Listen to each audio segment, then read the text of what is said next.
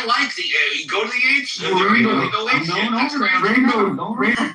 They're such a bunch of assholes. They're like accusing me of talking to minors. I'm like, where does it tell me people's age on here? I don't talk to minors. I talk to rooms. I don't talk to people in the private chat that I don't know, or at least adults. And I'm not looking to do anything with anybody. I'm married. They're just making me look bad with their lies. It's so gross. They're just weird. Weird people. Well, in all fairness, I don't remember. But whether or not advanced civilizations need to kill other living things to survive. She came in and just fucking hijacked the conversation. And we simply informed her about what she asked about. Sanity, dude. Speaking of, why not go a step further, Day? Why allow them in the room at all? Just block them. Just block them. Eliminate the threat. Block them. Right now, you know what I'm saying? Like, y'all be just saying, this guy has become an adult while you talking about him. It's been like 4 years now. Y'all been saying he's 15. Well, how old is that? This little kid. You know what, about your lie? No, that's not true. Well, this is the first I've heard about it. Thanks for telling me earlier. At this point, hey, overtalker. At this point, Dave, we should just go red and have a conversation. I mean, it's almost at this point. By the way, you guys talking about Christian? Bro, we don't got no true redders. It'll really be like two. It would be just two. Everybody else is still here. Sparta. Just slaughtered. Like you turn around, all your homies are still back home. Why do you support little kids? But Rainbow, I gotta be perfectly honest, Rainbow. I just got word that apparently Christian has been modded in that room. That's a bridge too far. I don't know. It's not my house. Not blaming you. I'm just saying, me personally, I'm not comfortable with that. We'll let them know. Yeah, because Rainbow say he's 50. I mean, I don't care about a 15-year-old's opinion, but I think he's old enough to be on Clubhouse. No, 15 is not a kid. Apparently it's 13. But they're worried about like sexual innuendo jokes a lot of adults make, and gets very can easily be perceived as grooming and inappropriate. For me, I just say eliminate the threat, and I'm not going to mod a 15-year-old. It's just so he can bring all his 15-year-old buddies in too. Like that, what could possibly go wrong? He said he's 17 in the other room. What's wrong with having a 17-year-old on stage? He's going to be 35 by the end of the conversation. So everyone knows a kid's a 15-year-old, right? Here's the issue. If the app wants to allow 15-year-olds and 13-year-olds to have those 13-year-old K-pop rooms, good for them, man. Let's make a space for everybody. But if you're a grown-ass fucking adult who's going to hang out in spaces with little 15-year-old boys, it's fucking weird, man. Why don't you take your complaints up with the app? Maybe they could put a notification somewhere to let people know the age of the people on the app. If you care so much, or don't come here. Idea, but they don't. I mean, it was an empty. It was an empty suggestion because we all know very well. The founders of this app could care less. They're here for it. They've realized they missed the boat on selling this app for any money, so they don't care what happens on this app. They're here for the toxicity. There's a plethora of articles been written about this app, all here for the toxicity.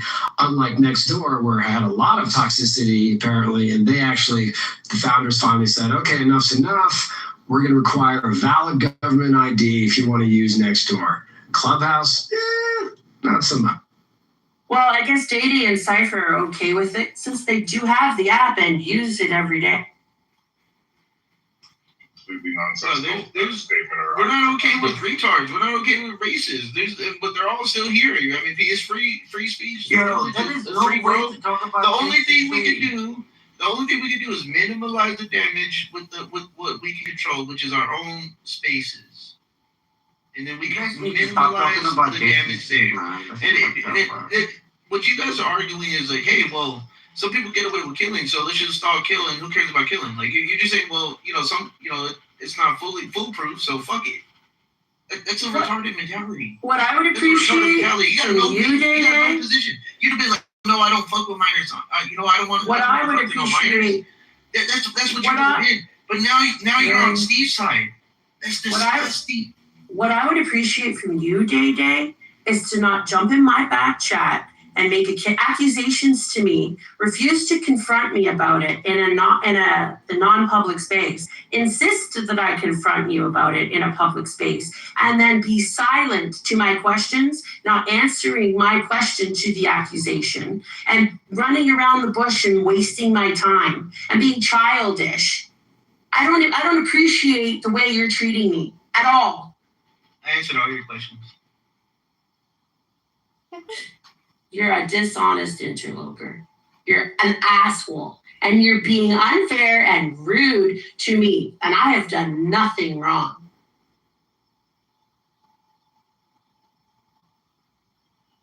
So we're gonna put up some polls, We're gonna put up some polls, some debates, right? I can put up some polls. Yeah. You wanna post some That would polls? be lovely, dude. Yeah, So let me ask you something, Tate. And we're on a roundabout, got a couple exits. One of them, I actually think that one of the algorithms that they've implemented is around deprioritizing rooms where volume gets too loud or emotions get too loud. Like literally using algorithms so that they prioritize rooms where the volume and the tone is very regulated. Impossible. We're talking. You're over Dude, the I'm top, trying- bro. I'm looking at the data. We've had 3.6 effects. There are correlations, there are similarities. We need to unlock it. No, that's way too the next exit, which correlates. They accidentally in a particle accelerator, they accidentally turned lead into gold. Accidentally. After all these years. It does sound like a monkey. Like, my bad. Last exit on the roundabout. I truly believe that when we unlock hyper efficient energy conversion, it will be absurd to have to kill any living thing for our survival, be it plant, animal, anything. Why? Because it's barbaric. No, but what would that new tech allow us to do?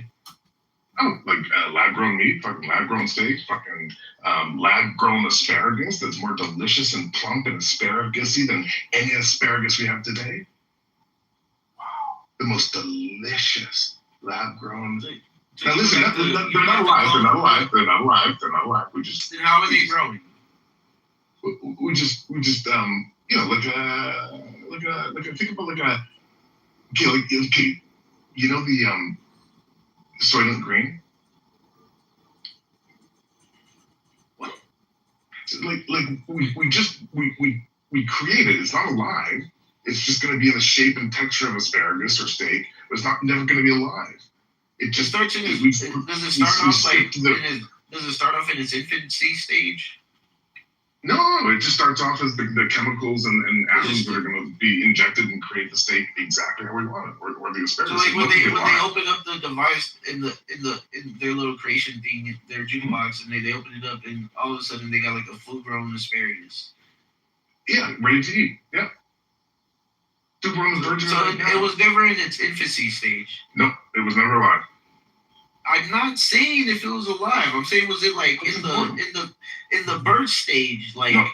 the early stage, like small, No. and then it grew, or did they create it? It was at printed. once. It was printed. Yeah. So that's more than just cloning.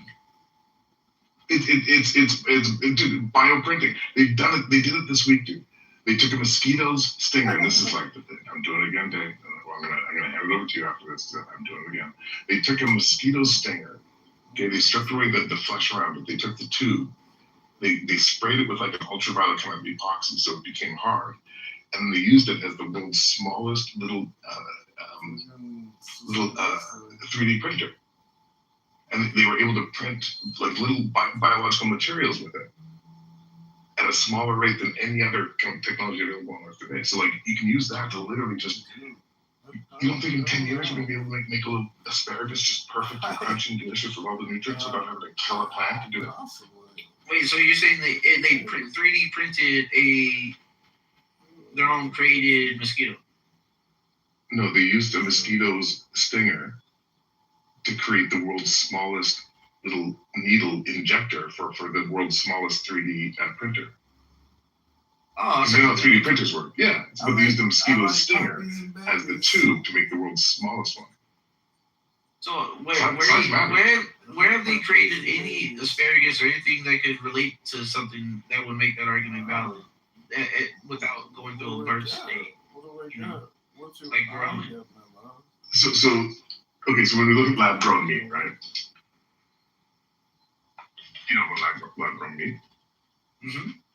Yeah, so lab grown meat is effectively what I'm talking about. I'm just saying at a large scale where may I ask a question about that? What materials do they use to grow lab grown meat? Ooh, that's a great question. So like all the things that make us up, it's available. Like it's not a mystery, right? Like we're growing shit already, like embryos and stuff. Like it's really just making sure we inject all the shit that you need for a steak at the end of the day.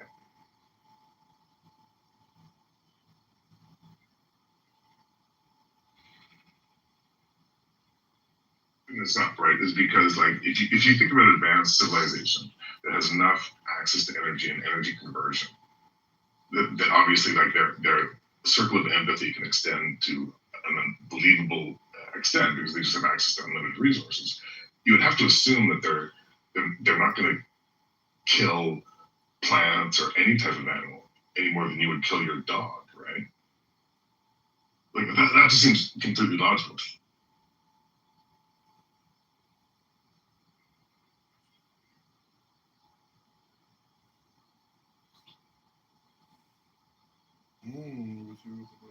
Here's the process. I checked it. So lab-grown meat, also called. Oh, I totally do. They had lab-grown bacon that tasted like a good bacon. Fuck yeah. Lab-grown meat, also called cultivated meat, is made by taking a small sample of animal cells and growing them in tanks called bioreactors. And then scientists feed these cells nutrients like amino acids, glucose, so they multiply and ultimately turn into muscle and fat, creating real meat without needing to raise or slaughter animals. So you do that with vegetables and plants. Like, why wouldn't everybody? If that technology is good enough, why wouldn't everybody sustain themselves with that instead of eating babe?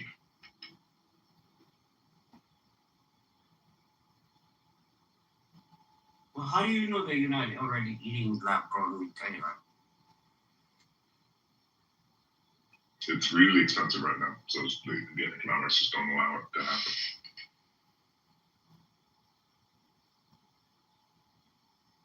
What's expensive?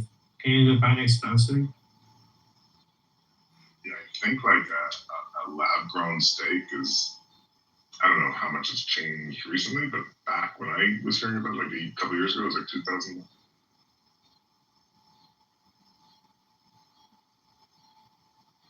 How do you know the real value is 2,000? It could be 3,000, or it could be subsidized, or it could be less than that, right?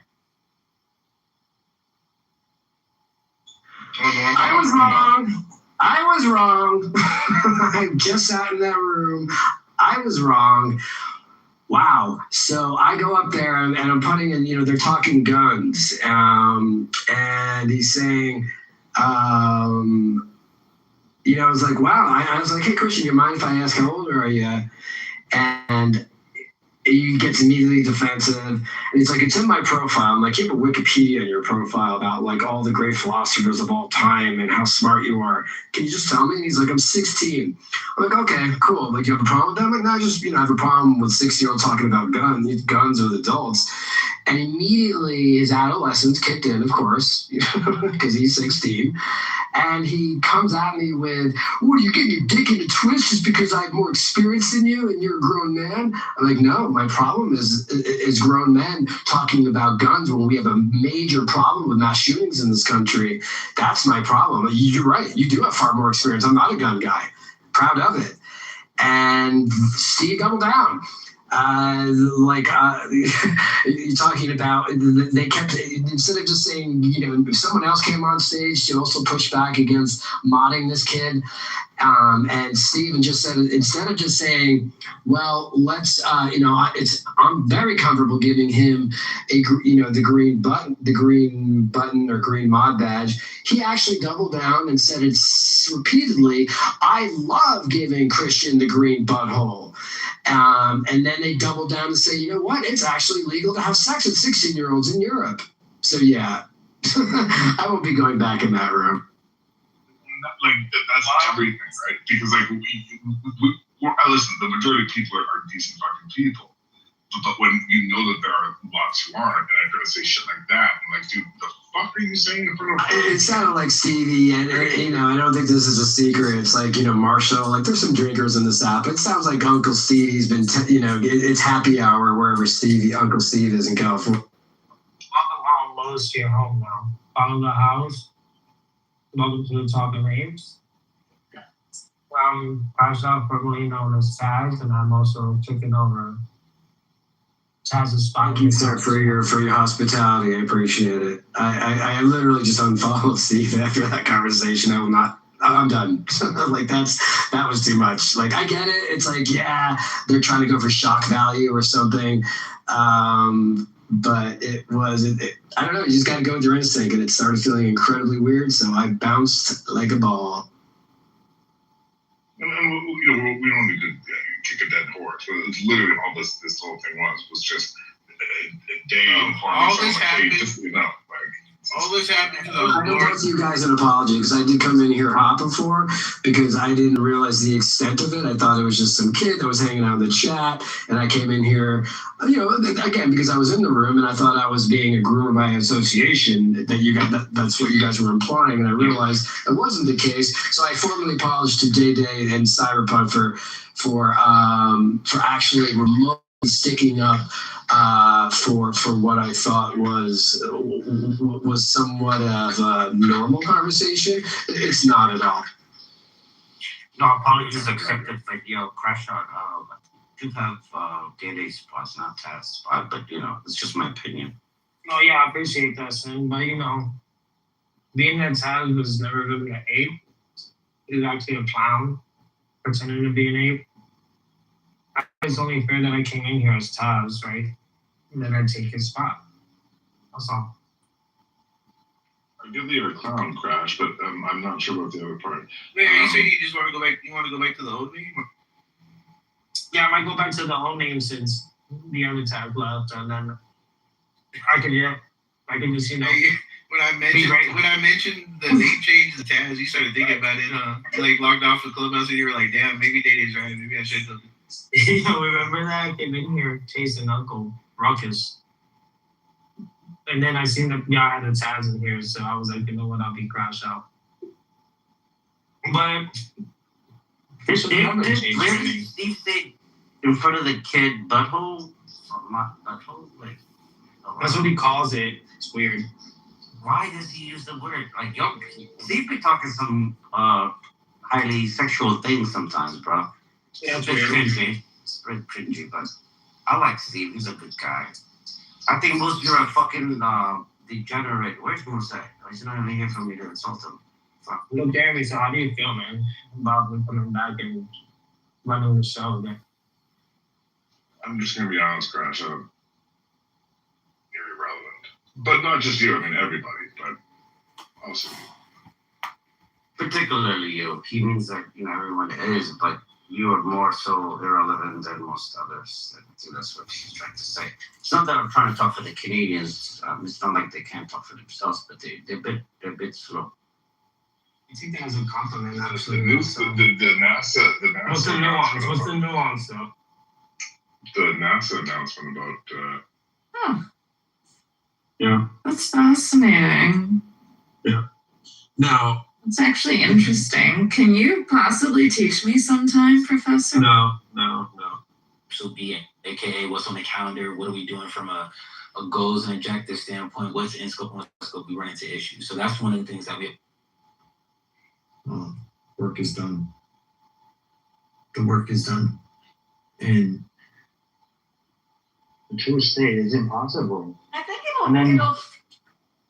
well, you want one state or two states? You change your mind on me. You change.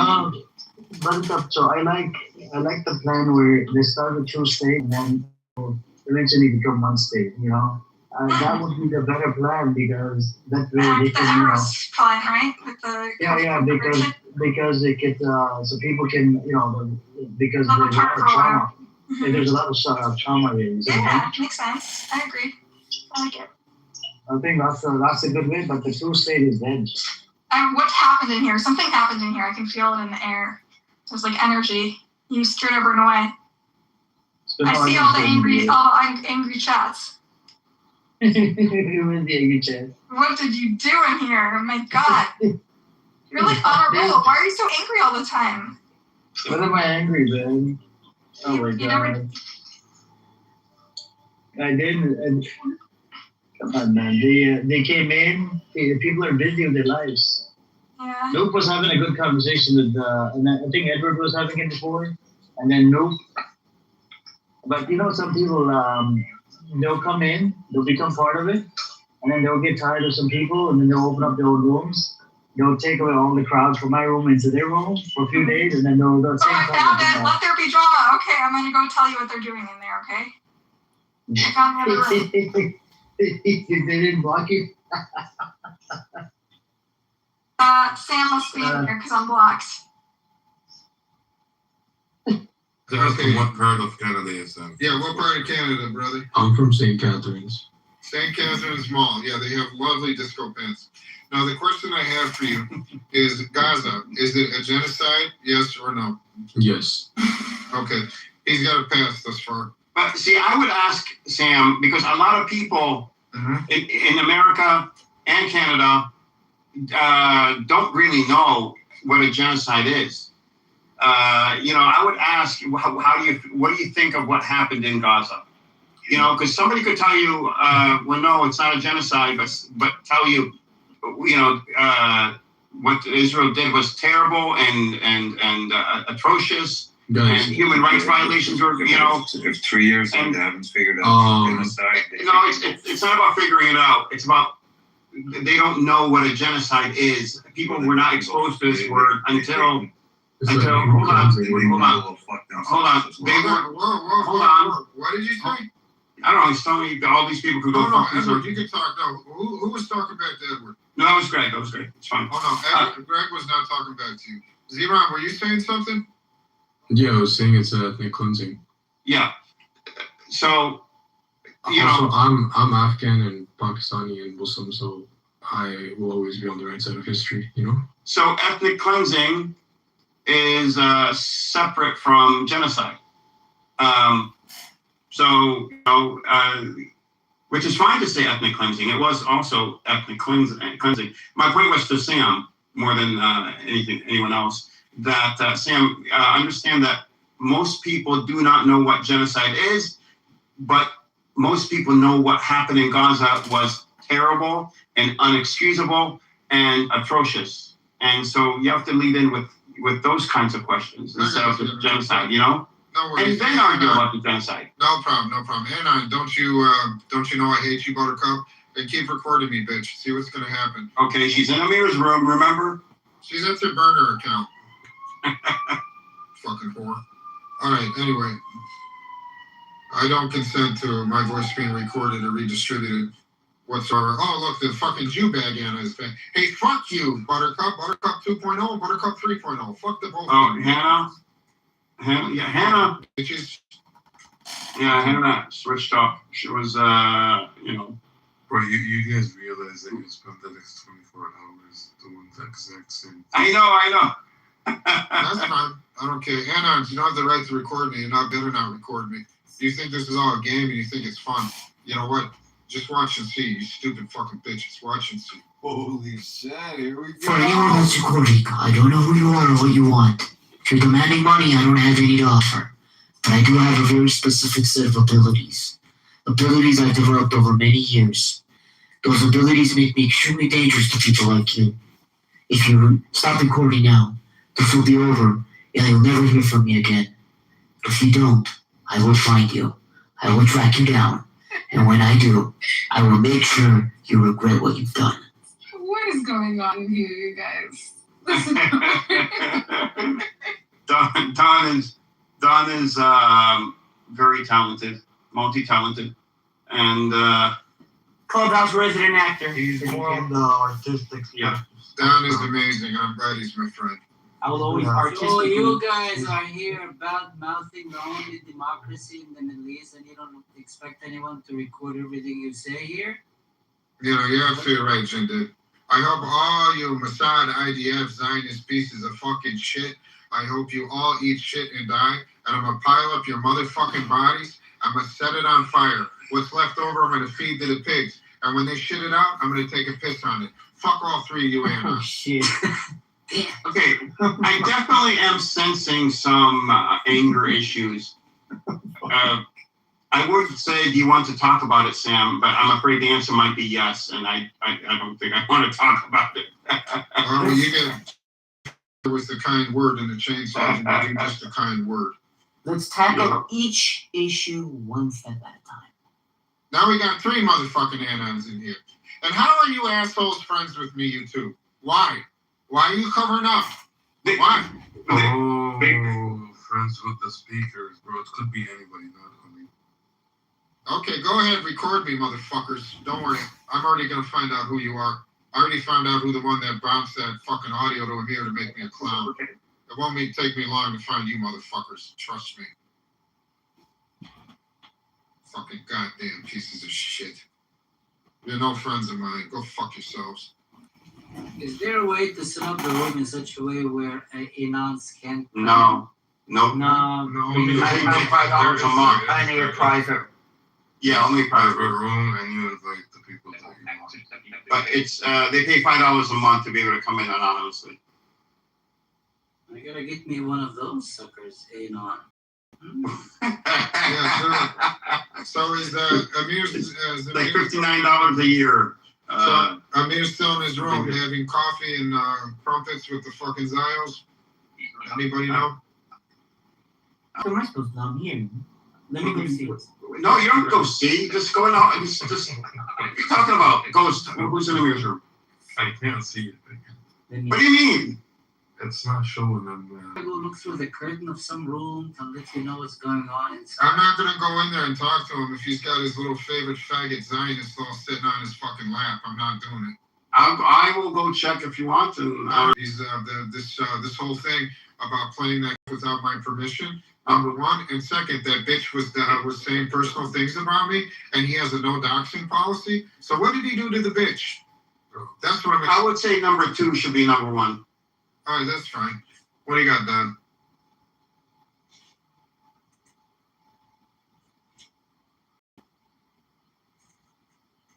Don, you have to click on the bottom left-hand side of the screen. Your left-hand bottom will unmute you, Don.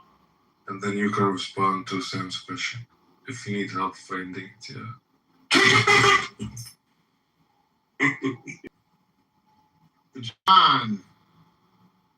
Johnny boy.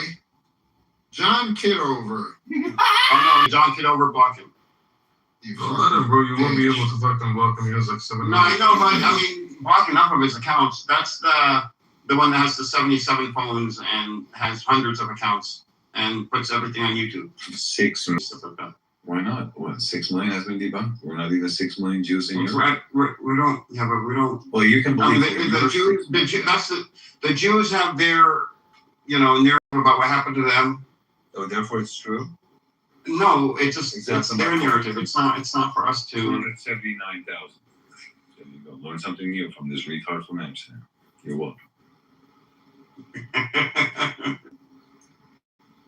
All right.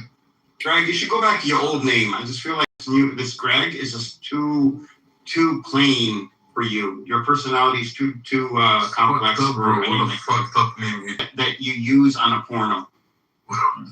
Okay, guys, I'm gonna start a private room and invite you all in. I'm not going to do that, all right? I'm starting a private room now. Can I join? Edward, here's the joke. Okay, Can I send you a link to a private room, Edward? Yeah. Okay, I'm just gonna go and do that now. Yeah. Okay, booming. Bye, Joe. Yo, can I join too? Who said that? Zeron. Yeah, hold on, Zero. Who can start a private room? How do I do that? I got it. Let's go. All right, do it again. All right.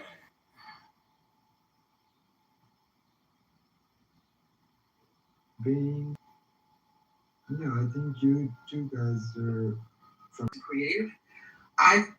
Now I know about the Big Brother, Big Sister programs. I'm gonna be honest, I just don't know where to start, to be honest. Maybe I should sign up to one of those programs. It might be easy, perhaps I'm in my head too much. I'm making it more difficult, the starting process, than it needs to be. I'm sure it's quite easy. But that's something I would really like to get into before the end of the year.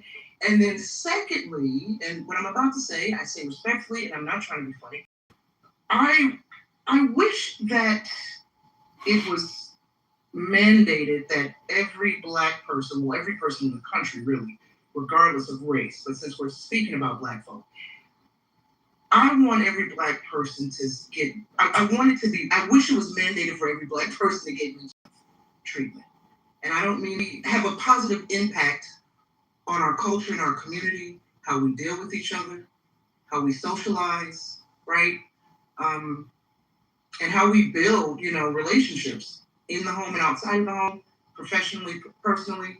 So that's how I want help. Mentoring and acting for mental health therapy, right? There's no shame in that. Lisa, how do you suggest the Black community heals their relationship with the medical community? Because I feel like that's a really big issue. That's it. That's it right there. I agree, right? And how do we start there? Listen, as somebody who works in the media,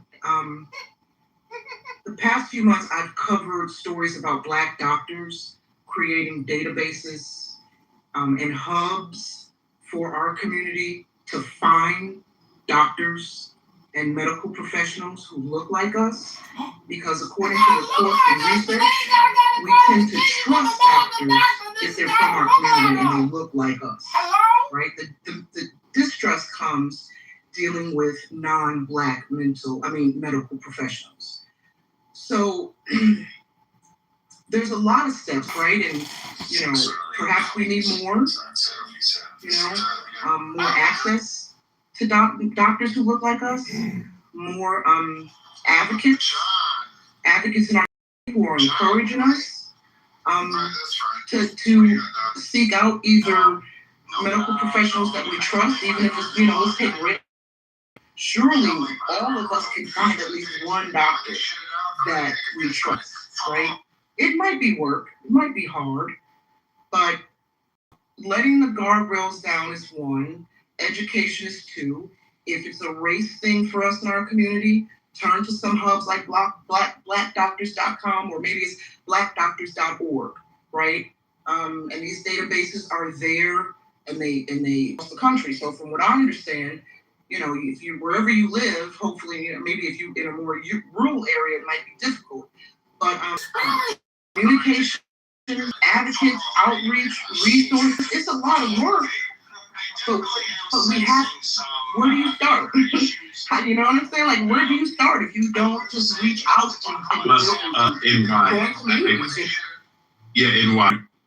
and not taking away from what you and Evie's talking about, but we have to learn to trust our own self, right? I live in Orange County, California. Okay, obviously, where I live, we would consider Black doctors. Okay, but you got to find a practitioner that's good and you can trust. Unfortunately, and we do this even in our fellowship, NY, where a lot of Black men don't even want to go to the doctor at all, no matter who he is or she is. So what we're trying to encourage people to do is to get people to the doctor, period, or mental health, period. So we have these courses at our church. Even we just had a big course on etiquette, when we teach our young people. So I don't put it, and it's all different types of people. I like the fact that you want to mentor young women. And one of the things I teach young men, because we have a fellowship once a month where we have 4,000 men come once a month here in Southern California. It's called BUDS, Building Up Disciples Spiritually, because we believe in that foundation. We get these men to come in, tell them to stay away from pornography, don't go to strip clubs, no substance, no abuse. So if you don't get hooked on something, you don't have to worry about it. So we're teaching principles where people can, if we don't develop them in our homes, and we're not talking about ethnic group, we're talking about just being responsible citizens. This is the part that I want to make sure all of us do, because at the end of the day, life or destroy someone's life. I'm grateful to both my children. They're both married, good people. They're married, are treating them well. At the same time, how many of us put ourselves in harm's way because we don't know how to love ourselves? I think NY, that's a lot of mental health by itself. Or being dependable, or being faithful, or being loyal. To me, these are the things we need to be teaching. So that's what I want to try to do by helping the community, by saying, hey, it's okay to be good. There's nothing wrong with being good. It's okay. Listen, it's okay to ask the girl you've been with to marry you. It's okay to take care of your children. It's okay. And when you learn these things, then we really build community. Whoever wants to speak, welcome Holly, welcome King, welcome everybody else. Thank you for joining. Hey, everybody. Kids, basically, teaches them about STEM, tries to gamify things, right? I would love to help. We just need to figure out how we're going to do that, right? So just hit me up on the back channel, because again, I think there's enough people on Clubhouse that have children right now that may be struggling in something. And I think we have enough tools to give them a career for life. Okay? A life. And it's a good environment. And you know what? We're not going to be replaced by AI, I promise you. And not for a while. Are you white, Holly? We would have never known that. Is by just doing nothing. They don't want my help. I don't believe in helping people and having to ask for your help. I think I'm just as good or bad on any given day, whatever mood I'm in, as I treat everybody else. And that's the best way I can help them. Treating them exactly the same.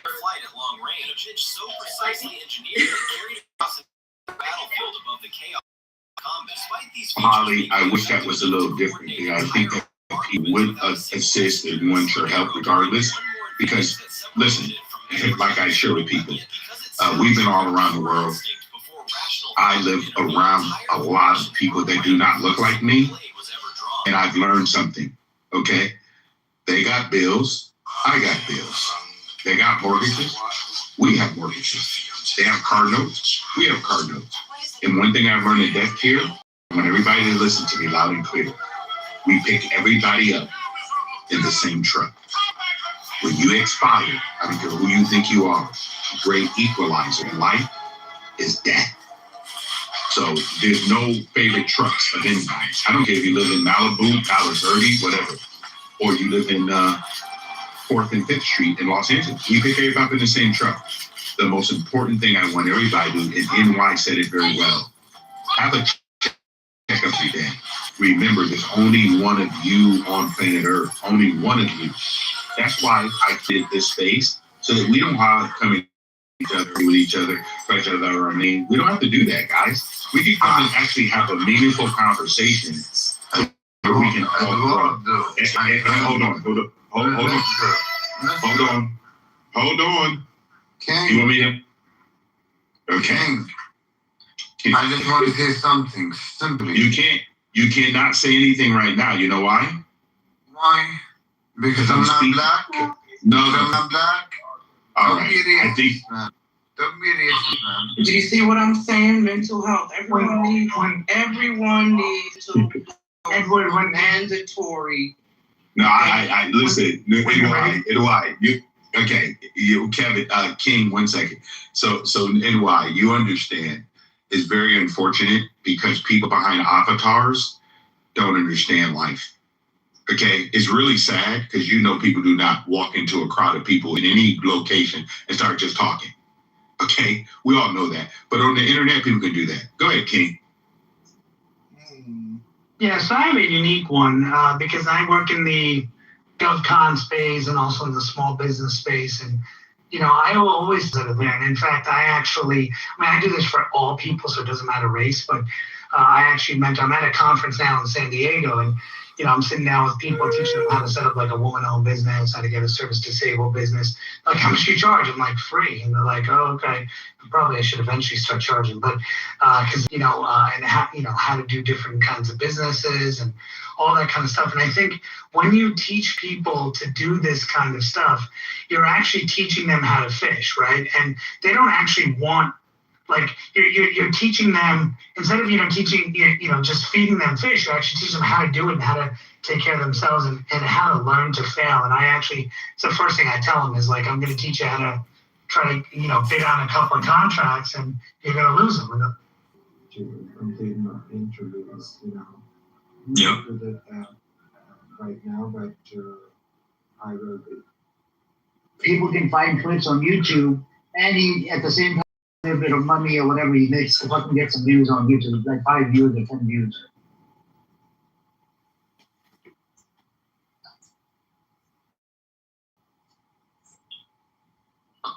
You make money off of them streaming it. But nowadays YouTube, you gotta get to be able to make any money. I don't even think he's got 10,000 subscribers.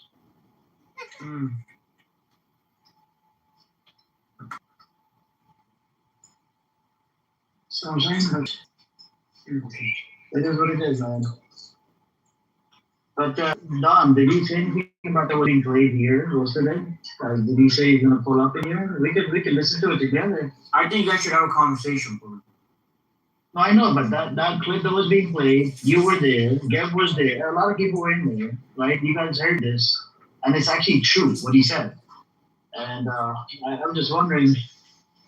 You guys should just have a conversation and just. And some of these Iranians, right? They're turning Sam against my room. That's what they're doing. No. Yeah. He said about Iran. He's like, oh, Iran, the Iranians are bothered, this and that. Some of these Iranians, just because I don't agree with their fucking narrative anymore, they're going around spreading fitna. You know what fitna means? Corruption. I think you guys just have a conversation. That's it.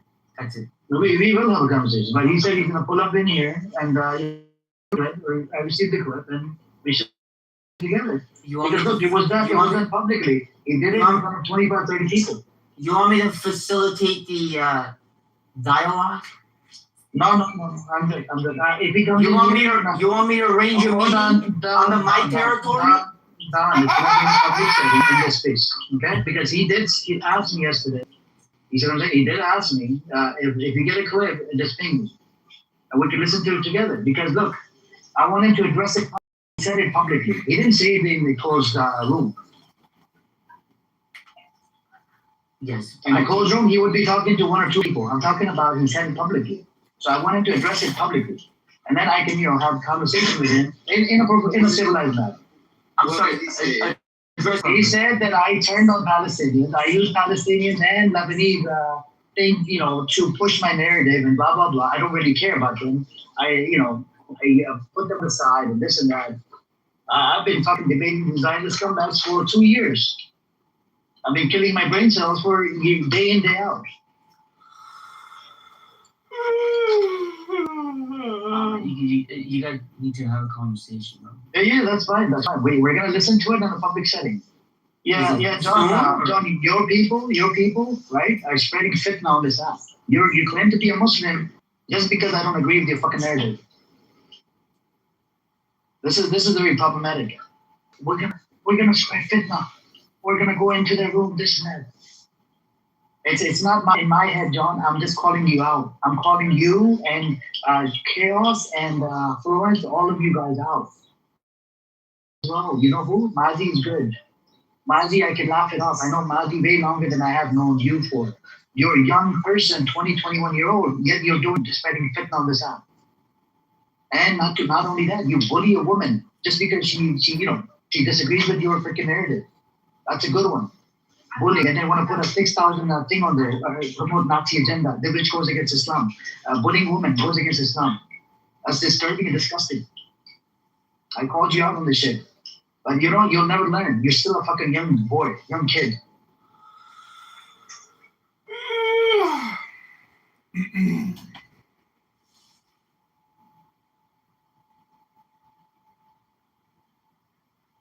I don't know, man. I think maybe it might be time to deactivate the account if things are falling apart.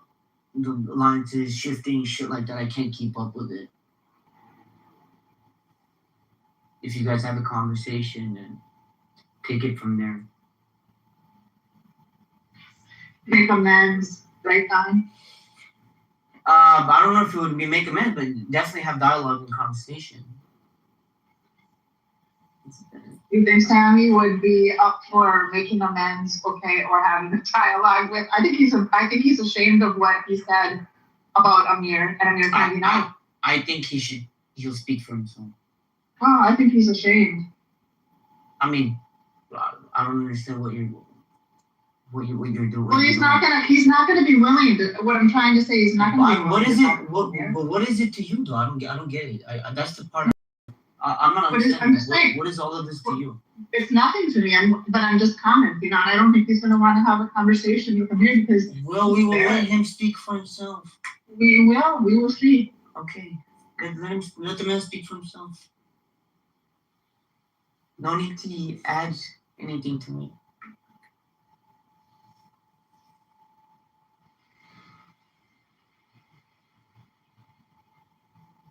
This is all.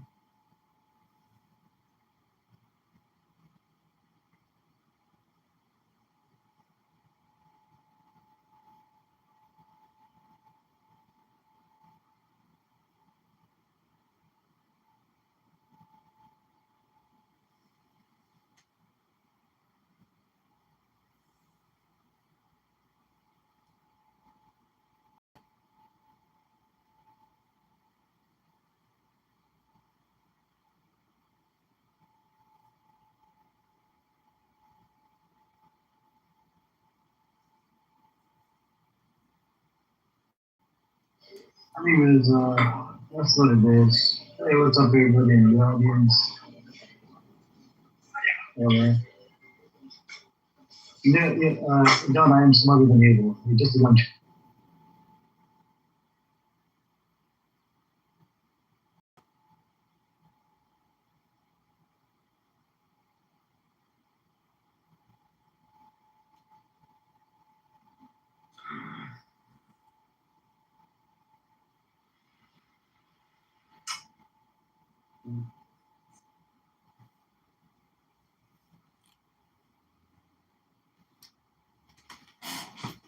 Buttercup. Okay, Sam is an angry person. Hey, Buttercup. I was just, Sam, I heard you said that there was that drama room, so I went to that room. Hello?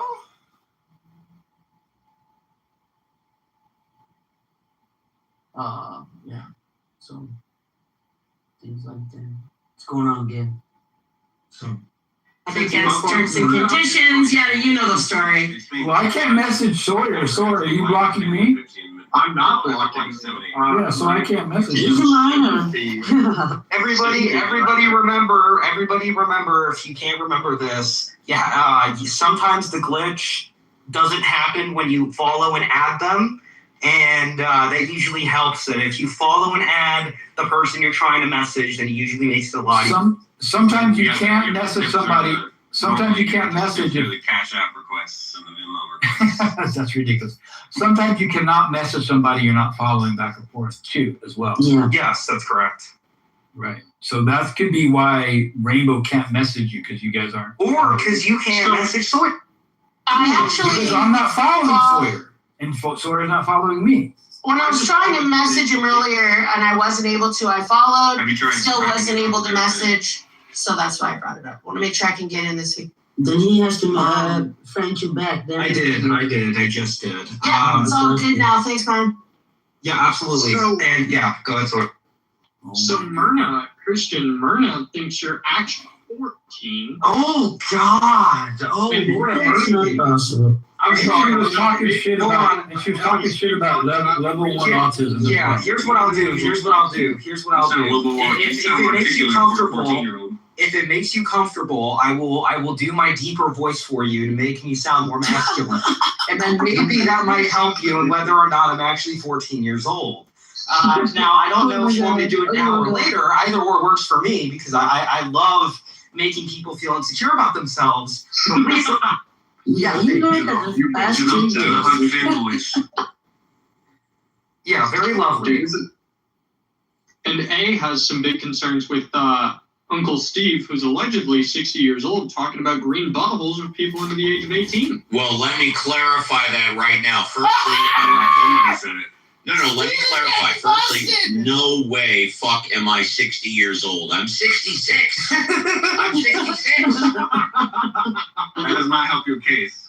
And as far as talking about green buttholes, I do not practice age discrimination. I don't care what age you are. You could be 15, 16, you could be 85. If I want to give you a green butthole, goddammit, I'm gonna. This high school dramas turn this house into lame, if not shame. A? No. And let me please respond to Myrna, and I'll try to make it quick because Nargis is on stage and she loves Nargis and Maria. I love you. Myrna. It's not recorded. So. Oh no, I know, but she's probably listening from home. Yes, that could be. I turned off recordings when the room was changed to two people's names, but. Yeah, she loves to listen from the hallway, so I'll say it anyway. Yes, I'm a minor. No, I'm not 14. And yes, I have autism, and I have expressed it multiple times that I am autistic. It's basically the center of my personality on this app. And everybody knows about it. Scott knows about it. JCC knows about it. Steve knows about it. Shit, Rainbow probably knows about it. The town whore next door probably knows about it. Everybody knows about it. The town whore next door? Wow. In addition, Christian, what Regan was saying, Bubble was saying about your autism and Myrna, is that you're being influenced, and this is what causes school shootings because talking to a minor who's level 1 model. Where is the evidence for that? This is not going to be very politically correct, but if I'm being influenced to do a school shooting, then I guess every Arab boy in the Middle East should put a bomb in their chest and go bomb some fucking schools because apparently that's what it must be, since we're so under influence. Do you want to sip of the milkshake that everyone's clutching fucking straws at? Oh man, I have ADHD. I'm not autistic, but does that make me stupid? Well, you should probably stop say taking that I'm Tylenol dumb because because I'm neurodivergent. Well, actually, and I love the Tylenol. That's why I take it every night. But my point is, it's not taking Tylenol. It's when the mom's pregnant, she took Tylenol. Well, same shit, right? No, not same shit. ACC, you realize that we're getting this information from the same person that said COVID-19 is ethnically targeted. I'm very I just want to emphasize. Speaking of school shootings, I'm just trying to tell the truth. What teenage boys are producing now. I'm just trying to spread the truth. That's an actual fucking quote. I'm just curious, Christian, how many debates did you actually participate in where you were a debater in the apes? Was it at least 6? Give or take 20 or more. 20 or more. And how many debates did you participate in the atheism house? None. None. 0. Okay, so let's just replay. The apes, knowing Christian was 14 or 15 at the time, put him not only listening but in debates 20 times. We in the atheism house put him in debates 0, and they're claiming that we are the ones that are the problem. Think about Yeah, that's why. lied. I can't believe it. Day lied. Massively lied. This is exactly why I hate the apes. There you go. Go ahead. I'm seeing that the votes on whether or not I should get honorary cream bean this weekend are a little bit more skewed. I'm sorry, did you say cream bean? No, I did not. You said green bean. What is the vote? What is the vote? My eyesight sucks. What is the vote?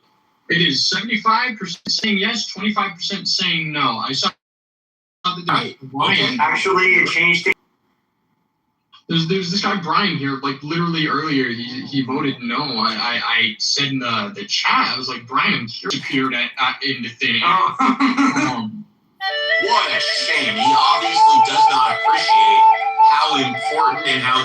Hi, kid. Listen, I have heard you speaking highly intelligent. I just want to tell you something. I know you're young. I'm not saying this because I'm old. I have beta cancer myself. So consider this like as a friendly advice. 2 months ago, a couple of kids walked in to an institute. I think it was like Islamic Center or something, a few minutes away from my home, and just comfortably just killed the watchman or a particular group of people, or looked down upon a particular group of people that they never knew anything about. And so I suggest like you look at the world a little differently. All Middle East. Hold on, let Nargis finish. Continue. Yeah, not all the Middle East is like that, right? So not all Arabs are like that. Islamically, like I know these arguments are run against and it's fun, right? But I will explain why. Because number one, I know exactly which vow. I'm not particularly, very involved in this type of area, but I know that it was from an anti-Islamist chat group that despised anybody practically from the Middle East. As a matter of fact, outside of just, unfortunately, the attack that happened at that said location. And number two, the difference between me and those kids is that I don't have a hatred for people that are out of the Middle East. I'm not out there saying, let's kill them all. But what I am doing is that I'm advocating for those who can't speak for themselves, for those who want to speak, for those who should speak, and for those who in the future will speak. Thing that we can do as people, because we can't be focused necessarily on the bad all the time. We have to be focused on reality. And what reality is that shit will happen and good will happen. And that is what life is. But we have to focus on the shit that actually benefits us. I can guarantee you what has benefited me is being in this room. What has benefited me is meeting people like you, Nargis. What has benefited me, what's benefiting me is talking to people like Sky who want to, convert me from my Unitarianism. But, really, generally speaking, there's not much I can do by myself, but there's power in numbers and there's power in those who can use a mic to say what they want to say. And I'm glad that we have another person like that on stage, which is Sawyer. So that's how I'll cap it off. Thank you, Nargis. I appreciate it. May I respond on your question? Nargis doesn't have anything to respond with. Oh, sorry. Yeah, of course. Nargis, sorry. Yeah, I think you're a very smart kid. I'm sure, well, honey. I think you're a very smart kid. I just think you're a very smart kid. Use it to love, yeah, not to hate. Survival. Everyone, love is the engine of survival. This is my freaking message to all. Thank you very much. Love is the answer, said Einstein. Thank you. You're welcome. Now everybody hold up because Millith wants to speak. Go ahead, Millith. The stage is yours. Millith, yes, go ahead. I just wanted to say hello, everyone. What are we debating today? Right now we're not debating it. But do you want to debate? What do you want to debate? Before you talk to Millith, you should know that he's a Jew. And Deepak, before you interrupt me, you should shut the fuck up. Absolutely, Steve. Absolutely. Okay, hold on. I want to give Millith the chance to speak. Is there anything else you want to say before we move on. Millis, going once. Yes, there's one more thing I want to say. Yes. For all of the, new atheists / atheists that think that the only way to verify things or to believe in things or to be justified in your beliefs about things is to have empirical evidence about them, I say you're wrong. All right. Anything else, or are you good? Hold on. Anything else, or are no, you I'm good? good. Thank you. Hold on again. Steve, one last thing. Fuck Yes. you. Go. Thank you. Hey, Okay. good Thank point. you. Okay. Hold on. Hold on. Yeah. Hold on. I was going to say good point to Millis. Good. I'm glad he brought that up. That's a good thing to. Deepak, you're next. Go. Yeah, the Kabbalah fucking rocks, right? Like, because the Jews the Kabbalah, right, and we don't, they like rule the roost right now, right? They're like, they lead the finance industry, the entertainment industry, everything.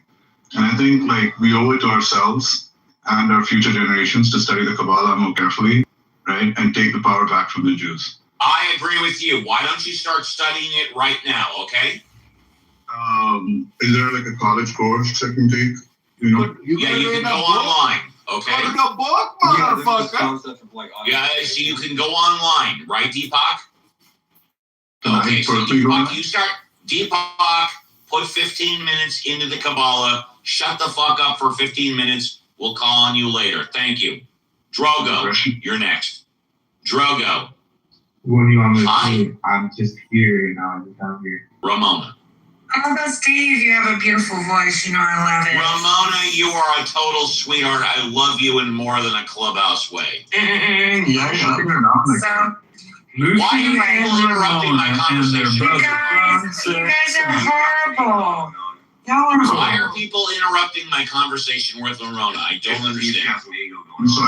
You guys, I just like Steve's voice. I always have for years. There you go. So, anyway, it's been a lovely Tuesday. It's Taco Tuesday, you guys. Two for Tuesday. Smile. 2 for Tuesday. That's right. You know it. Licking sticking, okay? If you taste like chicken, you got a meal, keep on licking. Anyway, yeah. I hope you guys are having a great day. I'm happy with that.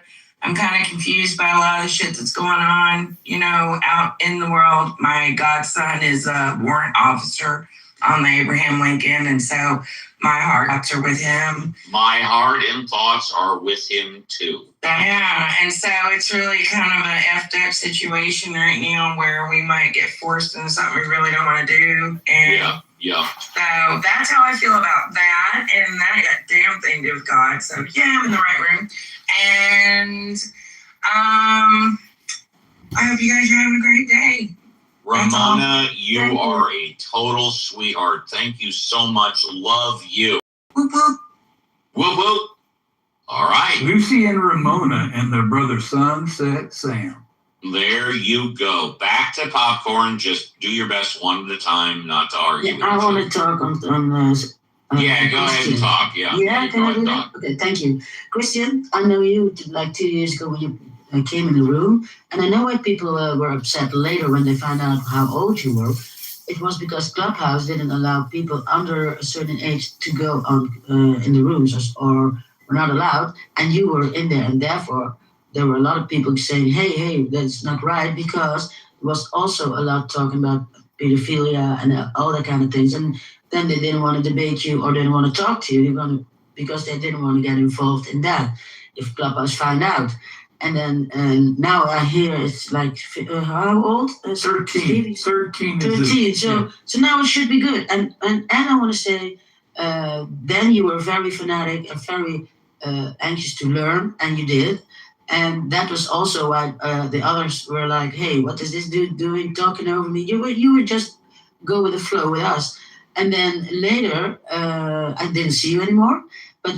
When I hear other people, like older people, they really talk childish, less than you. You are like an adult, and I don't mind the age. I'm not looking at the age. I look at what you say, how intelligent you answer or not answer, whatever. But yeah, you're good, and I'm very proud that you grew this way. And I think Uncle Steve gave you that chance right in the beginning, and everybody was against it. But and Reverend Scott, don't forget about Reverend Scott. Yeah, I didn't know Reverend Scott then, but yeah. Reverend Scott, you too. So I want to say that. So Christian, welcome back. Thank you, and let me respond, and then I will go on mute. And Sawyer, I know you're anxious to get off the mic. I always am too. Don't worry, we're in the same position. I came on this app, and this is going to give a little backstory of why I came on the app, and a lot of people do not know this. I've said it way too many times to count. I have been vigorously, and it's a really sad thing to say, and it has happened my entire life. And when I got on this app, it almost felt like a place where I could, being bashed on. And despite, what people, say every time I get on this app and talk to people, it's like the best part of my day. It makes me feel so great to be able to talk to people without them, having the prejudices and criticisms, to a lot of the people. A lot of people here have helped me, not only in wisdom, but also learn how to speak honestly and intellectually. And that is something that a lot of people my age do not know how to do. The average amount of kids or minors who know how to speak at an intellectual level higher than their age is about 5% or lower, which is terrible. So to be able to be part of that 5%, not only that 5%, but to be me and to be able to speak to wonderful people like you guys on this app every day is absolutely amazing. And that is one of the reasons why I came on the app.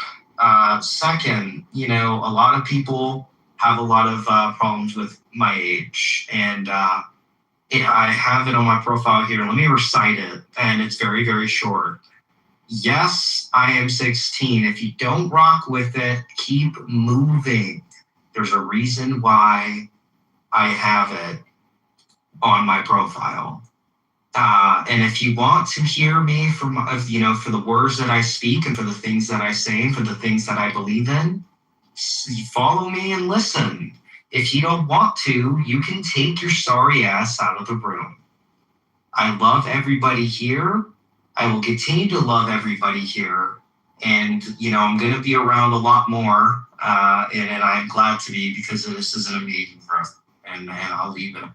And let me just say very quickly, this is one reason why Christian is better than me, because I don't love everybody here. I think there's at least one person here that is a motherfucking piece of shit, dickhead, asshole. I do give everybody the benefit of the doubt. When I first meet people, they get 100 chips. And it's up to them whether or not they keep their 100 chips or they lower them in between down to 0. Well, see, you gotta remember being young, right? You loved everybody, right? And as you got older, you get a little more wise. So in due time, Christian too will get a little.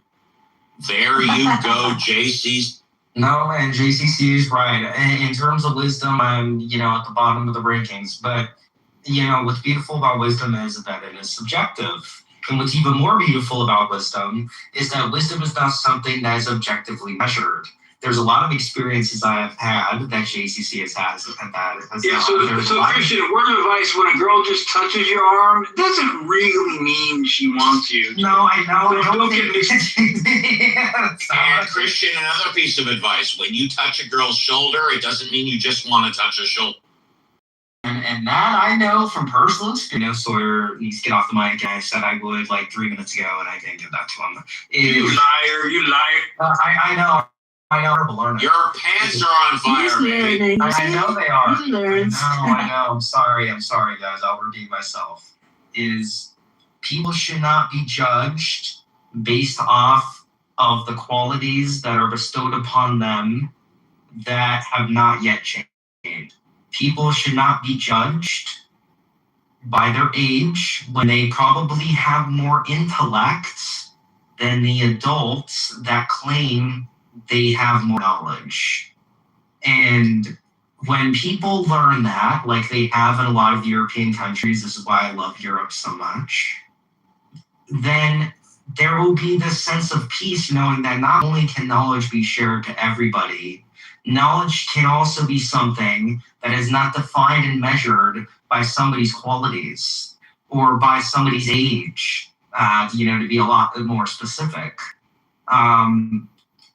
We see this in Europe all the time. We see that, they literally have government positions for minors to go abroad and be able to help their government.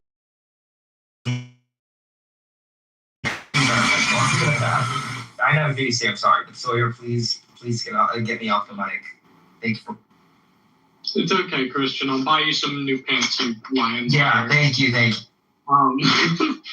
I mean, I kind of just chance to be heard, and that portion of my life is being heard.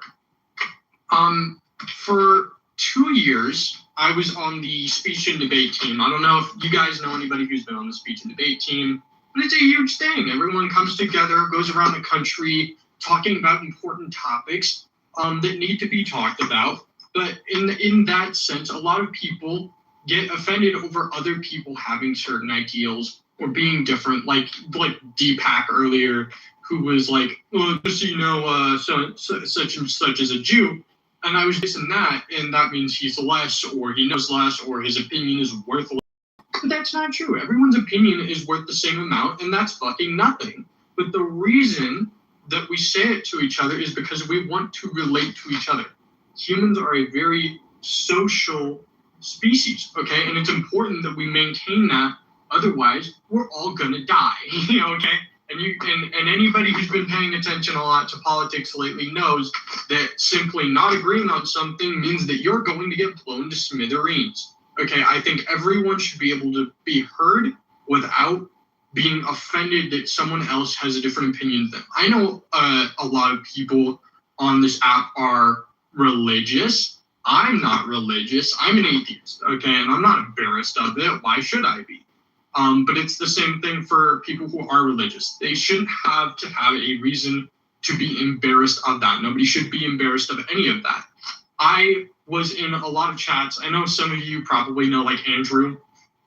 I've been in a lot of his chats lately, and any discussion I participated in, at least once per person, I was called a total fucking moron, and I had no idea what I was talking about. Which, you know what? Maybe I didn't. I'm not the smartest guy in the universe. I'm willing to admit that. But that doesn't make me an idiot. It just means that I'm a little less informed than everyone else. But I don't think that means that my thoughts and my opinions should not be heard just because I might know a little less on the topic than someone else. I think everyone should be able to have a chance to be heard, regardless of the topic, their age, as long as it is something that is like genuine to them. And that's why I appreciate a lot that I was just like brought up here and just taken in. Is just like now suddenly I'm here and I'm able to say what I want to say without feeling like I'm going to be judged. Like I'm confident right now that like nobody here is just going to like in earnest just call me a fucking moron for what I'm saying right now. Which is it's a valuable thing. You shouldn't be embarrassed about saying what you believe, and if you believe in something, please fucking talk that talk, man. If you believe in something passionately enough, I think you should absolutely be able to say it, regardless of how potentially ridiculous it may be. If you believe that the earth is flat, genuinely, say it, there you go. Say it, I guess. It's weird, and I don't believe in it, but I'm not going to call you a moron. I'm just going to say you're wrong. But I think everyone has the equal opportunity. Everyone should have the equal opportunity to be wrong at some point, including me. So I think that's the gist of it. Everyone should be able to have the chance to say something, even if it's potentially stupid, wrong. God damn, what's up with these long-winded teenagers? What the fuck's going on with them today? They can talk. They feed me words, and I spit them out. that's Dude, Sawyer's like one of those AI databases. That is what Sawyer's spitting out right now. This is but you know what? I love it. It is fair. I am a data center. They feed me water, and I spit out words. But yeah, that's just the point. Everyone should be able to be wrong at some point, and it's okay. Nobody should be judged. It's okay to be wrong, and it's okay to not know something. Oh yeah, that's the shortened version of what you said. But what if the age earlier was 13 already and you came in? Would they do the same to you? Because then it would be legal, so to say, and you are like 15 or 14. Would they be acting differently? You think? I think, no. No, I think everyone should have a chance to be heard, even if they're of a younger age than me or Christian. But if it's like, obviously there's a limit. If it's a 3-year-old, then I'll hear them, but I probably won't take it seriously. Well, they probably don't even know how to speak yet. But that's besides the point. What is the point, though, in this case, and I'll try to put this to the best, to the best wording I can, is when you get on an app like this, please read the TOS. Not only do they allow 15-year-olds, not only do they allow 14, 13, 12-year-olds, they allow 11-year-olds on the app. And, your morality can judge how good or bad that is. That's not my ordeal. That's Clubhouse's ordeal. You can go talk to them when they host their haul on Mondays or whatever, or whatever it may be. But they allow 11-year-olds on this app. I was on this app, 11-year-olds. And it is completely legal. It's completely legal. It is not illegal. It's completely protected by COPE and, all the other different acts that they have for children. But 11-year-old. Why the fuck would an 11-year-old even be on here? Well, I don't know, but I don't know, but they can. That's the important part. Yeah, they can. They have the ability. That's the answer to a lot of things. I don't know why they can do it, but they can. America. Yeah. America, freedom of. Yeah, but the argument was also that they talk adult talk, and then there were children in the house, and then it's not you don't do that. They won't do it with their own children either. So that was not an argument while they're young, and the topics that we were talking about. Well, you know what? Here's what I advise. I want everyone who thinks that to go to a local middle school or high school in their area, listen to the conversation they have at lunchtime for 15 minutes, and then go into a high school bathroom and look at the amount of kids that are either fucking a girl, vaping, smoking, and or doing other illegal activities. And I will... Yeah, you're right. And I know, like, this first stream isn't, like, a huge, great first impression as to my level of intelligence. But I like to think that I'm relatively well knowledged and well versed in a good handful of topics, which is why I think it's very stupid for someone to just assume like, oh, you're 17, you don't. Yeah, that's really stupid. Well, I remember high school, and I don't remember girls getting in the bathroom. Oh no, that's a common thing now. You never do. Yeah, but Steve, we're older. It's in their time, not in our time. Yeah. So the morality's completely changed. Now more than ever, sexual freedom is becoming a very common practice within our society, especially in liberal states. And also primary reason for why they're doing this, but they school bathroom. And listen, that's not for me to judge because I haven't done that, and I probably never will because I find it disgusting. But if you really need to go, that is all your choice. Do it at home, man. But yeah, were you 14 now, we wouldn't have this talk with you, Christian. I did have sex in a nice bathroom at a nice restaurant, though. That's nice, JCC. Anyways, nice. I think it's important to have the birds and the bees talk with your kids. Sawyer, hold on. Have you seen students having sex in the high school bathroom? I've seen students do worse. You'd be surprised. So does that mean, yes, you've seen them having sex in the high school bathroom? I've had some encounters. It's not even just in the bathrooms. Oh, you had sex in the high school bathroom? No, I'm a virgin. Okay, all right. I'm a chud. So here's what I can attend to this, and maybe Sawyer can because I don't know how it is wherever Sawyer lives. I have most definitely encountered people getting down in the bathrooms, or to be less politically correct, fuck in the bathrooms. Now I'm not saying it's good or bad. I'm just saying. Yes. Sawyer, that's a good question. Do you feel comfortable saying what state you're in, Sawyer? Oh yeah, I live in Idaho. Sawyer, do you feel comfortable saying what city in Idaho? I will not go any further than that. If not, it's okay. Sawyer, do you feel comfortable sharing your address with Steve, Sawyer? I don't want your address. I want to know if you're comfortable with the city. If not, Sawyer, okay. can I have your email? Do you feel comfortable sharing your email, Sawyer? You know what? Let's just leave it in Idaho. I don't want to know the city you're in. Never. Sawyer, do you mind sharing your size and weight, Sawyer? Oh my gosh. There's some context to say the region I'm in. I live in southern Idaho. All right, that works. I don't want to know anything more. JCC will go crazy. I'm just fucking having fun. That's hilarious. Ramona, you and your sister Lisa and your brother Sam don't get all upset. No. I just want to make a really quick PSA announcement for the young people in the room. Pull-up method doesn't work, and double up when you rap. I've pulled out for 45 years. I don't care. I want the young people, the people who matter, who will know that it doesn't work, and don't do it, and double rap. That's all I'm going to say. That's all I'm going to say. And you can all forget the American pie because the Idaho Spud is Absolutely.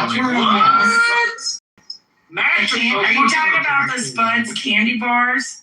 Half of the entire Gen Z generation that me and Sawyer represent.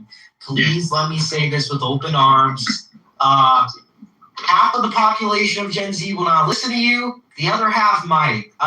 Me and Sawyer probably. What's the Sawyer vote right now? How many people have voted, and what's the vote? So it hasn't changed. It did change. So per vote, it was previously 86 to 15%.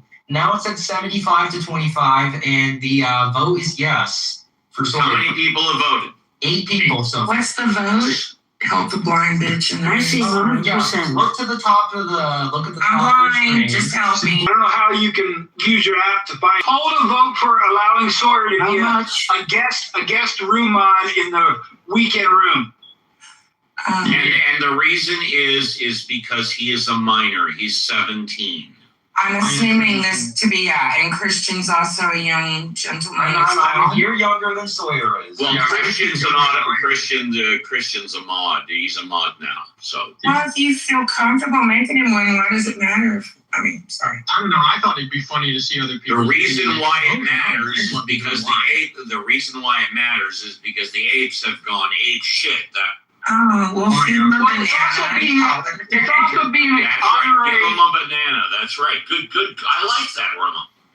It's not just being a mod in the room. It's being a guest mod as a mod squatter in the weekend room. That's what it is. The Ask the Atheist room on Sunday. Yes, that's correct. Jason. And let me make a primary distinction. Let me make a very important distinction.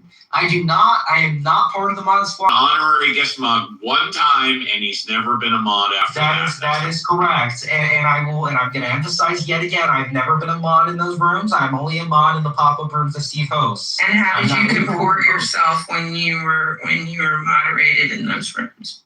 Pardon? The same way he's comporting himself now. Then I don't have a problem with it. Well, yeah. So, yeah, it's not a big deal. Yeah, and I'm going to emphasize this. If Sawyer becomes a mod this weekend, if the vote stays the same, which I really, really hope it does, then he will be the second ever minor to hold the green bean or the green butthole on the weekend room. Second place is first loser. Second place is first loser. That's all I got to say. Yeah, okay. The second place is the first loser. It's beautiful. But I will say, green butthole. I will say, though, that regardless of whether or not Sawyer's a guest mod, I will still forever hold the first spot, and that is objectively true. And yeah, I was the first to do it, and I, will not be the last. And Ramona, just for the record, very quickly, you are witnessing history live as right now because we in the Atheism House have 2 minors with green buttholes that are on stage. Ramen. Okay. What the hell?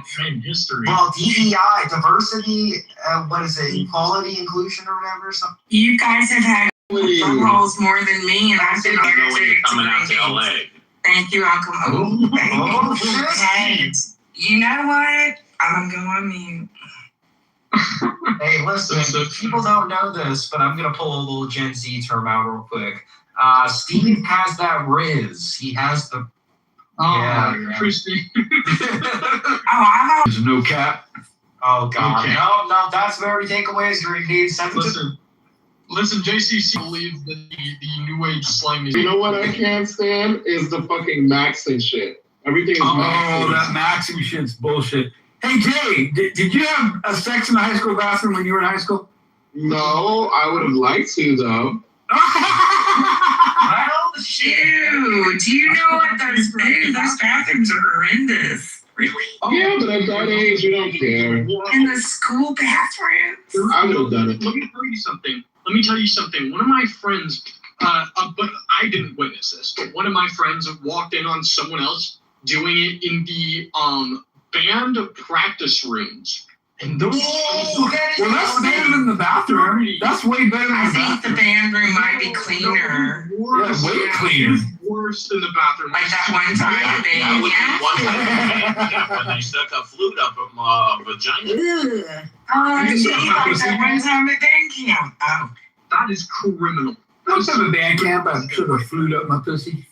As a band camp, that's fucking just that's miserable. Ouch. Let me, I really don't want to hop off this conversation because it's just really making me laugh and giggle. But me and Jay have unfinished business from. What? Yeah, me and Jay have some unfinished business. Not in a gay or homosexual way, JCC. Don't worry. I forgot. Jay, welcome to the room. I am your wonderful heretic Christian.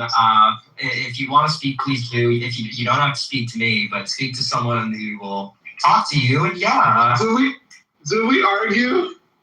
Oh, we've argued multiple times. Yeah, we argued what? Barbie probably. No, you said it. Was it about? Barbie's not happy. Was it about trans shit? No. I love trans people. We sound really wrong now I say that. No, it's okay to love, especially as a Christian. It's supposed to be God is love, right? Let's all love. Let's love a lot. But what's the issue, Christian? Tell him. I think me and Jay got into it about like Hebrew wording of something in the Bible. Oh, the gay stuff. Well, yeah, of course. Hello. Well, no, listen, Jay, I am an LGBTQ affirming Christian, unlike the majority, which is, a lot of people find contradictory. But, the Bible doesn't forbid being gay, which, a lot of people don't understand. It really doesn't. So then what did we argue about? I don't know. And now that I think about it, Jay, now I don't know. Jay, are you gay? When are you gay? Yeah. Why are you gay? Oh yeah. Why? Yeah, why? Why are you gay? Because I love it. Because I love you gay. JJ. Hey, you know what? I only do this one. I only did this like 3 times today, but let's make it 4. Oh yeah. Slay, gay Jay. But it's not even just that. Because people always like attribute it just to that, but I'm like, I like men. Like I enjoy pretty much everything about men in like an intimate way. So even if we weren't, doing that, I still want to be with a guy. That's beautiful. That is beautiful. And a quick announcement. This isn't really like a housekeeping. We have official votes, which I think is a It's a distinguishable amount, in my opinion. I just voted. Thank you. It isn't for me, but it is for Sawyer. So I'm going to give the results right now. Again, is a pretty reasonable amount of votes to end the poll. Screenshot it if anybody wants to. But currently, as it stands, Sawyer getting the honorary green bean this weekend is a yes, 80% to 20%. And Steve, if we're good with 10 votes, then he is going to be an honorary mod this. I was told, and it's my pleasure to give it to him. I'm honored. Round of applause. Thank you. I want to thank my mom and my dad and everyone who supported. Don't forget about God, you motherfucker. Yeah, God. And I'll thank Christian's God. And bitch that gave you your 10th vote. And I'll thank the blind bitch that gave me my 10th vote. You're welcome. You're such a sweet lady. And I want to thank Jay for being who he is and loving whoever he wants. That's beautiful. Thank you. You skipped let me withdraw my vote. Oh, don't forget about the apes that went ape shit over you. Oh, yeah. Say thank you to the apes, too. I especially will give them a thank you. I love... Wait, the apes go on the ape shit over Sawyer at all? What the hell? No, they did a little bit. You missed it. They did. Beautiful. I want to thank the apes for being total chuds. Minor talking. I want to thank those guys. I'll thank everyone in the panel for chatting it up. I love this. This has been a great experience. And I'll thank my dad's condom for breaking so I could live. Hey, you know what? That's a perfect spot to pause. I was going to say thank your mom for not swallowing. Anyway. Yeah, exactly. That's a perfect spot to pause because as they say, I don't know what the fuck they say, but you guys get my point. You get the gist of it. But I really hope that, everybody comes to the show this weekend. I don't say that literally. I mean it figuratively. You must be conceived on a Wednesday because Wednesday's in the hooch and not down the hatch. It's Wednesday's hump day. So. That's right. It's in the hooch and not down the hatch. Tuesday is 2 shots down the hatch, and Wednesday is 1 shot in the hooch. Down the hatch. Lucky if it's 2. My dad's a real fucking gross guy.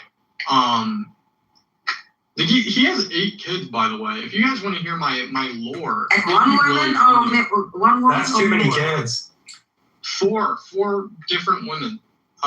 So I'm about to go on a tangent. So all of y'all get you some snacks. I'll make sure to get the mute button ready so that I can stop you if it's too long-winded. Yep.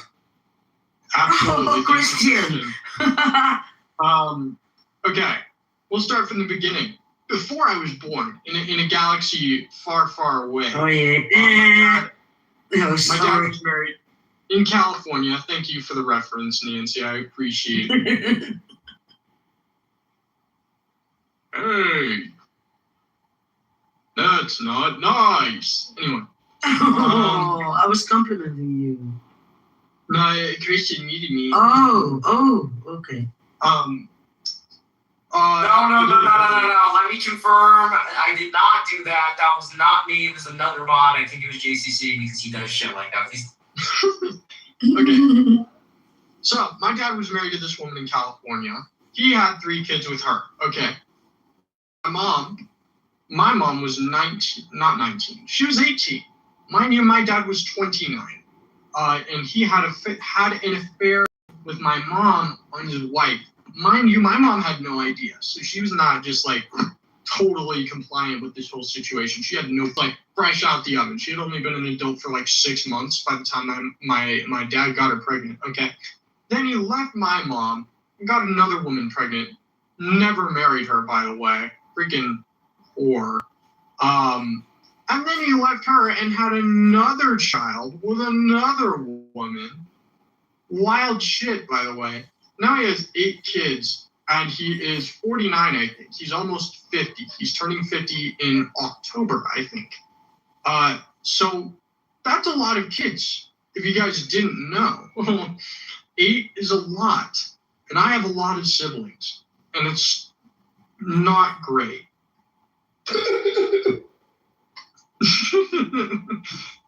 So you're the 4th? I am the 4th, yeah. I'm the oldest. May the 4th be with you. I am the 4th, and I'm with y'all. Yeah. And I'm the oldest of my mom's kids and the middle child of my dad's kids. His oldest is 27. So Yeah, 10 years like, old. Yeah, 10, a whole decade older than me. So my dad, not the best influence when it comes to lessons on not impregnating women. In case y'all didn't know. So, like Ramona said, double layer. The pull-out method doesn't work, so wear a condom. And if she's not taking birth control, probably not a good idea to do it anyway. Also, don't have sex. Also, two more. If she says she's taking birth control, treat it as if she isn't. And then number 2, wrap it before you tap it, as I will famously. So, do all those things. Don't end up like my dad. Otherwise, I'm going to treat you the same. But I don't like that guy. Don't have 8 kids. You really don't want to do that. He doesn't talk to any of them. Not in this economy. Not in this economy. You cannot afford to have 8 kids, let alone 1. Okay, so don't have any kids for the one of us that isn't me. Forever. That's a minor. For the minors, aka legit just me and Christian.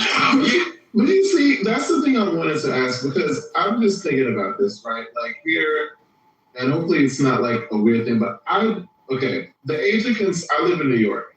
Beautiful. Sorry for Yeah. Oh yeah. No, it's okay. But I was just thinking, I'm like, age of consent for like sex and things like that is 17 here. Like, and it's totally okay. Like I was like, why is it that 18 is considered an adult, but 17 is considered a minor? Mind you, I was advanced when I was younger. I like skipped a grade, and I went to college at 17. And I'm like, and then depending on like your, so I was like a year early. But even when I went to college as a freshman, like depending on where your birthday falls, you oftentimes can go. Like if you have a later birthday, you can be in college at 17 as well. I'm just like, my point being is, should 18 really be considered an adult when literally you can pretty much do everything as an adult legally at 17? I don't know. Because it's very weird.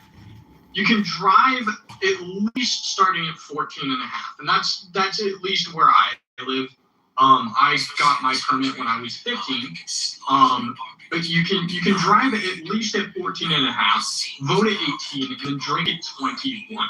So the range of like the ability to think that or their level of vocabulary. Okay, so we're looking at it. I said it earlier, Baltimore cannot read. We got people now on social media just all doing off. I don't know what they're doing. Sometimes you ask a question and it seems like they're answering something we're talking about. Right. He tried to get them on the right page. And some people, I don't know if they even, guys, read to your children. Don't just, use all. You don't have children to read to other people's children. Yes, you can do that. Well, we're going to start doing that because I'll shoot you. Don't do that because I'll shoot you. Edward, I live in Chicago where we have sky-high property taxes up 600% in 20 years, and it all goes to the teachers' unions, to the teachers' pensions, to ineffective teachers where 100% of the kids can't read. They deserve nothing. They do not deserve our money. It's theft. It is theft. Reading is fundamental. Right. Once again, Randy, we got it. Okay. So, Alistair, I agree. But my question is, why do Chicago keep electing the same bad aldermen and the bad officials? Why? Because it's corrupt. It's beyond corrupt. Well, they're not all the same. They got different ones. The system is corrupted. The Chicago election board, the Illinois State Board of Elections, it's all fugazi. It's all controlled by what you could just call an industrial complex. It's not Fugazi. Fugazi. The point is, we need to opt out. We have to have an option to opt out. young people today who, if you're a conservative, and it's a very small percentage, we want to opt out and let the liberal faggot retards pay their taxes and educate their children. No, it's not cool. Hello? So the point is, we're living in a clown world society. You all know it. I know it. And if you can't say faggot retard to point out the fact that we're living in a deception of clowns, that we're all being abused by these loser faggot retards in our governments, we have to start taking action and organizing. Some of you know me. You know I've run for politics. Go ahead, Edward. MJ put something in, and I'm going to share this with you. Okay, I want us all to stop blaming the system. Okay? We, the people, are the largest part of what we would call the government. It's called we the people. Okay, with Randy. Okay. I'm sorry, I'll find out. No problem, thanks. All I'm saying is that our children are not reading because we, the parents, are not spending time with them. And I would like for each one of you guys to one day sit down and just ask yourself, how many waking hours are you with your child, no matter what age they are, before their 18th birthday? When they go off to school at 5 and everything else, how many waking hours? And how many of those waking hours are in the area of reading, getting them away from the television, and making sure how to be critical thinkers at a young age? Got it, James, they use devices. I'm saying we know what works. We just don't want to work it, because you know why? It takes a lot more. This is what you have to do, okay? And I always say it, and my wife and I said this a long time ago, we rather downside to make sure our kids could be more, but people want to be like the Joneses. Everybody heard of Uncle Sam, but at the end of the day, Uncle Sam don't show up. Guys, at the end of the day, the only person you can rely on is yourself. You hear pause after you speak on this stuff. Go ahead, Joe. I don't know why, but go ahead. I know why. I had a mutual friend of ours from Periscope. His name was Anthony. Shared with me when I first came here that I would talk the same way and I would get a response. People would respond and said, sometimes people are sitting there thinking about what you just said and internalizing it. What makes this app slightly different than what we did at Periscope, where we just had 4 mics and we kind of ran it like a talk show. We'd have different guests throughout the hours we'd run it. Every 15 to 30 minutes we'd switch out a new speaker and things like that. They would switch the vibe up. Here, this is the most peculiar scenario in life, looking directly to each other. Where if I'm sitting in a room, the 20th person on the other side of the room, and without me hollering over there, they couldn't hear me, you know? So the dynamic is very kind of counterproductive to the evolution of how humans have learned to communicate. I keep talking to let you know that you're not alone. To let you know that I agree with you. That's my whole problem. My whole message. Encourage some of the. Let's just play an audiobook. That's your projection, Randy. The greatest president that this country has ever had because of Kamala Harris, because of the liberal, progressive, Democrat, pluralist, faggot retards that installed a transgender surgeon general in this country. A complete fucking retard. And we kill 3,000 babies a day for $1 billion a month. What? Joe, I think they have a response to waiting. But a lot of the conversation that we are having, because this is the marketplace of ideas since the lockdown, where people gather. But in real life, I think we also have to look at how many of us outside of this app are really benefiting ourselves in society. And I don't disagree with you. I think that President Trump has done an amazing job. And obviously we all know that. But you only can do so much. He's only one person. We have a lot of so uninformed about how our government works and how we should be as Americans, that you got people saying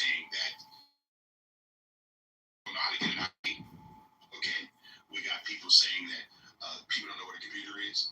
I mean, these are the leftist liberals who are putting all kinds of stuff out.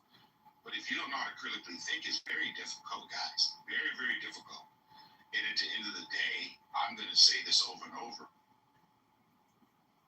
Male headship is important in America. Having a good man, whether he's a father, an uncle, a grandfather, in the lives of our young people, both men and women, I think this is where we have lost it in a lot of ways. Because, guys, and Brad will tell you this, Mike will tell you guys this, men today in 2026, it's just scary, guys. I don't even know what to tell you. Like, I'm very fortunate that my daughter found a strong man. These are kind of things that, and I'm not talking about just making money, guys. I'm talking about somebody showing up every day, someone being real, someone knowing how to be a man. And it's unfortunate. And Alistair, I think this is what happens to a lot of us. Very, very unfortunate. And when you have a conversation like this, where we all are being honest and conversating and talking, I've been to Normandy Beach, where 18, 20-year-old men stormed the beach of Normandy and laid down their lives. Today, we got young men, 25, 30, 35 years old, on Clubhouse, just crashing out and not really being men and standing up to the plate and say, I want to take care of family. I want to be a husband and a father. I want to be a leader in my community. We don't find that today. We don't find men who want to be men. And unfortunately, our young daughters, our young sisters are having a difficult time finding someone who is decent. So let's get back to we the people. Blake, it's been a minute, man. I haven't heard you, Blake, but it's good to see you, brother. Man, Blake, I'm just trying to, man, it's the best day of my life. I'm just trying to bring some, if they don't listen to that part. Yes, we know things are still going backward, but at the same time, things are still. Edward, the next. Yeah, perception is a deal, Edward. And to your comment about the band I tried on, but to the point about the Blake, stop it, Blake, stop it, Blake, that's too much. To the point upward when they're spending more. We gave the same complaints to Joe Biden when he was in office. We had the stickers, everybody was clowning Biden. They called it Bidenflation and all of that. And I feel like our side's doing the same kind of gaslighting that they try to pull on us when it's get out of hand with the gas prices and the food and the egg shortage, the diapers, not the diaper, but the formula shortage. It's like we do things that we got to be able to call it that it's not looking good for the average American. Like, we gotta be consistent. That's been my mission now, man. I'm the guy that none of my friends like anymore on Clubhouse because I'm speaking the truth. I'm being consistent. I'm not a Trump tard. I supported Donald Trump, but I am no Trump tard. And it's not. Well, what's a Trump tard, Blake? What is a Trump tard? A Trump tard. They're not able to be consistent and share that same energy as it is our turn.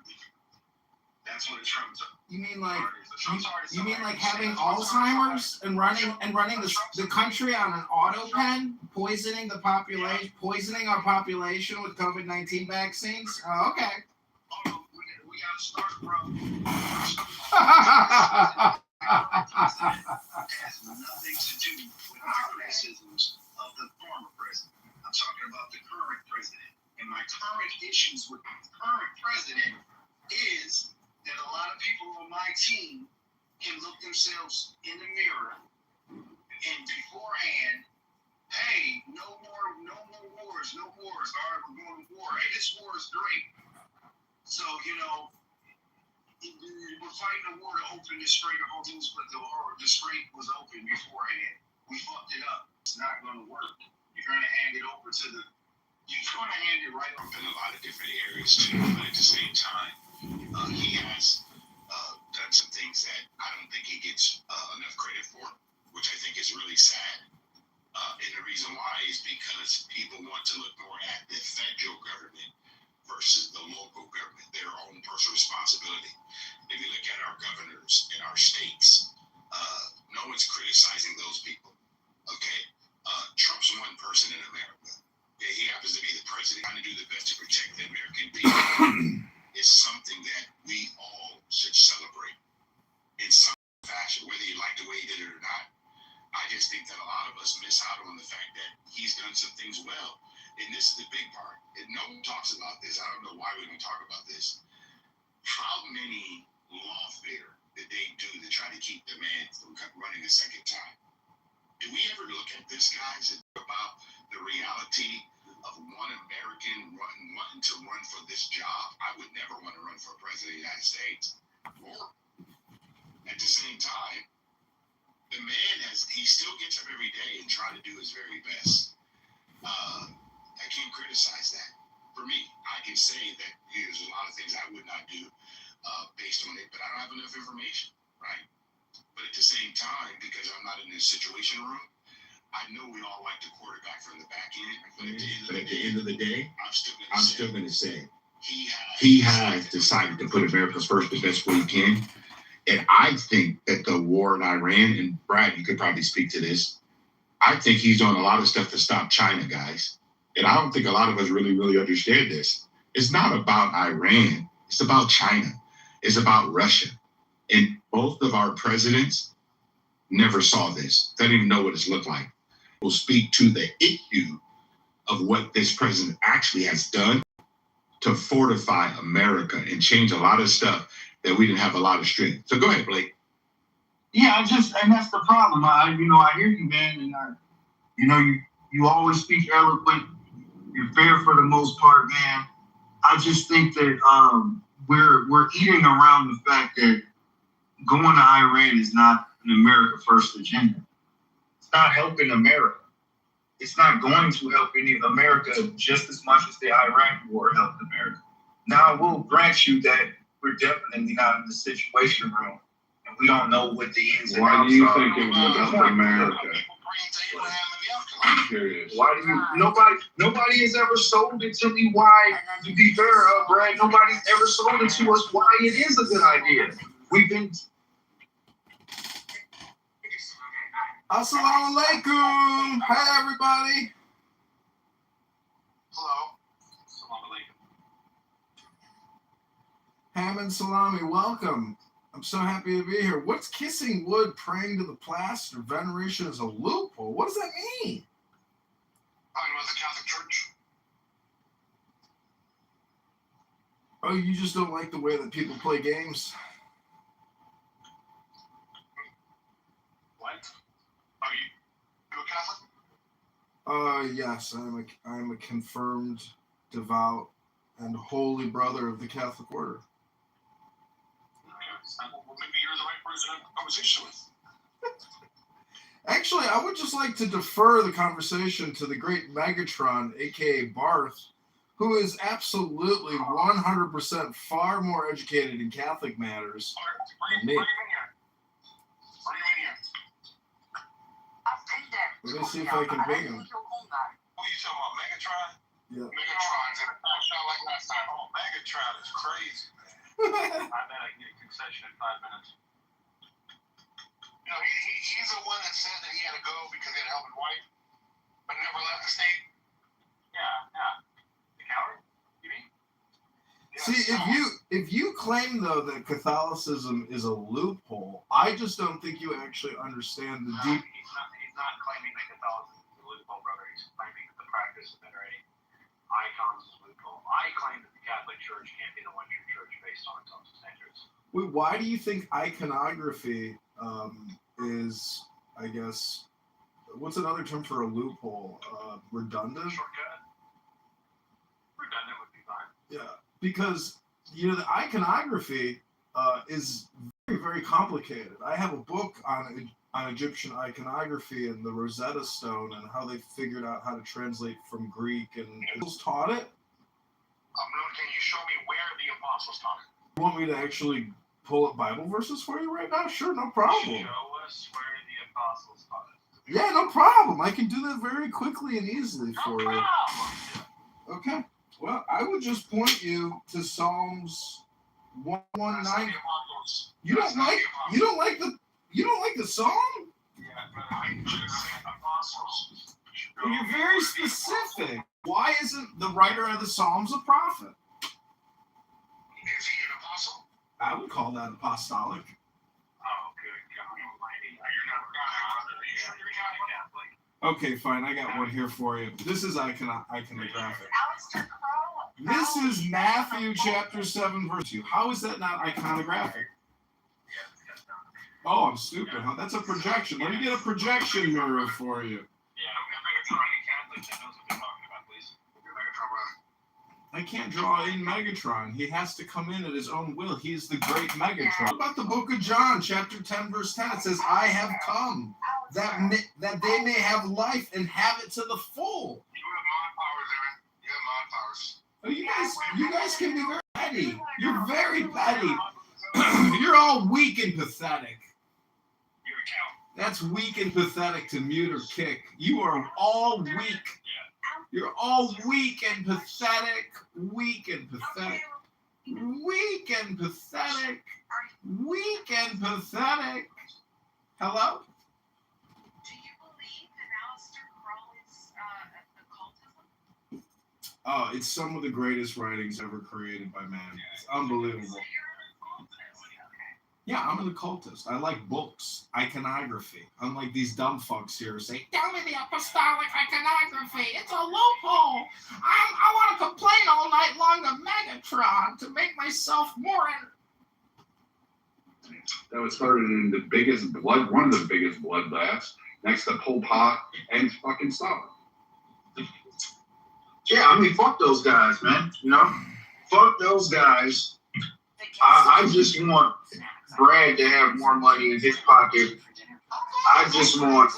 I wanted the Epstein files. You know, we say we got them, but we really didn't get shit. No heads are rolling. I just want some of the things that were sold, you know, to be on the table, and they're really not. And I think, to be fair, we can't get everything we want. But I just think, you know, our team, maybe even in the secret, we need to be a little bit more 100 about what we've been sold and what we actually got. You know what I'm saying? Like, the receipts don't match. And a lot of people don't like it. And we got atrocities, and not just day-to-day crime of, you know, that's... Okay, are you gonna compare us to white men? We're talking about American men. Hold on, before anybody continues speaking, I have to say a couple of things. Number one, we're having a pretty political discussion here. Just keep it one at a time. Number two, Sawyer, I mentioned a legendary man by the name of John Kitover. He is currently on stage. If you'd like to converse with John Kitover after this conversation finishes with Pepe, please do. Okay. I just want to say, you know, it takes a creature to know a creature. That's a creature projection. We get people being dangerous, and you guys are going to count in the. I guess we could. I don't know. Maybe some people consider Stalin white. I don't really care. But let's just lump in Stalin. Let's lump in Hitler. We say, oh my God, look, King Leopold. Let's just go ahead and throw him in there. And we can say, look, white people did that. Therefore, white people today are dangerous. They're the most deadly creatures that have ever existed on this planet. Okay, now we can look at America, and I understand there are different underpinnings for why this would occur, but you have a violent crime rate that is much higher with for example, African Americans. Now, I could just as easily say, well, you guys are a bunch of savages. You guys are super violent. The whole race is bad. Black men are the most dangerous people on this earth. We need to protect ourselves from black men. So no, I think it's absolute bullshit to sit here and rhetorically blame white people, but particularly boys. Boys. We had to go through. Here's the thing. I think that what's happened, the rise of what you call demonization, other people call accountability. we're talking about things that are going but on in life. you're using a word, but what I would say, but I can use the exact same word when I see, and this is an actual reality. The violent crime rate amongst African Americans, there needs to be accountability. The black people need to have a okay. But it's no different. It's really no different. You're setting these arbitrary. What you say is a reckoning for what happened in the past. That is the value judgment that you're making. It's not like it's something that you can actually define as true or false. If that is an opinion you made and you believe that it is fair for men or whites or whoever else for there to be prejudice against them, and I think that's bullshit. And two sides can play, and I think like what you see after Woke 1.0 is that now people like me, who I was a lot more of an extremist like 6-7 years ago, okay, you see people that the shit that I would say is mainstream now. Okay, like you woke up that reaction out of everybody, and I'm somebody who at least I predicted that was inevitable because people fight back. So how is this do you want a peaceful solution, or do you want your grievances to be addressed and to persecute and punish the people that you think are bad, which are the non-LGBT thing to do? So you are generalizing and or all Christians are bad. As a white straight man, okay? As a white straight man, so that you can understand that I am not being biased here. Nobody has ever said that to me. That I am a bad person because I'm white, straight, or a guy. Nobody's ever said that to me in my entire life. You're generalizing that people are saying that, and you're also generalizing that people you're generalizing a lot of things here. You're generalizing. I'm saying what the minority of people say, and the reality is the majority of people are not political activists. They're not. Most people do not say these things, but because of our history with African Americans and how gay people or LGBTQ, I'll just say that, how they were treated, we kind of, soften our armor, I guess you can say, because we understand there's a persecution against them that's been recent and long lasting, where it's like, okay, we don't want to punch down on them. But you have, I think the problem is that you had this young generation of people, myself not included, that grew up with this rhetoric. And it used to be that being punk rock was to be like, or to be a rebel, to be like punk rock, to be a fucking hippie, to be somebody, that was counterculture. What is it today? You guys produce, the punk rock now is going to be the people that, I would say rather falsely claim to be like, traditionally Catholic or Orthodox or some stupid shit. They're going to be strictly straight. They're going to be pro-white. They're going to be pro-male. Fuck the women. Make a sandwich, bitch. They're going to take on that fucking rhetoric. Ultimately, that is rebelling. And you piss these young men off. Yeah, here's my thing. Nobody's pissed me off. Yeah, and thank you for saying that, Sawyer, because there's a couple of things. First and foremost, what Sawyer just said. There's a lot of people who disagree with that. But second of all, let's speak about the people who identify as being pissed off. Cry me a fucking river. And here's why. You want me to name all the names of people that are pissed off? One at a time. Yeah, cry me a fucking river. Shout out to Justin Timberlake. It's important for those people to get a grip. Literally, before let's rewind the clock. Tick tick tick tick tick. Rewind before Woke 1. You have Black people that have continued, not because I keep hearing this thing about was and used to and like history. No, let's talk about now. There has been modern day mandated that every Black person, or every person in the country, really, regardless of race, since we're speaking about Black people, I'm since his kid. I want it to be, I wish it was mandated for black person treatment. And I don't mean that disrespectfully or trying to be funny. They can.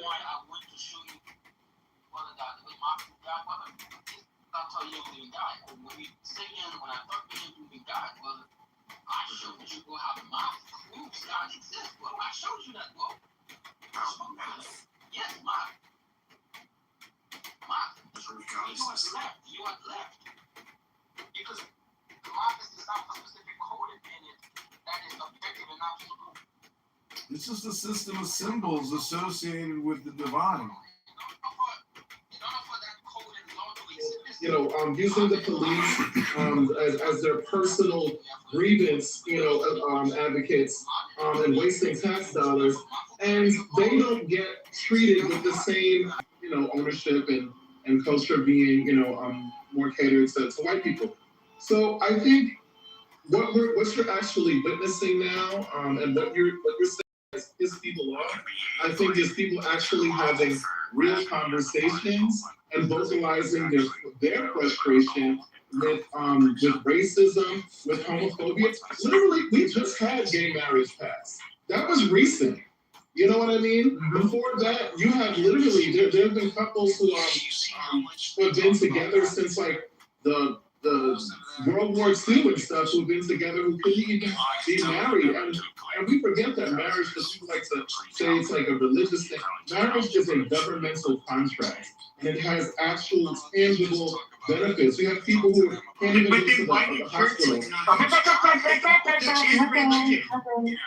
Pepe, hold your thoughts.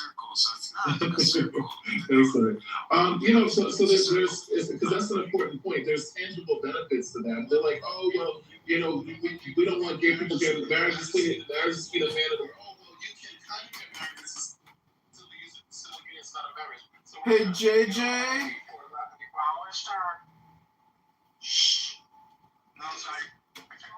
I'm sorry. I'm just wondering, like, how long is this going to go on? Because you guys don't know how long Pepe can go. He can go for hours. Okay, look. Here's what we're going to do then.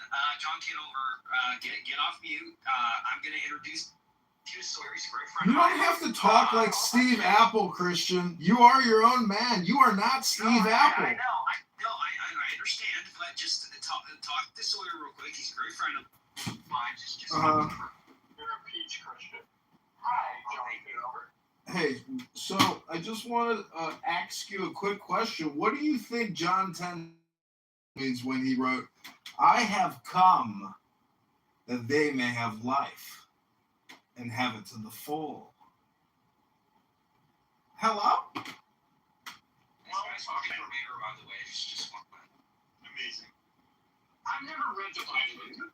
I'll be honest with you right now. Just before we even continue this conversation, I've never read the Bible in depth. That does not sound like anything comprehensible to me. It's not. It's someone give me a translation. He's trolling. He's trying to make a gay joke out of it or something. No, I'm not. This is John 6:4. He wrote, my Father's will is that everyone who looks to the Son and believes in him shall have eternal life. I'm an atheist. I don't believe in that. Yeah.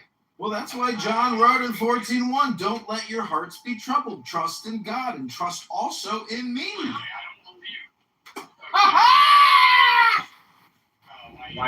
Off stage. I don't believe God exists. Trusting in God's kind of difficult when you don't believe He exists. Yeah, that's true. And also a conversation with you guys.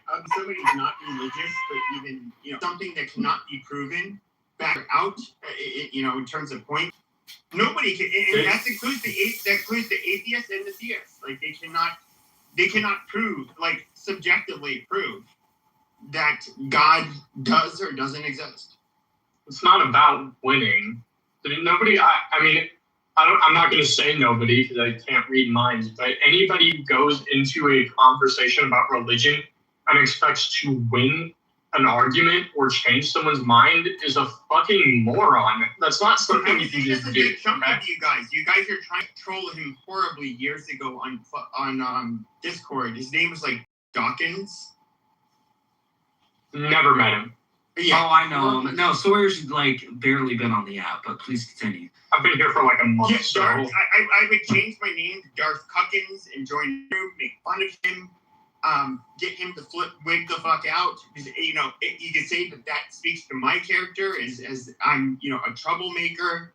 That's fine. I actually thought he was just very offensive, and he had very personally narcissistic reason for why he did what he did. I don't think he was a man of the book like he claimed to be, but it's a whole nother story. But yeah, because I don't want to get back to like what we were talking about before. But everything I got out. Okay, and this is what I was trying. John Kitover wanted to speak his piece. I'll say this very quickly. Okay, you have a racial grievance or grievances with, it sounds like many different people, the non-LGBTQ, the people that are not black, the people that are not of color, the people that have done wrong in the past.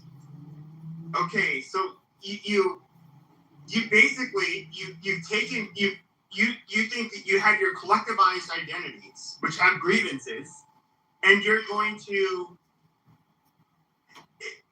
in a sense, basically make all of us that are a part of these other identities, we should all suffer the wrath of what non LGBTQ people, non people of color people, and so forth have caused in the past. Faggotrons! I would say that like you're just asking for people to basically react to that, and men, especially young men, I would say probably the most dangerous demographic, they will react to that, and it's not going to be to your liking. Yeah, I think it's really are you justifying? It's a really stupid word to fight. What are you justifying here? I can tell you're trying to justify something. I think you're trying to explain away, like, men getting angry over being. They're going to become angry and resentful, whether that's boys, non-LGBTQ, people that are not of color, or people of color. They can be of any ethnic group, sexual identity, doesn't matter. When a group has when they are basically reduced to like, hey, we're going to do collective punishment to this group, okay, or have rhetoric against this group, that group will fight back. And so that doesn't depend on the fucking race or the religion. Pepe. See, the problem is with what you're saying is you are taking what is very, very kind of surface, and what really should be more of a, like, the intention of it is to actually get people to open their eyes to systemic injustices, and but you're naming things that occurred before these white people were born. Oh my God, Pepe. Relax. Yeah, so what I'm saying is that this has always been a thing. Every single civil rights movement, whether it was, with black people, black civil rights, women's suffrage, gay civil rights, it was about, like, what the anger that you're speaking of is all those minorities had that. Well, actually, women aren't even a minority. But all of those oppressed groups, they had that anger. The reason that we needed a movement, just. Hey, Brian. I think there's been more. Go ahead. I want to say that what the Disney cruise thing, those were people with valid U.S. visas, not illegal immigrants. I'm glad they're locked up, but to turn that into illegal immigration is like those were international workers with U.S. visas, not no illegal immigrants that crossed the border. I didn't say they were illegal. I never said that. You went right to the Go ahead, and then I'll respond to it. Okay. I thought you was tying that into Trump getting off illegals off the street. I could have sworn that's what I heard you say, but you didn't say that, and you please correct me.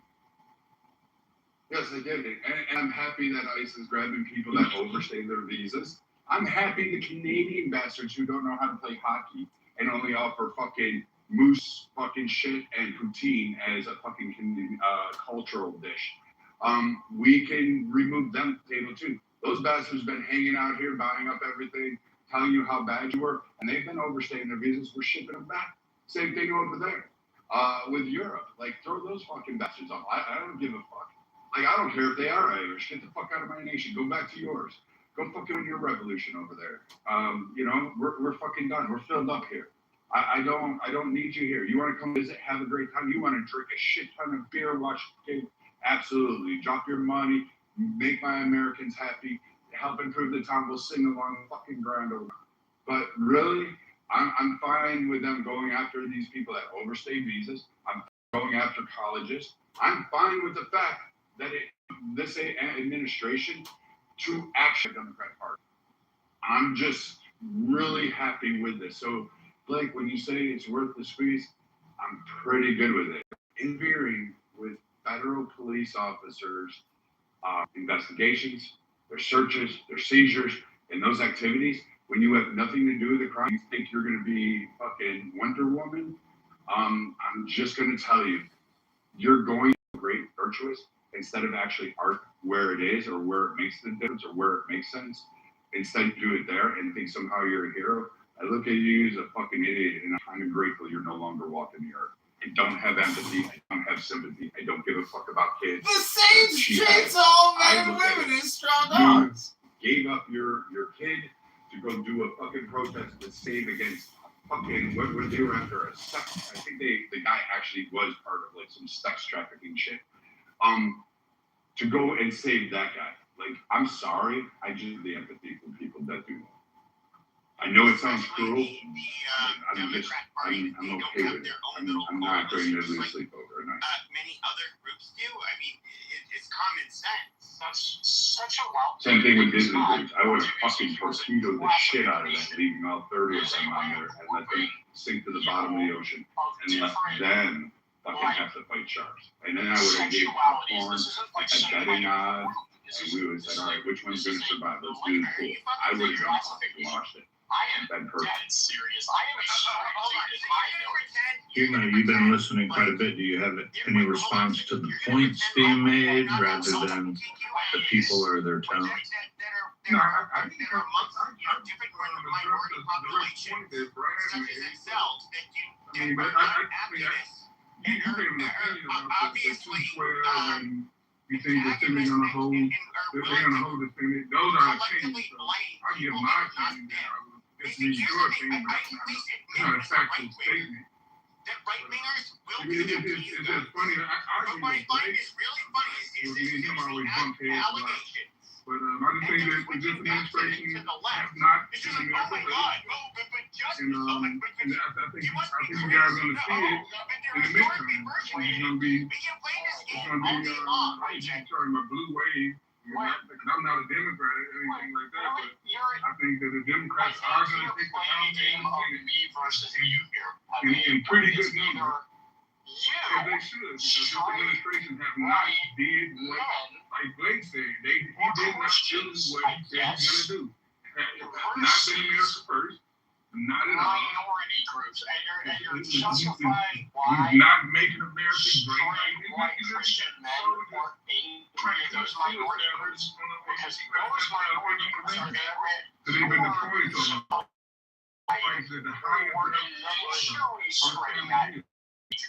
There's so many things going on, and he acts like it's okay. He's spilling money. He's spilling money. 21,000 stock trades. He never did that. Therefore, we are collectively, we're to blame because at the end of the day, who was causing all of the terror, making everybody feel bad and out of place? It was the evil white Christian man. Therefore, we are going to say dehumanizing things about and this is not just a racial issue. Okay, we can look at the manosphere. Okay, today these are not. Okay, wait. These are literally boys. These are boys with fucking doctors. Cafe. manosphere.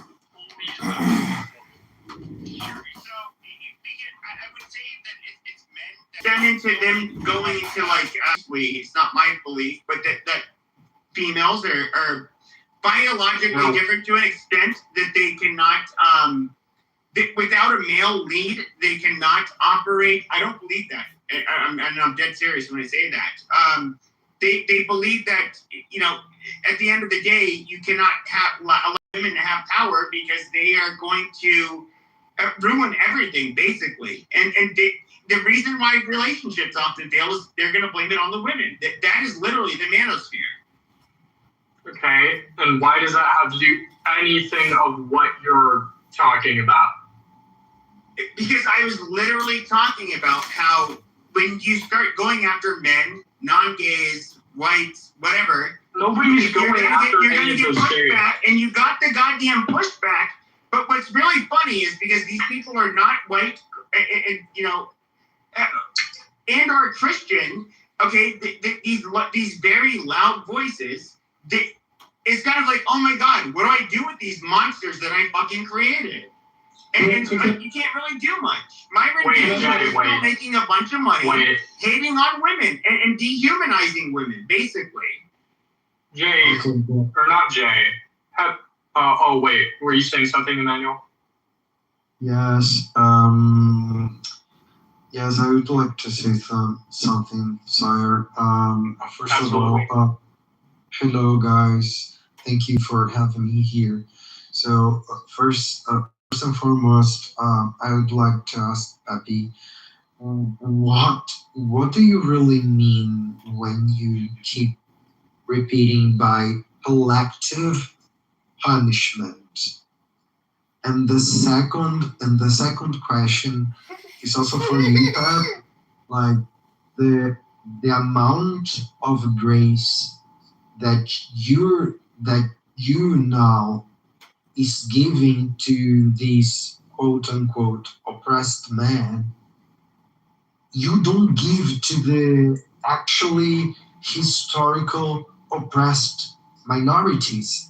The amount of grace that you give to the grievances of these men, of these kids of the manosphere, for example, is not the grace that you give to the people that you claim that are collectively punishing these other non-LGBTQ, non-white, non-black folks. So thank you.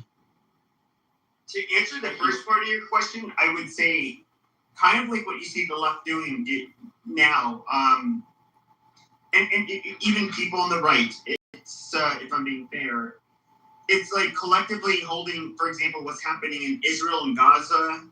It's collectively holding every Jew responsible for what happened there. Now, I personally am not, I'm not going to mistreat Jews because of what's happening in Israel.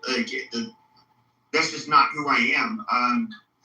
But there are people that are on the left that are willing to collectively punish people that were the historical oppressors of their people. And once again, my whole point is that this will lead to nowhere, except for they are going to end up fighting back, and this will go back and forth, back and forth, back and forth. That's my whole fucking premise. Are you justifying it or diagnosing it? That is my question. I'm not justifying it. I'm diagnosing. I don't care whether or not you're gay or trans. I personally don't give two fucking shits. The only time I talk about the LGBTQ community is that like we have differences, or I should say, we have female sports and male sports for the primary reason is that like obviously males are they tend to be a lot more athletic in most areas, and so I think that it's unfair, to force it to have trans females competing with biological females. Other than that, I don't give a shit. That's never been one of my fucking talking points or something. I think it's one of the most worthless of the culture war debates. I Absolutely. Yeah, so I think there's oftentimes that's the talking point. Like, we don't care, we don't really care. What you do in your bedroom is your business. You do care, and there's the reason why you care is because what you're actually objecting to is people living their lives. Like, there was an issue with that probably I think I heard in one of these rooms where they were upset because there was a teacher who transitioned. She transitioned, right? And she wanted her students to call her by her current name, which legally, just even beyond transitioning, people have a right to change their name. There are literally several names that are unisex, or names that could be considered for men or women. Like even Sasha, for example. Sasha, is in America that would be a girl's name, but like in Russia, that's a man's name. But you're missing the point. I don't care. No. If you're gay, if you're a gay male, I don't have to compete with you on the dating market. If you're trans, I definitely don't have to compete. At least if you're a gay female or trans female, I definitely don't have to compete with you in the dating market. They are literally not of any fucking concern to me.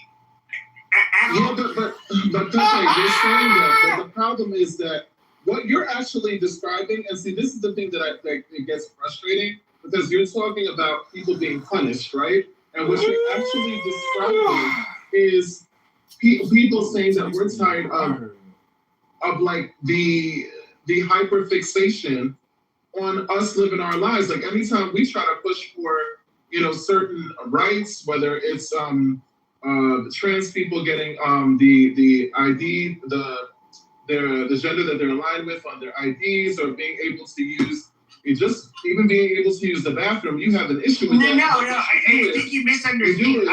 One at a time, please. One at a time.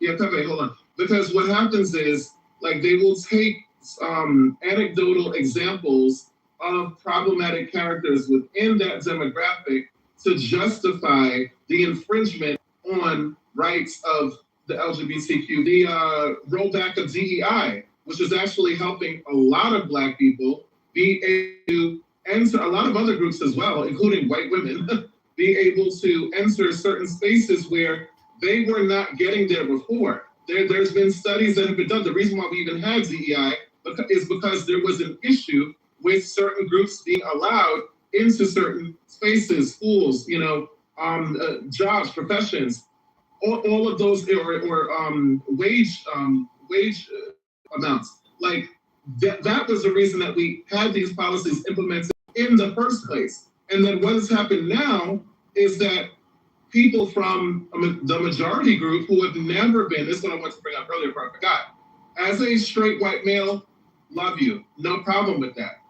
But you can't compare your experience with mine. You have never been attacked simply for being straight or white or a male. Not actually attacked in a way that could actually prevent you from getting anything. Not words online, on social media, or even people chastising you on this platform or whatever. That is not an actual infringement on your life. However, gay people, Black people have actually, and other minority groups have actually.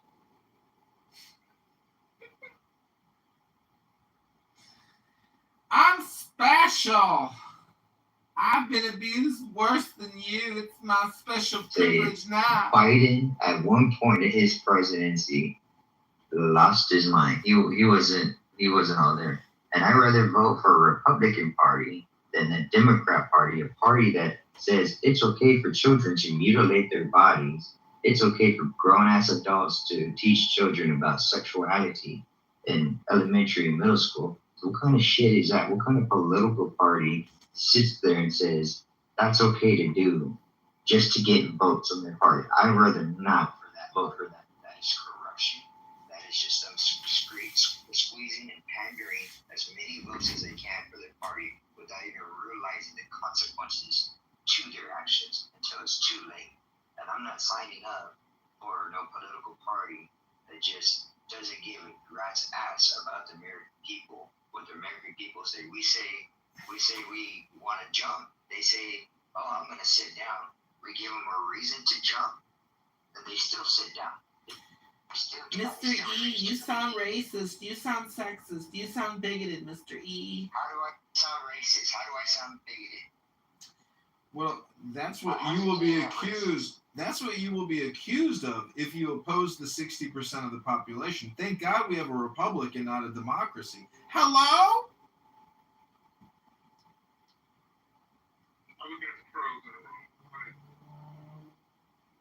Yeah, I mean, you can go to any room on this app right now and you can hear you.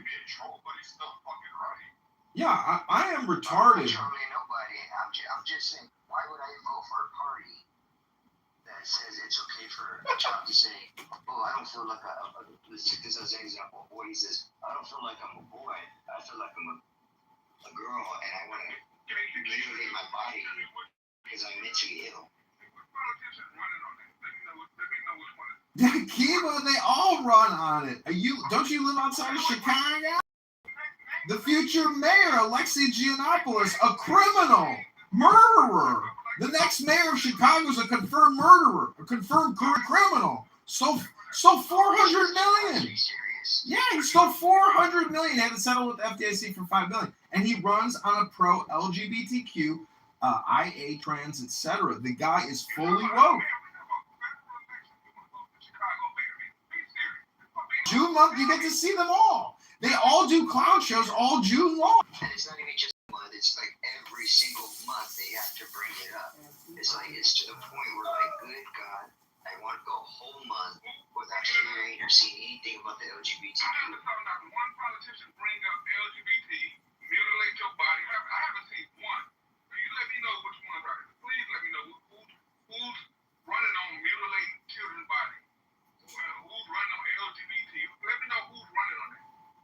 Viking, you want to take this? Because I just cannot believe this guy has not heard that one. What do you mean, like the Kamala, what was the team's call that trans people for Kamala and all of that? Mm-hmm. I mean, I guess. People that support her, what did she think about it? And she happily took their votes and happily agreed with them. Period. Trump took racist votes. What you can't go vote for you, are you serious? What did Trump say or do that was racist? It's a long list. If you don't know that, you don't want to know. No, I want to know. I legit want to know. What has he said or done that was racist? Shithole country. Eating dog. We can start there. Shithole country is not racist, dude. That's not a race. Yeah, that's not racist. But is there not countries that are shitholes? Let's be honest. Is there countries that are not so? Somalia is a shithole. Sudan is a shithole. We live in one. No, we don't. Oh, hell no, we don't. Clearly not. That's why he said he want to make it great again. Like, because he's claiming it.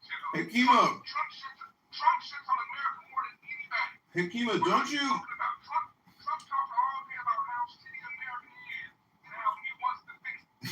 What are you talking about? Well, that's because shit here does suck. We've opened up the borders. We mass vaccinated our population. We murder 3,000 babies a day. Well, that's because the Democrats are in charge. They run everything.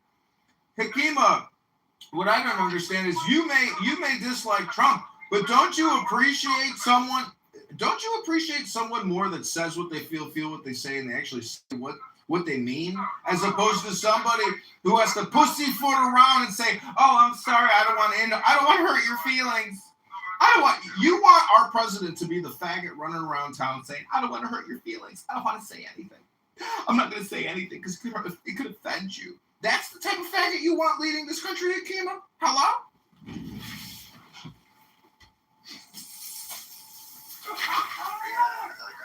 I don't want a president like that. I want a president willing to stand behind his people, behind his country. Keep his country number one. Keep moving the country in a positive forward place, not going backwards or not moving at all. It's not because a country that doesn't move doesn't progress, and one that progresses, digresses backwards, is a country that's destined to fail. I don't want this country to go. I never want to see this country go. Lord forbid this country fell, because if it fails, the rest of the world goes to shit. Period.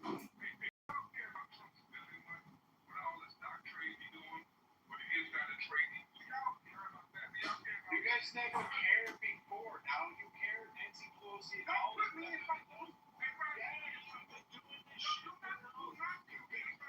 What politician, now tell me, what politician or what person in the stock market has done insider trading? Absolutely. When Martha Stewart did it, everybody complained about it. Is there proof that Trump did it? Is there concrete proof that Trump did it? There was concrete proof that Martha Stewart did it. She was sentenced. I mean, let me see Clinton's made it. Let me see Pelosi, Mitch McConnell. I mean, there's a host of them. But you guys never cared about it. You don't call out your own side. Like, fuck that. Like, all of a sudden, now, what did you say Trump? Like, fuck you. You didn't care about it until Trump. You just care because it's Trump. That's all it is. That's why people say you have TDS. Because you don't really stand for shit. You lie. You're hypocritical. Ooh. These are the same people that bitch about people getting deported who don't belong here. It's like if they're illegal, they have broke a law. It's considered a criminal activity. What part of they cross into our country illegally, they committed a crime, they're considered a criminal, do you not understand? What part of this government, this country needed those people to come over the border? That's why those people are still here. Hear me out. Those people that came over the border, the Venezuelans, they still here. He did not deport those people. They needed those people here. Like, get them out of here. I don't care about that. Hey, Kima, is that just like your opinion or something? Because I mean, do you have a link suggesting any evidence that we needed them? Well, you are one of my top campaign donors for Congress, so. Come to this country, do we actually need? And we would have closed. The United States would have closed their borders. Yeah, we needed the ones that came over and murdered our young people, slaughtered them, sliced their throats, shot them in the faces. Lots of examples, hundreds and thousands of examples.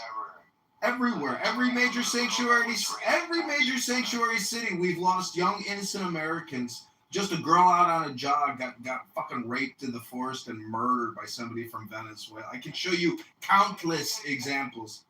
Didn't we march in March when you sent all those hundreds of Venezuelans to was it Ecuador under the alien enemy laws? What did the Democrats do? Oh yeah, they took him to court on those issues, and he deported those Venezuelans that said wasn't there. You guys were in the streets, no kings, apparently, and holding Venezuelan flag.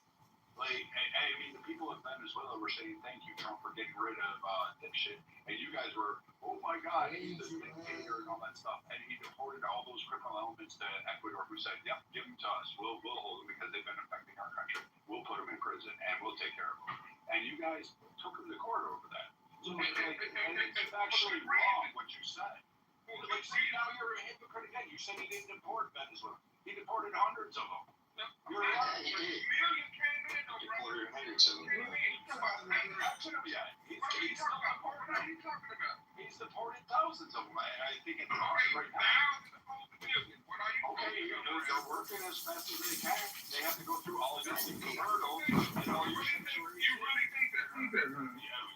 Yeah, he's got to work with all. Yeah, and all the people who are aiding these illegals, they should be arrested too and sent to prison for being traitors to the nation. Period. There's no excuse you can give me. I would be deported immediately. No questions asked about it. So what is the difference between our country doing it and France doing it, Germany doing it, Russia doing it? Is Germany or France country? Bring me your tired, your weary. Like America's always different. Speaking of life, so don't act like America is Germany or America. About illegals. So what makes it wrong for us to deport people? You still haven't even answered my question. You're dancing around it just like the rest of the people do.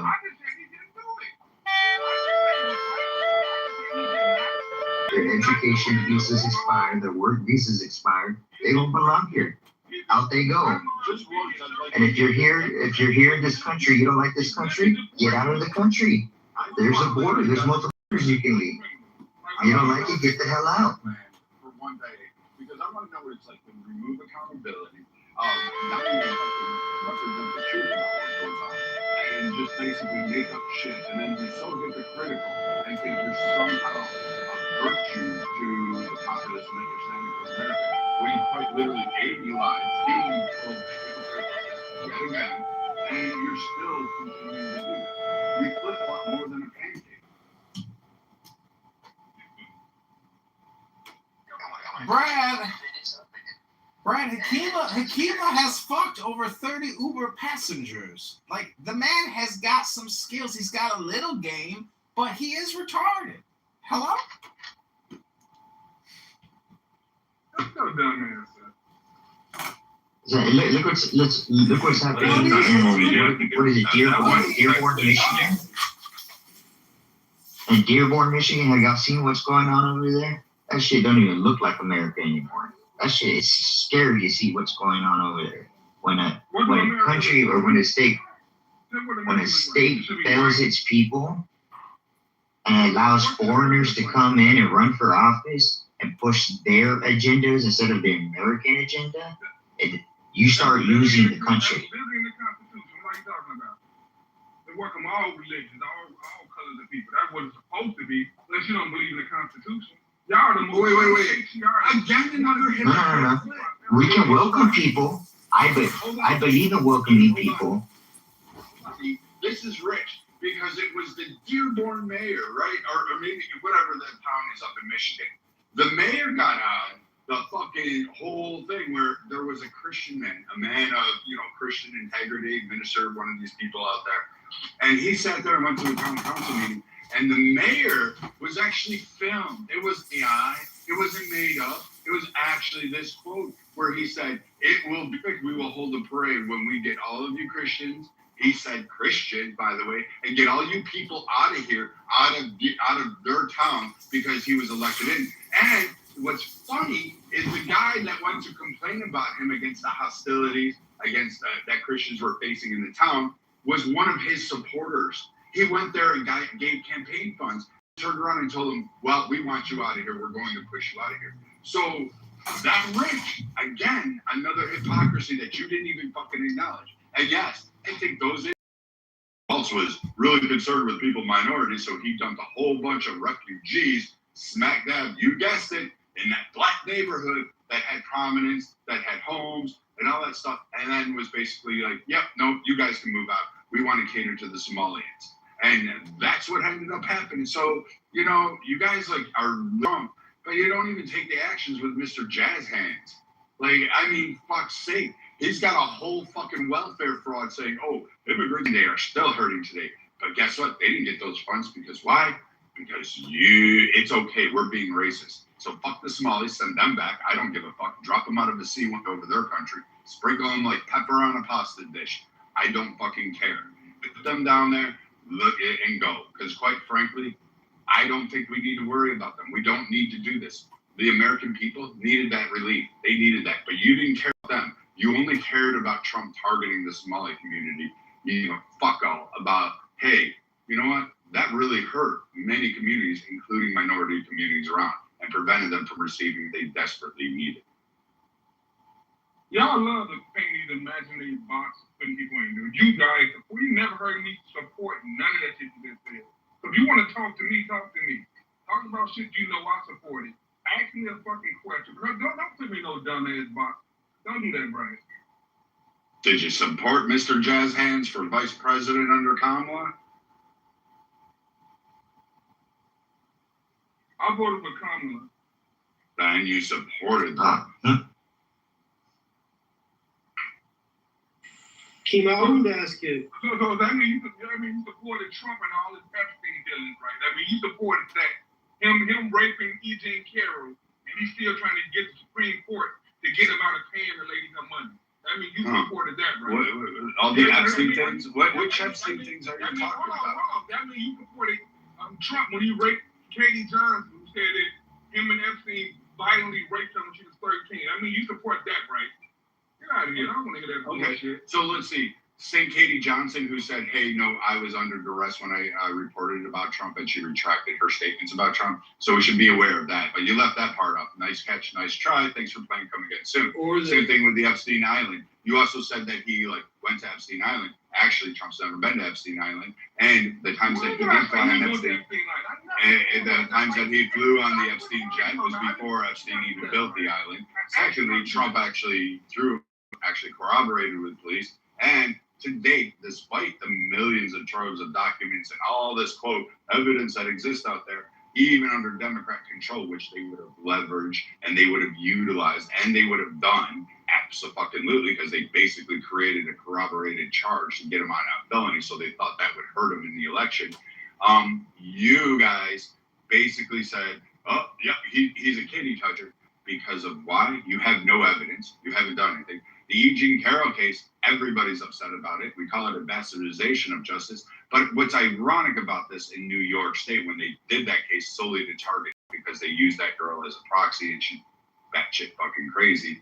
But it's amazing that he can walk into a public store on Main Street in New York and magically have all the cameras closed off and tell everybody in the store to leave before he became a politician, before he was just a rich guy, but that people adored all throughout New York City. But he was a rich guy, and somehow or another, he managed on a busy fucking day to tell everybody, including the manager and the owner of the fucking store, to kick everybody out so he could rape a woman in a fucking, what was it? When you sit there and go and make these claims and then say, oh, he's still trying. Yeah, an innocent man probably would fight to clear his name a little bit more aggressively. And do I like how he's doing it? Maybe I have some concerns about it, but I can understand his vehemence under it, especially since it was pretty much a laughable thing. And you did it under a civil court and tried to get the label on him that he was a rapist, which he was never convicted of rape. He was found liable for slander, and that's the main issue. Viking, like Kima, you gotta understand this. What's up, everybody? And Kima, the Eugene Carroll case, think about this. She accused Trump of rape. He denied it, and then she basically sued him for defamation of character because he denied it. Think about that. Like, think about that. That's not why. That's exactly what happened. She said that she slandered her name by saying she made up rape allegations. He was told to stop talking about her. It was a civil case. She couldn't even tell you the name of the store or the year it happened. But think about that, Keelan. You're accused of rape. You say that that woman's crazy. She's making it up. And they sue you in a civil court for defamation of character for denying it. The last time I checked, when OJ got found not guilty for murder, then guilty in the fucking civil case, everybody, we knew he did it, and you motherfuckers used that to demonize OJ to the fucking day. But now that Trump gets convicted in civil court, now, it's just a civil court. Like, get the fuck out of here. What? Nobody demonized OJ Simpson. We just all said, yeah, that prosecution was shit. That prosecution sucked. And that was just blatantly a fucking drop ball by the DAs, and we were pissed off about it. The civil case against OJ was because they died on his property. So they went after him saying they died on his property. So they kind of He also went and stole his own items, even though they were seized. The civil case has nothing to do with saying that, well, OJ, we know you did it, we just couldn't find you criminal. Like, they said it because it was, like, they were on his property. Do you believe OJ killed him? Do you believe it? So OJ was found not guilty. Do you believe it? I'm asking, do you believe he killed him? Yeah, do I think OJ killed it? No, you know what I heard? I heard that his son actually was the one who killed him, and he covered for his son. So his son was the one who killed them, and then he covered for his son, knowing that he probably wouldn't get convicted. He killed him. He killed him. He did it. How did he cover for his son? He killed them. He did it. OJ did it. But again, us saying that OJ did it doesn't equate to Trump raping Eugene Carroll. Sure, you can't call Trump a rapist, just like you can't call OJ a murderer. You can't call Trump a racist. And I wanted to go back to the thing you said earlier. OJ or Donald Trump. I'm just pointing out the hypocrisy. How y'all trying to minimize a civil case like it don't mean anything. Yeah, but compare the two. You cannot compare the two. Yeah. OJ did it. There was plenty of evidence. I mean, there was overwhelming evidence. There was not evidence that he raped her. She couldn't even remember the name of the store. He brings the Epstein files. He's mentioned over 4,000 times. Well, if he's mentioned over 4,000 times, it should be pretty easy for you guys to find something. You guys have nothing on that. I don't know if you. Mention people that actually did the bad acts, but they won't fucking go after and call those people out. It probably comes out that Trump's the reason we even found out about it. Well, yeah, he's one of the reasons. But I'd like to point out that I saw on X today there was a non-reported disclosure in the Epstein files that Epstein set up a World Health Organization a pre-pandemic meeting with Gates. It's so explicit, meaning that like Epstein and Gates are actually probably the one thing I wanted to say was Hakima. Just imagine if Donald Trump was black. Hey, you're my campaign contributor. I'm talking to you. Well, you should be careful who you give your money to then. The point is, if Donald Trump was black and he had cornrows, well, I'd still love him. I'd still like him. But you are a racist, and you hate Donald Trump because he's white. I am complete. Hey man, hey Timothy checking in, man. I got a question for the stage, bro, as well as for the room, man. If somebody can help me. I might be a little slow. But what does it mean if you can't see the room on your homepage? What does that mean? Someone has you blocked in the room. Somebody in the room. Somebody on the stage has me blocked. Wow, what did him do to y'all? Can somebody let me know? I don't have you blocked. I don't know what that's all about. Wow, bro. Do you have anybody blocked yourself? Nah, I don't have nobody blocked myself, but Yeah, I blocked Timothy because he called me a nigga. And so I blocked him because he's got a potty mouth.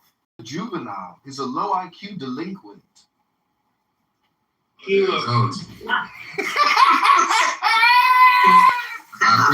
appreciate the honesty, gang. So, Keem, I wanted to talk, earlier you mentioned something. I was trying to get up here earlier, but I finally got here. Earlier you said Trump stole money from the stock market. What do you mean by that? I meant the 21,000 trades he did based on the Iran war, where he was back, where he did 21,000. He did his financial report. He did 21,000 trades over a short period of time, over the last 4 or 5 months, and he made billions of dollars from that. That's what I mean. Stole money from the stock market. What was he trading on? Look it up. I mean, come on. I'm not gonna do your. Well, I'm assuming you mean like defense companies. I mean, all kind of shit. Look it up. Look it up. It was 21,000, so it's not one thing. So look it up. I guess it could have been oil. Look it up. Well, are you confusing Donald Trump with Trump family members?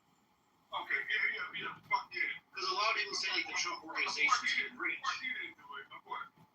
No, I'm saying a lot of people are saying that. None of them never did get on trade prior to this year. I understand they are. I'm sure they trade on. Ro Khanna made $200 million doing automated trading with his wife. I'm not gonna try to do that to you. I'm saying like, because a lot of people do this. They're like, unprecedented. Like that's something that him or his family has never done until this year. I'm definitely gonna go look into them. But a lot of people confuse like the Trump family with Trump, right? Like, so the Trump organization or the Trump Foundation or the old Trump, like the family is the Trump organization, right? Like you go on the website, Trump, whatever, it's the Trump name. The kids are involved, everyone's involved. Just because like family members of Donald Trump make money doesn't mean Trump is the one making money. Does that make sense? Why does everybody here have to constantly just ask questions? Don't you realize that if Trump wasn't our president and if Kamala was our president, we should make Trump a king and make him the richest man on the fucking planet. His family saved America, you fucking idiot. The bill that restricted, some stock options, it has a lot of loopholes, but it had some stock options in it. Do you want to know who made sure that there was an exemption for the presidency on that one? Because believe it or not, in the actual bill, it exempts the presidency. Do you want to know who is the biggest champion for that overwhelmingly? Take a guess. I'll give you. Their party begins with a D.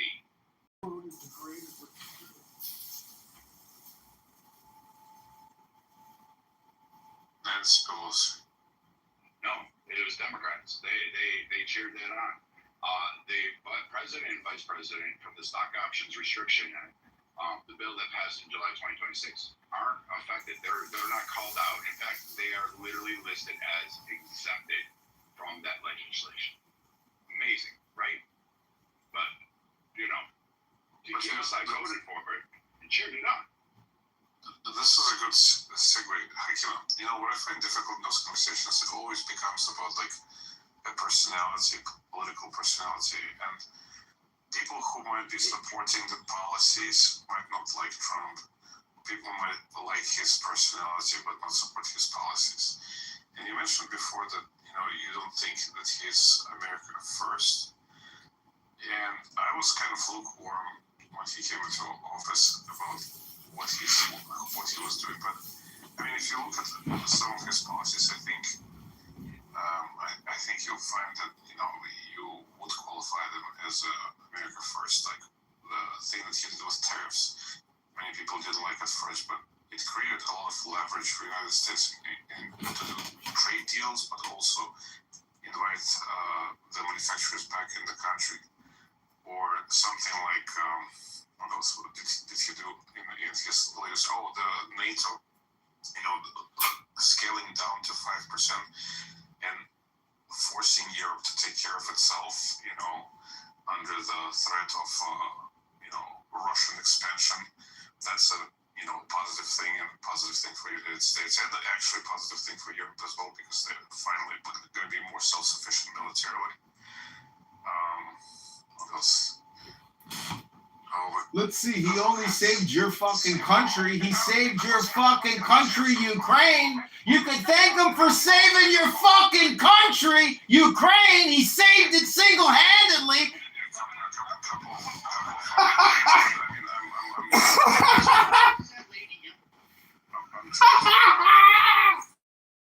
I'm just gonna list a couple more. You know, so it's not just two off. The prescription drug policy, you know, that made it more affordable for people and comparable to other nations to, you know, for prescription drugs, or you know, like energy policies that you know, focused on oil, natural gas, also benefits America. So I mean, southern border, tightening southern border, I think that's also a good thing. So there's plenty of things that you could be not a preferred speaker, but like the first you said tariffs, not America first. Like it did not create these trade deals. Actually, I believe Supreme Court shot the shit down, but he didn't have the power to do it. He lost all that leverage. That shit went away because tariffs are nothing but a tax on the people. And that's not a very accurate analysis. So tariffs not a tax. So Hakima, so when a country imposes tariffs on the foreign countries and import of, I mean, China was a primary goal of that whole thing, because China, even Obama, by the way, Obama was one of the, you know, forward-thinking leaders in those terms, because he imposed tariffs on China, but he did it only in certain industries, and it was definitely not enough. What Trump did, he basically closed all the doors for China to allow their trade to go into the back door, like through Canada or any other European countries. And how is that bad? I mean, it doesn't allow our strategic enemy to infiltrate our markets and flood them with cheap goods. For one, it's bad because it was illegal. He did not have the power to do what he was attempting to do. But we're talking about whether it benefits America, right? It did benefit America. Yeah, it did. Yeah, it provided. I have heard Andre talk endlessly with the black dude. So pathetic and lame. To go. Yeah, but you're not answering my question, Hakima. Did it benefit American economy? Oh, it did not benefit the American economy stand right okay, now? once. Where do American economy stand right now under Donald Trump? Unemployment is going up. More people are stopping jobs. I heard Andre talk with Elon Musk like they usually did, and those combos are also unemployment straight.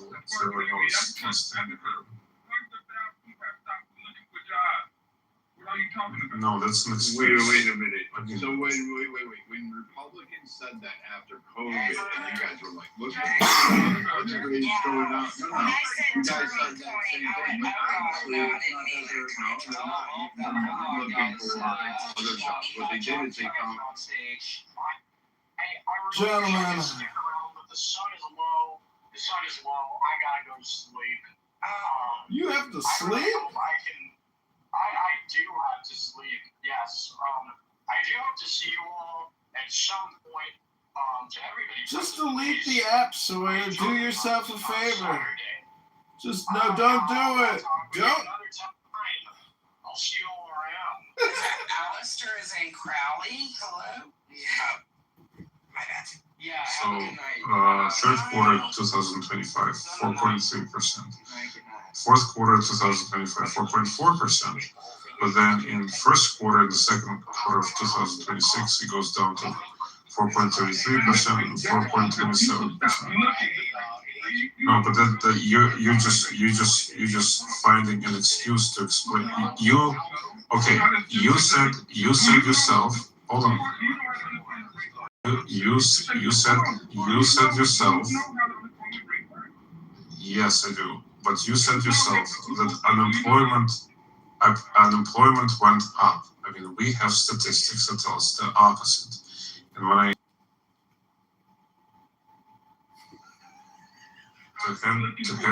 hold on.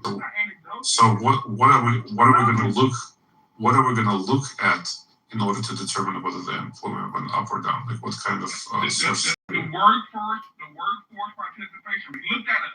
Did you look up the other thing? Look up the workforce participation rate, see if it went up or down, and see how that affects unemployment. Then correct me once you see that. Tell me something right or wrong. So again, we'll go through this. So these people under Akima's belief, these people are just stopped working. So they must not be eating because overall across the nation, 11% across the nation has fallen from SNAP benefits. In fact, participation in every fucking subsistence program in every state except one fucking state, Alaska. Out of all the states, Alaska, which is understandable. It's cold, it's tough up there, work is work, and they deal with mostly oil. But we would expect Alaska to be one of these. So again, you're interrupting. So I guess you don't want to speak, right? Because we can play that game too. And 44 states saw a decline of more than 5% in 2026 in the beginning, even to this day, and 23 states saw declines of over 10%.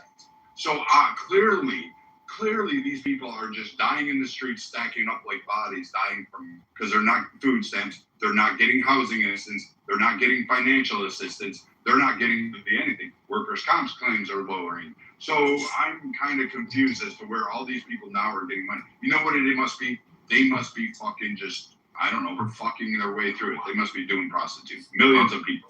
Right. Hold on. So, Hakima, to be fair to you, for the same period of time, it's 62.33% for the third quarter 2025. The fourth quarter is 62.45, so it goes a little bit up, and then it drops down to 62% in the first quarter and 61.7%. However, that does not automatically can be interpreted as a decline in participation. The better statistic to look at is the prime age participation rate, which is 25 to 54 age people. And when we look at this one, it stays pretty much the same. So it's 83.6, 83.8, 83.9, 83.7. So there's no decline in participation, and employment rate is pretty stable. So it's an overstatement to say that somehow unemployment is skyrocketing or is going up. Now, once it is skyrocketing, and the workforce participation rate definitely matters. Akima, do you understand the difference between workforce participation rate and how and I haven't asked you the question and how and how and how. Okay. Okay. When you stop freaking out, I'm going to tell us about the people who are eligible for jobs and what is their employment rate. Your spirit and your soul is Oh, and it's very clue, Andre, you should look up the college participation rate, which also has significantly grown. So what they like to do is try to tap in that six. Once again, I'm just going to do this. It's hypocritical. Because again, when people said this under Biden during the COVID restrictions, they were like, oh no, unemployment's coming down. And we said, hey, the labor participation rate is falling.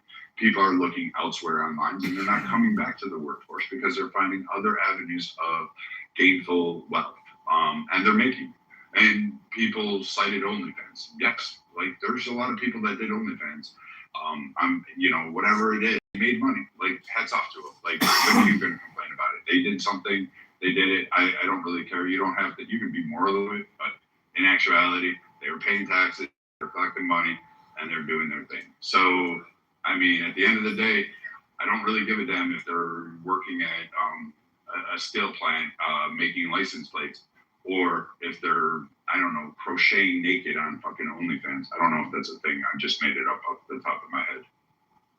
But what's also, this is just a kind of a side note. What's ironic when the United States is constantly getting compared to European countries and how great they are, people never cite their unemployment rate, and that stuff is scary. Very true. And then the cost of like just paying taxes, they never account for it. And then when we'll do, like Mike was trying to do the comparison to Germany and other nations, then they're like, oh, who gives a fuck about the other nations? And again, it just fucking pisses me off. Same thing with like healthcare. We should be Norway or some other country. And I'm like, do you look at that? Do you understand the dynamics? Do you know how it functions? Nope. But we should just be like them. And they're just like, again, they I don't know. Like the TDS folks are weird.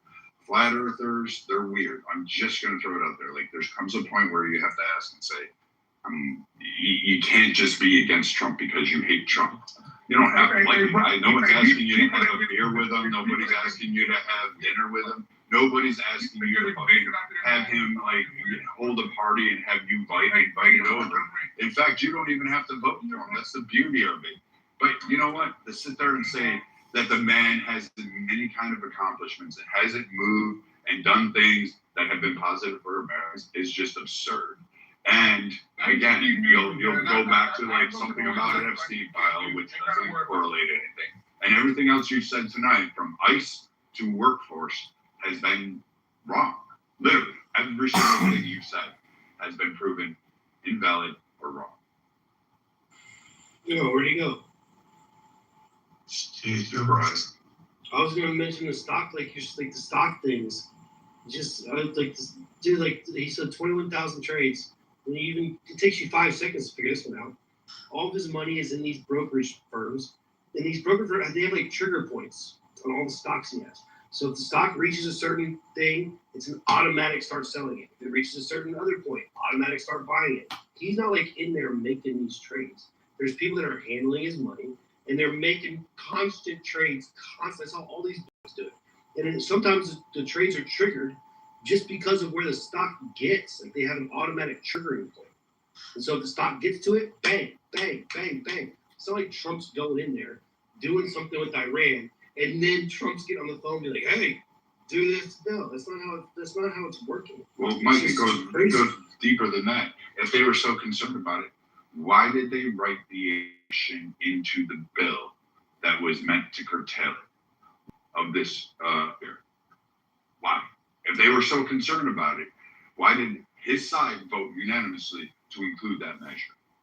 But, so for somebody like Hakima, there are legitimate avenues for him to explore to critique Trump, but it all becomes very emotional. I mean, like you can cite something like trying to try to eliminate birthright citizenship, or you can talk about I don't know, something like expansion of executive power, which is always bad, and all the presidents try to do it. He's doing it in much more like bullish way, like he's not concerned about the optics. I mean, you could, choose those strings, but I mean, it all becomes very emotional, like personal. That's why, like, when I look at the polling and I look at the midterm races, I still think the Republicans hold the Senate, and I'm still sticking with that. I still, like I said earlier, it's a coin flip for the House. But when I look at these and I start back to it, I'm looking at the fractures that are occurring.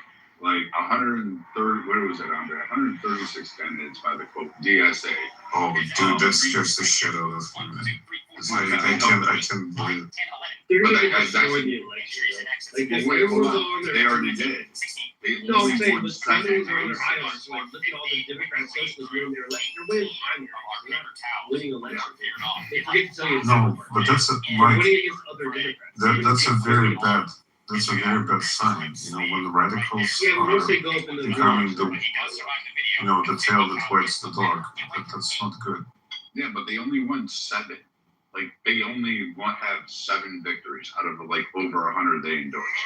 Trump, for his credit during this, he's got what, a 92-94% success rate in endorsed candidates, and he's backed some people that were like against incumbents, like pretty much a lot of them. He's reshaped who's running up in the primaries, and people are like, it's like, no, Tallarico's going to win. I don't know on the ground here why people think Tallarico's going to win. I'm sitting here going, I don't see it, because everybody in Texas is like, we want nothing to do with these guys. So I'm kind of confused. If he wins, I'd be shocked. So wait, Brett, are you saying that they won only 8? Because I remember the number being like, I mean, it wasn't as, it wasn't as big as half, but I thought it was like in the 60s. 60 candidates nationwide from DSA. Hold on, I'll pull it right up for you.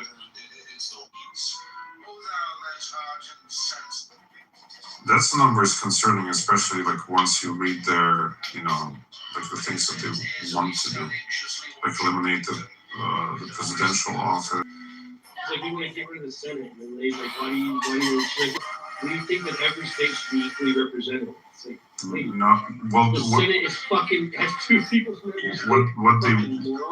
What they want is a tyranny of the masses, because they can promise bread. What did the Bolsheviks do?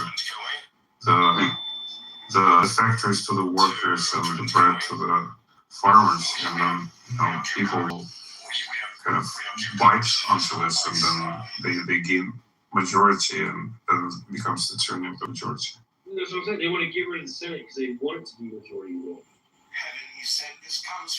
They want fucking New York and California and all that shit just to run it.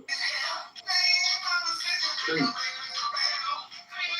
What's the other one? They want to get rid of prison, abolish ICE. They want to abolish ICE, but they also want to enforce immigration.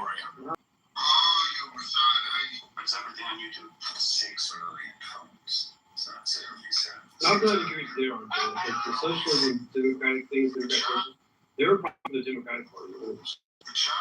Well, it's a Fabian tactic, right? When you infiltrate the system and you change it from within, slowly but surely, and then he'll take over.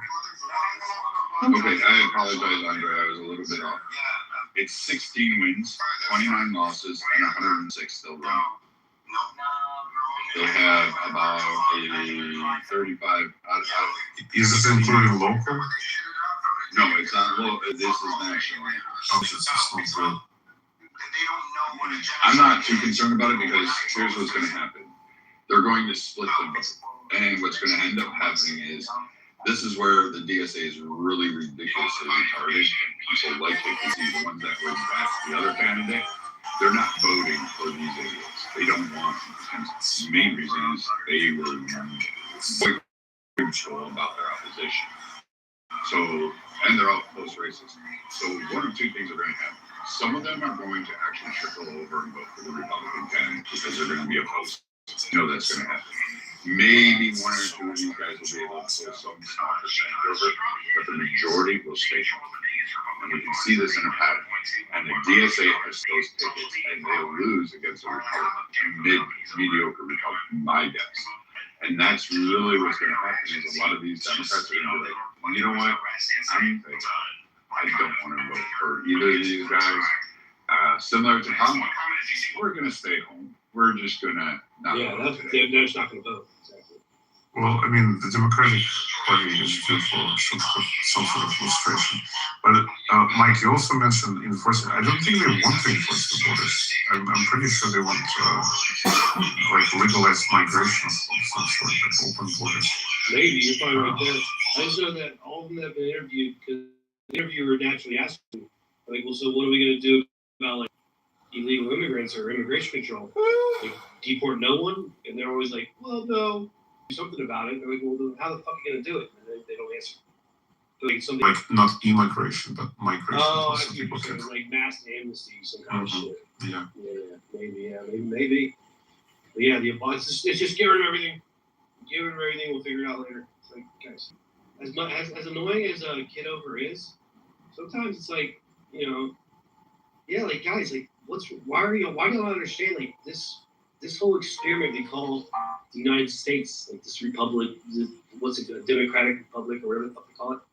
Like, it's ingenious. Like, I don't know why people just can't fucking understand. Because it's fucking ingenious. Because the Phoenix from the pile of first and foremost, we're a very wealthy nation. We're so supremely wealthy. So all these socialist types, they always come to a wealthy nation. Russia was wealthy at the time. It had some issues, but it was wealthy enough. It had children. It was going and the socialists love the idea of spending other people's money. They put their benchmark on successful nations. Cuba is a case in point.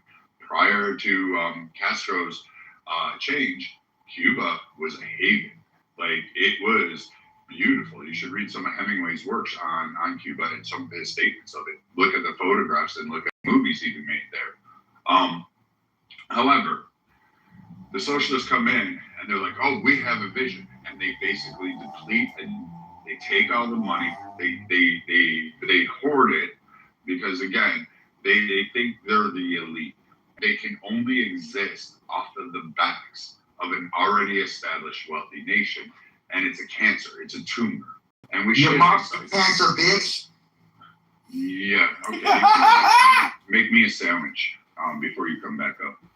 I want, like, no fucking mayo. I want that ground mustard, that hard yellow stuff, the fucking shit you can't swallow. I want that, turkey, lettuce, tomatoes, pickle, throw it all on there. That's what I want. And just because I'm an asshole, I want it on white bread. But back to what I was saying. The socialist dogma is literally a leech. Venezuela was fucking going to be the richest fucking place in the Caribbean. It was going to by proxy. It would have made all countries with proxy. They decided I want to be a socialist and I want to do all this, and they made a lot of promises.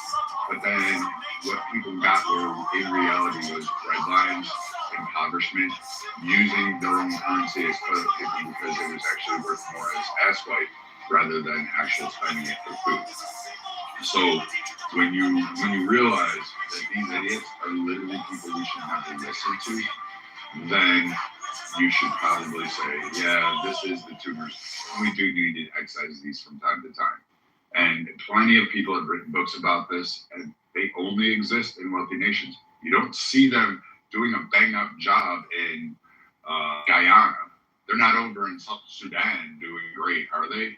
You never see them in a poor nation doing fucking well.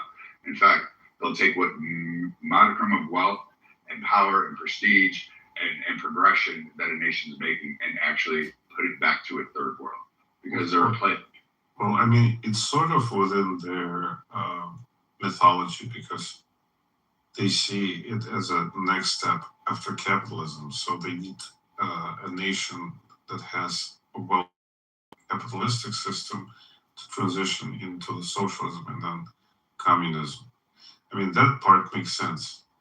But the problem I think that the theorists encountered especially it was like developed by the Frankfurters in mid 20th century. That has it's for bourgeoisie as they described it, because people want to cooperate, so they find some sort of compromise in order to move forward.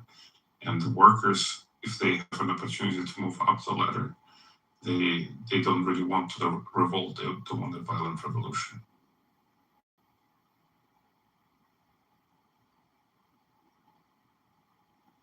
We're not winning in like massive ways, guys. Here's how we're gonna do it, and we take it. And honestly, there would be, and to be fair, it was like maybe 100 or so people, maybe a couple hundred, and they're all like holding their little, we're Muslim, we're proud, kind of thing. This is the wrong fucking state out of all the fucking states. The only other one worse would probably be Florida, because DeSantis doesn't put up with that shit. But the people of Texas aren't like really thrilled with this. In fact, they purposely go to town halls where these groups try to foothold and build a community. They push back on mosques being built, and they're absolutely fundamentally 100% against it. And by contrast, they're even trying to get Abbott to oversee all the importation of people from India, and saying, hey, we want them out, but Elon Musk and others are getting them in because, Texas needs a shit ton of it and massively change it, because nobody likes it. And that includes... Well, their value system is very close to, like the conservative paradigm. Out of curiosity, was it like a U of H area, or was it downtown? Yes, it was the... I knew it. Viking, I lived in Houston for 7 years. Oh, you did? You did too? Do you guys know where? I went to school in Houston. Oh. Do you know where Greenwood Village is? No, I was an owl. I just moved from Baytown. Viking, you know that Oh, okay. Yeah, Baytown. That's funny. Yeah, there's a mall where it's getting rain. It's like right down the street from that, kind of, on the Target side. Dude, Houston traffic. That area got flooded during the hurricane. They had water up to like the fucking, they're like, the hill. Humble, whatever they call it. Yep. Yeah, my brother still live out there, because some nice houses in Humble.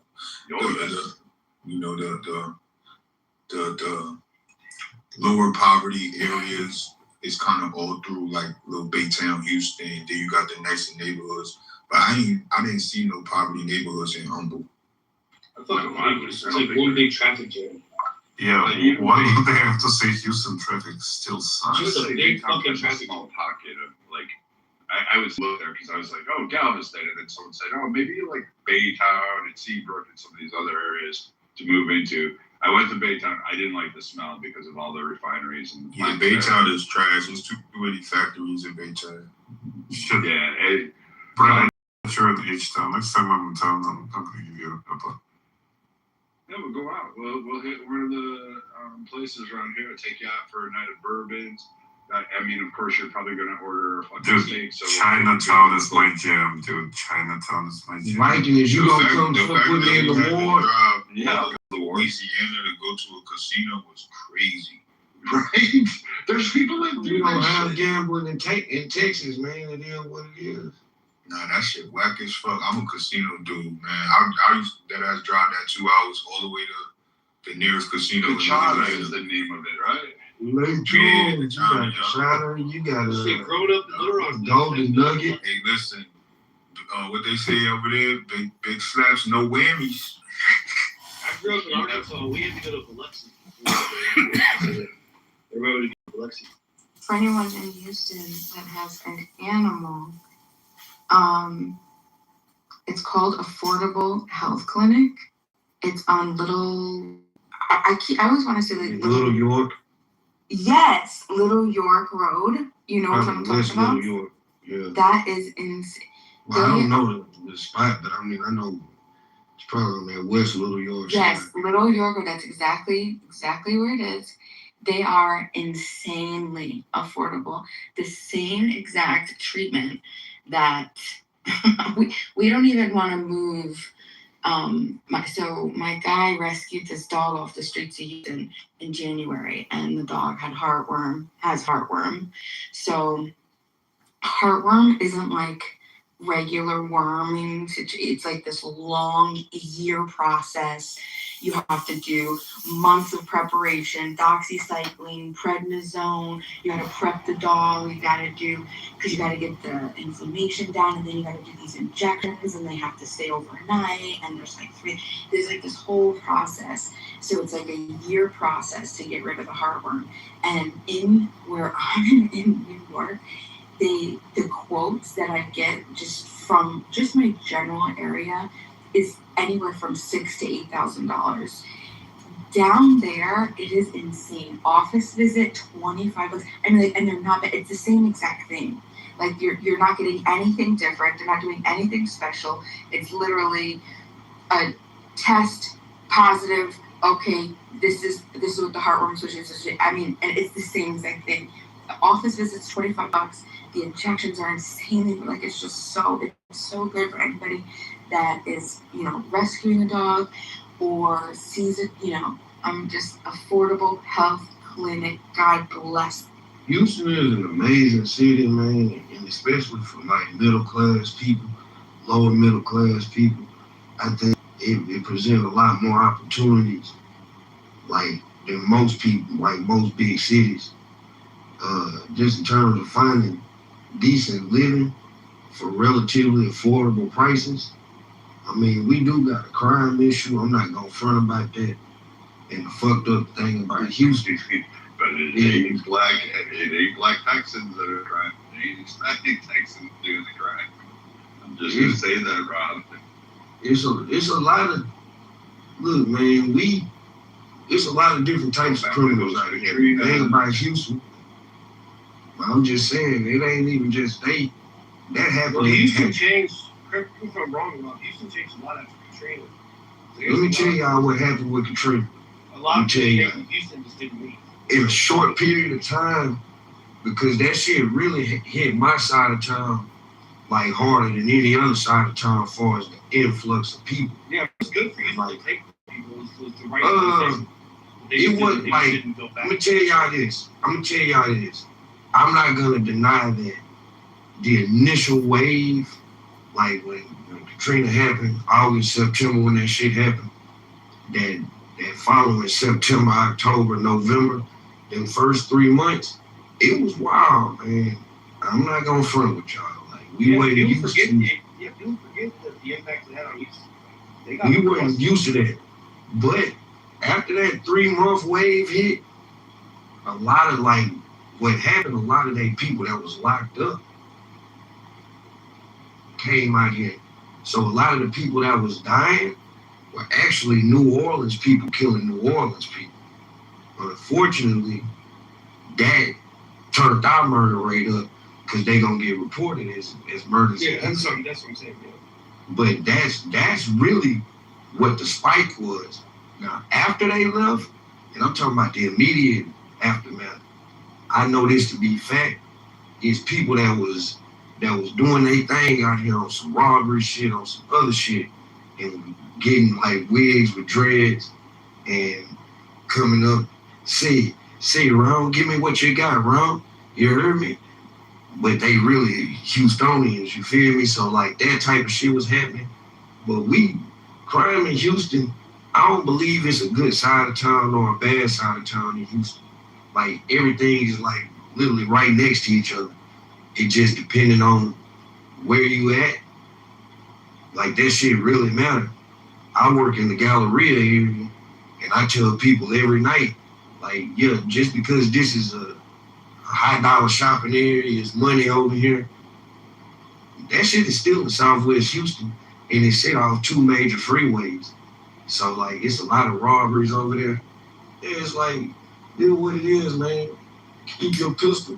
When you enter those like real big cities, it's always like that. Like New York is like that, where you could be in a nice neighborhood. New York City, I mean, you could be in a nice neighborhood and get robbed. Baltimore is like that, where you could be in a nice neighborhood and get robbed. Like these real big cities, they kind of, I would constitute Baltimore as a real big city. I do agree with what you said, though. Baltimore. Well, I mean, it's a metropolis. Like everything around Baltimore is considered Baltimore. Like it's around Baltimore is what's called Baltimore, like the county is Baltimore County. So all of those little towns around Baltimore, they're like Baltimoreans in their mind. What's unique to us is we don't have zoning laws in the city of Houston. Now, some of the outskirts cities, like other counties, maybe Fort Bend, Missouri County, even some stretches of Harris County has zoning laws, but like Houston, Harris County is no zoning laws. So it's like that in itself. This is my favorite Houston experience so far. I was driving back from Fredericksburg. I went down there to. Man, I love Fredericksburg. That's a cool area down there. That's a cool area. Central Texas is underrated. And I was coming back, and I blew out a tire. Now, stupid me left my spare at home because I wanted room in my Jeep, and I was like, yeah, we're just going to do this, and I'll be all right. You know what? It's all highway here. It'll be perfectly fine. I won't need anything.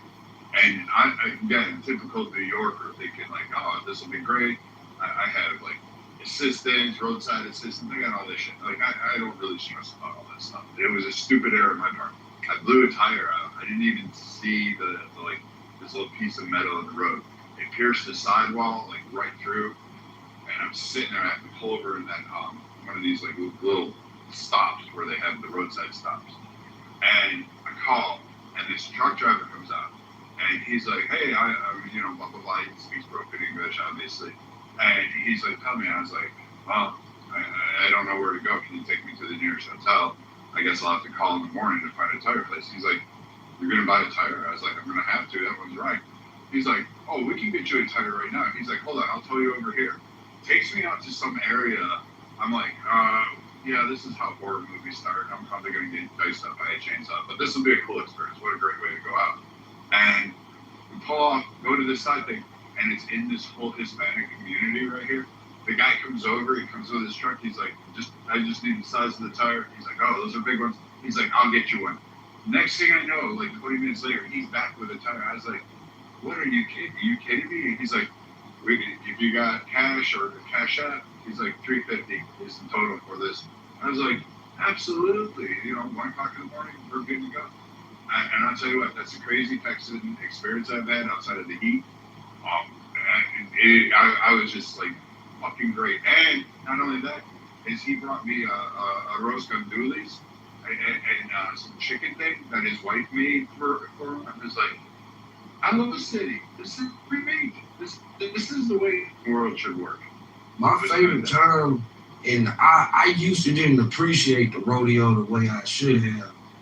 Like, my old man used to be on the rodeo committee, so, like, that nigga, nothing else, man, we were gonna get into the rodeo. They didn't do much else, but nigga was getting into the rodeo. And, like, I kind of think that experience rented as a kid, all that access to it. So, like, the rodeo was a unique experience. Have you been to that white night, that white linen night in the Heights? Yes, I was just at that one. No, I ain't been in a couple years, man. I don't look, to be real with you, I don't even like just be politicking in the Heights like that. But a couple years back, a good partner of mine had a party, like a bar crawl. I think they're over like 43rd, West 43rd. They got some live ass bars over there. But yeah, I went, that linen night, I like that. I like the Heights setup, man. If I ever lived on the north side of Houston, that's probably why I could live. I'll tell you what, it took a couple coworkers. One of my first apartments that I was looking at, I was like looking for various places before I settled on this townhome. And I was like, all right, well, take me this one. She takes me to this like backside, and it's in Montrose. And Brad ain't living in Montrose. I looked around for about 30 seconds. I was like, this ain't for me. And she's like, well, it's really beautiful inside. I was like, yeah, I'm just going to tell you, I appreciate the arts, love people, it's great. I don't really give a damn, but I'm going to tell you what, I'm going to go nuts with this because there's clubs over here, right here, all this stuff. And I'm looking at it, and I'm like, way too many rainbow bridges. I used to work at this. Is it Montrose in Texas? Yeah, it's a Montrose Street. The street is called Montrose, but the area in that part of it, that's the gay area. Now I used to work at this hostel. Like if you on West Term and Montrose, like going up West Term and towards downtown, you know, to the left side, that's where all that's where Brad was about to move to. To the right side. They said you don't want to live there. Alright, now if she had showed you that shit to the right side, you probably would have been tempted to live over there because it's different. But me being me working in the industry I'm in, whatever, I took the job not knowing what a hostel really was, and thank God we ain't allowed like local guests, because otherwise we would have had the worst that Houston had to offer. But half of the staff was gay, man. Like this the only time in my life now that I didn't ever feel like I done felt some microaggressions and racism, but I ain't never been discriminated against like I had working at this hostel. And I think it was largely because I wasn't gay. I got fired on some fuck shit. Dude that suspended me and didn't tell me he suspended me. And then when I'm trying to say what's going on, then he let me know that I'm fired. Not knowing that I got a background in HR. You know what I'm saying? So I took it all the way up to the EOC. And I ended up settling with him. I probably could have got more money if I had really pushed the line, but I needed some money at the time. I settled with him. And to this day, if you ever travel hostels, there's something called Hostel and International. I get extreme discount on that shit. Like I'm a lifetime discount due in the agreement that we had. Cause I proved that it was like discrimination against me due to sexuality. And half the staff was gay. So yeah, that Montrose area is a weird area. Like, I got a cousin that's gay. We done had to go find him. He on them drugs real bad. We done had to go over there and find him. It's a gay area, but it's a real shady area too. Ain't no reason to be over there. You guys ever been to, it's somewhere in North Texas, probably around the DFW area. It's like this little town, and it is the bougiest ass town you've ever been in. If you know, you know what I'm talking about. If you don't, you haven't been there. The signs on, even like, for example, like the McDonald's, everything is in cursive. Is it North Lake? It's not North Lake. It's not North Lake, but it's around North Lake. Trophy Club? Where? Trophy Club? That's a place? Yeah, that's all in that area near Dallas, like this Frisco area. It's like going Dallas in between. It's not Frisco. It's a name, but you know what I'm talking about. So like when you first of all, like I said, like McDonald's, it doesn't say McDonald's. It doesn't look. Hollow? There's Highland Park, University Park. No, she wouldn't be talking about Highland Park if she. Highland Park. So let me tell you. So maybe not. Okay, so it's these fucking McDonald's shit is in cursive. The Walmart there, it doesn't look like a Walmart. There's like stamped concrete on the outside. They're on like metal. Everything like where you return the she's carts. talking about Straight Lane. She's talking about Billionaires Row. Maybe that's what it is. When you go into the fucking, okay, so there's an entire like garden botanical experience on the outside, like a step in. Yeah, it's botanical experience. That has to be it. It's where all the guys, the billionaire club of all the oil companies. I'll tell you how it is. The first time I went to North Lake, I went to a wedding about 3-4 years ago. We slid up there. And I got a lot of family in Dallas, but I don't really just be like in the outskirts of Dallas. Man, these motherfuckers had a neighborhood. I swear to God, they had castles. I lived in North Lake. I lived right by the raceway. Bima, am I bullshit? No. Man, they got a townhouse community that sit on a rock formation, right? And I'm looking at this shit. The livest properties that I done seen in Houston is probably like, Brad, you probably familiar with like that San Felipe area where George Bush Sr. lived at. Memorial area. Yep. The Christmas area where they have a horse-drawn wagon that takes kids around because all those houses do their Christmas lights, and they have like fucking snow machines going off and all sorts of crazy. Yeah, Greenswood got some crazy houses, but nothing like what I seen in North Lake. Like I was like, man, I felt like the most impoverished motherfucker in the world, man. I'm like, I haven't seen some shit, but nothing like this. With a little wedding and like the ceremony, after what you call that shit, the reception. Man, we literally, it was like, man, I'm like, man, we're in Buckingham Palace or something, man. It's like, dude, Rob, we had it. So we went to the rodeo. We had a suite, and one of our clients was Halliburton. Wow, and they're big in Texas, like they're a powerhouse. And so one of their top wing guys was speaking to our president outside, and he's, you know what, tomorrow why don't you guys come by the office? He's like, you can take one of my plate here in Houston. And sure enough, by tomorrow morning, I was on a private jet flying to fucking Dallas to go up Billionaires Road to go to his party, and I'm looking at my outfit going, I have some nice clothes. I mean, I can afford it. But I'm looking at these people, and I'm looking at the toys in their houses, and the shit inside as we're getting a tour in this guy's home, and I'm like, this is a whole other world. And it's crazy to me, Brad. The Halliburton headquarters. Most of my life, mind you, I grew up mostly in A-Leaf. Halliburton sat at the corner of Bel Air and goddamn the Beltway. You feel me? Right like Chinatown or whatnot. It was right there.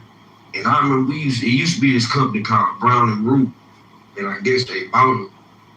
And it became Halliburton in like 95. But we would see this shit and I'm like, what the fuck is Halliburton? You know what I'm saying? Never could have fathomed that this is this multinational fucking company that's like the vice president of the United States about to come from this whole. And I remember they used to come to certain schools and shit. And like, what the fuck is Halliburton, man? But couldn't have fathomed that it was. I was just gonna ask, where's John Hamm and Billy Bob Thornton? What area are they in? They're in Midland. That's where they're like towards the. That's north. That's northwest Texas. We don't count them. I'm gonna be on next season's. No, I'm there when the one they do in fucking Fort Worth at the old shit. What the hell is that building? I don't know. We were walking out. I had to do a presentation there, and they were taking sign-up sheets. They just wanted people to walk by the hotel. I got to see him. He's actually smaller in person. I didn't realize it. I didn't get to go up and shake his hand or chat with him any, but I could see him from across the street. And they just said, "We please walk." You'll probably maybe I don't know, but you had to sign up all the forms there, and then they basically had me walk like a few times with a group of people, and you can probably see me. I'll be wearing a gray jacket. Hey man, it's that time of year, man, where the 3 F's, faith, family, and football. You feel me? It's going down. And yeah, man. What's y'all teams? I know. I'm Bills. Nice good and I'll be at the Houston Bills game. I'm going to do a backflip dive flaming fable as part of my season. You was upstate New York or you from the city? I was born in Buffalo. Okay, that makes sense. My mama and his husband from Buffalo. He was a whole ass nigga though, man, but he became a cool dude. Shout out my boy J.R. See, I thought Buffalo from the stadium. Yeah, I heard him played it ain't right. Uniforms too. So sometimes we don't get it right, but the new stadium kind of does suck. But like we're Buffalo fans, everything is tradition, and once it's set up, we change. So like, you know, we didn't even like the name from Ralph Wilson. Like we wanted to stay the route. Like the Buffalo Bisons, they're the AAA team. they moved from the pound to Pilot Field, and people just stopped going for like a little bit until they said, all right, we accept it, because just the stadium sucks. But the Bills uniforms are great. Fucking horrible. Yeah, I couldn't imagine that one of my favorite rappers would beat the Buffalo. I was like, what the fuck really got the rap about the Buffalo? That boy Benny the Butcher live as hell, bro. So shout out to them boys in Brazil. But my nephew, Mikey, I don't know how this happened. He's a random ass Buffalo Bills fan. Like, it's lame as hell. He had two options. You be a Cowboy fan or you be a Texans fan. And you failed, man. You want to go to the four-time loser. Hey, man, it's a little bit much. I'm still sore. That wound is still fucking... Man, let me tell you this. Brad, I'm a Cowboy fan. Like, now, recently I renounced my fanhood. So recently I've been just a free agent of sorts. But the worst experience of my life, besides Dez called it, and another game against the Packers, was the Oilers losing to the Bills. You mean the one that happened at Rich Stadium? Oh, dude, yes. I was there for that game back then. It was fucking amazing. We almost left the gate. It was cold, and we were like, fuck this, we're gonna lose. And then Kelly does his fucking loser-lib fucking ass, because Kelly was a pussy more than he was a fucking tough guy. Well, that was old Frank Wright came through. Frank Wright, he really saved y'all in the AFC Championship game. Yeah. And hey, Brad, what does the name Scott Norwood mean to you? Hey. Man, like, why are you fucking with that, man? Why are you digging up ghosts that you shouldn't dig up? Hey, let me tell Anthony. That's uncalled for. Seriously, that shouldn't be said. Anybody. Anthony. I apologize. My bad. Anthony. You familiar with Shade 45 Eminem radio shit on satellite? All right, so they got this series called the Punchline Academy. They mostly be in New York, and what they do, they be going hood to hood. There's like people that like real rappers, you feel me? So they showed up in Houston. Obviously, a nigga like me gets selected, man. And this was my first line. And I'm gonna share this with Yoda because you like to study. I said I'm a motherfucking legend killer. Yeah, no, I'm not saying that, and I'm not saying that it should be based on fear, but mutual. You are a fascist, racist American. Motaba, be quiet. You are a fascist, racist Okay, American. You already said it. Yes. Okay, I'm sick and tired of the U.S. attacking Iran. You already said it.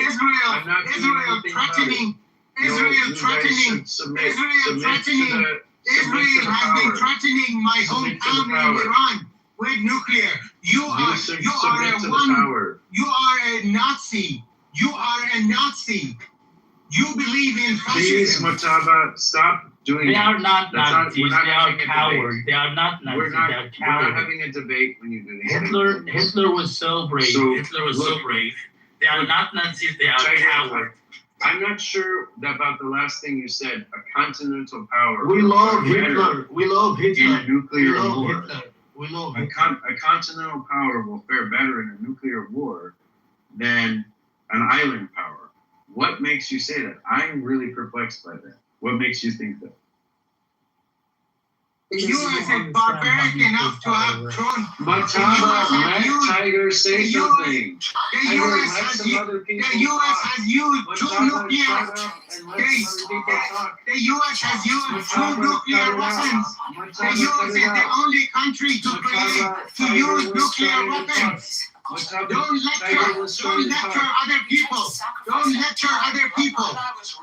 The U.S. is a barbaric atomic has used atomic weapons. I wasn't lecturing him. Yes, you are lecturing everybody. No, I asked him a question. You are lecturing everybody. Your fascist imperialism cannot be hidden, Jason. You say you are exposed in our eyes. Has every right to do whatever it wants. You are naked as if you were a new baby born. The U.S. is a barbaric country. It has $1.5 trillion This is Down with America. Back to America. So, Tiger, I'm just not sure why you think a continental power will fare better. That's the cowboy Yankees. Exchange. I just want to say that it is quite evident that you are as this is what's going to happen, and this will continue to happen more and more in the near future as your country drowns in the 40 trillions of debt, and fall behind in infrastructure, in technology, in military, in industry, in soft power, what else is going on? And this is why it's correct and wise of you to ask me what China's going to do to you in a nuclear war. But I'm not talking about a nuclear war with the U.S. We were talking about, you said, we were talking about a nuclear war with Japan. Okay. And you said Japan. Then you should not interrupt me. I said. Well, but you're not staying on topic here. You said if the United States left Japan, Japan would possess nuclear weapons, and then they would threaten to use the nuclear weapons on China, right? This is what yes, you yes. So far, so good. Okay, good. If the nuclear weapons are somehow left to Japan, or was developed, no, not left to Japan, not left to Japan. They will be developed by Japan. Oh, okay. Okay, I can tell you this. The moment that we get wind, we sniff out any radioactivity out of Japan, suggesting they're doing a nuclear test or developing nuclear weapons. According to UN, again, this is why I said China respect the UN and the laws. In the UN Charter, there's a clause which says the defeated Nazi powers, which was why the UN was formulated in the first place, if an victorious allied country detects a remilitarization, which suggests further aggression from these defeated Nazi powers, the fascist powers, then the victorious allied country, which China is one of, could start a military operation against them without UN authorization. This is explicitly stated in the UN. As a UN respecting country of China, when China detects that Japan is violating the Non-Proliferation Treaty, which they are signatory to, and are remilitarizing and potentially being aggressive against China, China has full rights and legal authority to wage a war which does not need to have UN authorization against Japan. In that war, China promised that we will not use nuclear weapons first. Okay, so isn't saying that US should nuke Iran? We're not talking about Iran. We should talk about Iran actually. But I'm talking about Japan. Japan was 60 years ago. But that's what we're talking about. So if you want to talk about Japan, no, I want to talk about Iran. Are you Zionist? Yes, you want to talk about Iran. Then talk about Iran with other people. So are you Zionist? Are you afraid about what Iran is going to do? I'm not talking about Iran. Are you afraid to talk about Iran? Yeah? Iran will be destroyed. Admit it. Iran will be destroyed. By who? By Israel. I think the big so far is the opposite. You have an unrealistic view of the world and especially of yourself. You have to reevaluate where America sits today in terms of its power. It's clear that America's blade has been weakened, and in some ways weakened beyond repair, should not in the next decade. Right? It says something when you're running out of ammunition after a few weeks of bombardment, which doesn't even take out the critical infrastructure of Iran, have not debilitated their military response. And they have went ahead and destroyed over 10 of your military bases in the region and rendered them inoperable, including your CENTCOMMAND headquarters.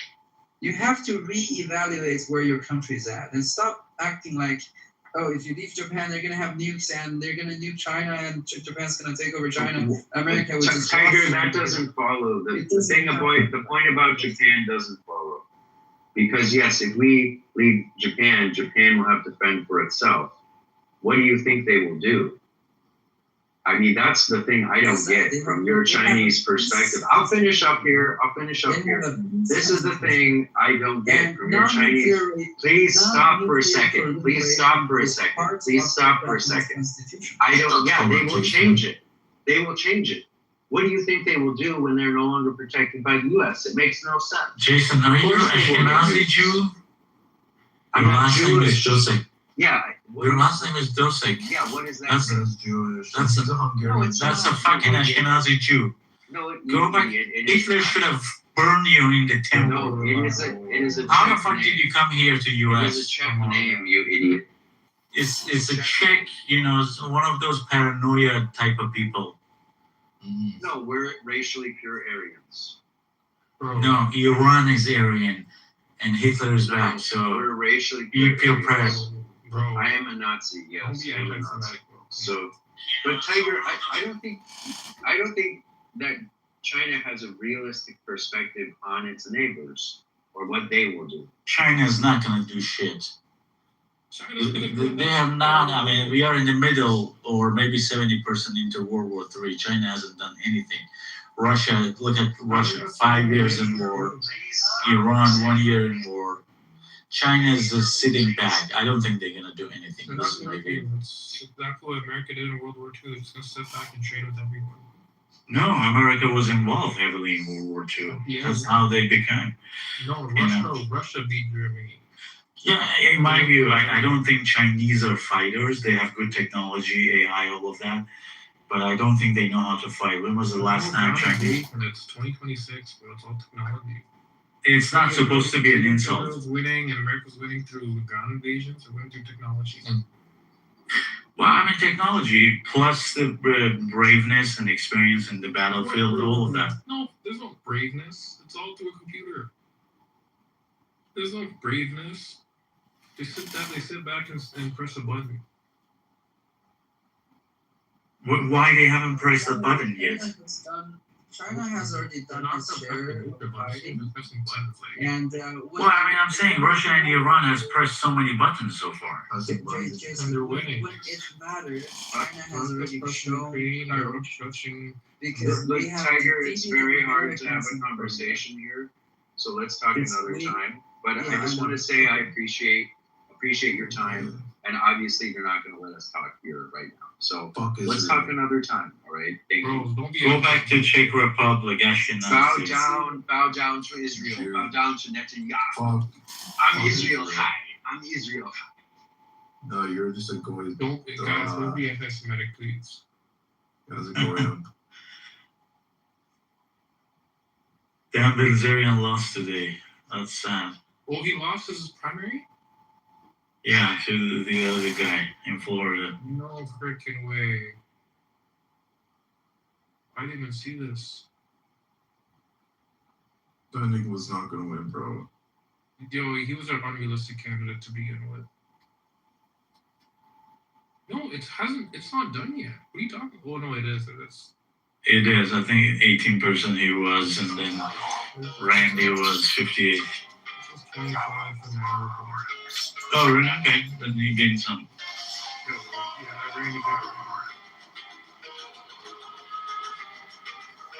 Yeah, that guy was unrealistic. It's because he's a fucking kid. I guess what I can do. Bro, if he won. I don't know what he's going to do next. Maybe he will run for president. Yo, but to be honest, if you have what's happening, it could definitely be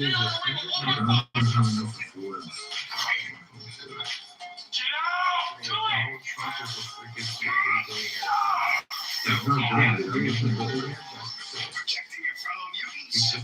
and like he doesn't have like he's not well connected. Like, yeah, he's not well connected. Everybody. You know when he was before Trump in politics, Trump had connects with a bunch of billionaires. A bunch of very powerful people. Well, He's like a gambler. He has like connects with like other degenerates. His dad was a billionaire, his granddad was a billionaire. He's a straight knuckle baby. Hey, you know, I don't know if I told you this, but you know his grandfather was a pimp? Oh yeah, man. Yeah, it's pretty common between Armenians. Wait, what? The pimp thing and the girls, you know, they Wait, his granddad's not Armenian. I'm pretty sure he's German. Are you talking about Dan Bilzerian? No. Oh, Trump. Oh, yeah. Okay, I'm sorry. Yeah. Hey, Dad, I don't know what Dan Bilzerian's dad was doing. Actually, no, yeah, his dad was like a multi. He was rich. He was like a billionaire. I don't think he was a billionaire yet. That was also not a billionaire. He just used all his dad's money to create like this like piece of He built up the bed. Like Trump actually multiplied the bed. He's really known for his he's in a socialite. You just starting to scratch the surface. He was in there. Thinking how much of a further we could go together. He did there. We are the future of the human race. That's the truth. Tucker Carlson would be a good candidate. Yo, Drew, you have to get somebody to tell you politics. Like, someone brand new. Maybe Tucker Carlson actually might be a good one. People know him. I mean, he has a lot of shows. He's been in politics for some time. But Dan Bilzerian's brand new. Like, he wasn't gonna put in any work. Dan Bilzerian's just not a good face for someone who's against Israel, man. He's not a good face. Yeah, I know, right? He's like a public figure. He's got to I stick. get it. I get most people want to vote for him, like, you know, he's opposing AIPAC and shit like that, and Israel, he's lobbied, all this shit, whatever, but like, bro, it's Dan Bilzerian, bro. Look at this thing's Instagram, bro. Like, let me see his Instagram. What does Instagram looking like? It's just straight parties, things with Tate, this fucking bad bitches everywhere. Like, it's like, this is not a dude you want. Instagram. Why don't I see him? Oh, it's right here. Yeah, got it. Yo, how are you? What is he running for again? What is he running for? Representative, Florida. What is it? Like governor, senator? Like what is it for a thing? I think House or something. Yo, like the House of Representatives. Yeah. Yeah. He tweeted out they clearly cheated. They took away my votes. He tweeted that like a couple hours ago today. Bro. But I think 25% is pretty good. He's not even wrong. They actually did. What the fuck? He showed screenshots. But he was still losing in both sides. They literally took away 2,000 votes.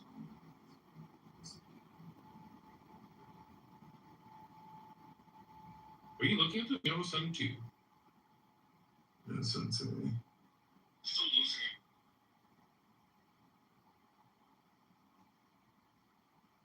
I don't know how reliable that source is though.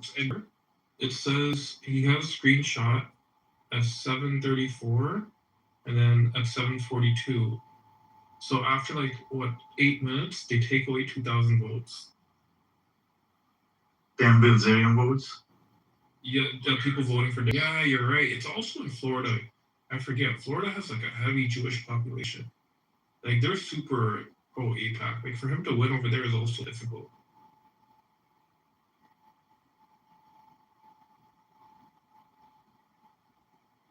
Yeah, is everybody else an NPC here? Holy fuck, nobody else stuck.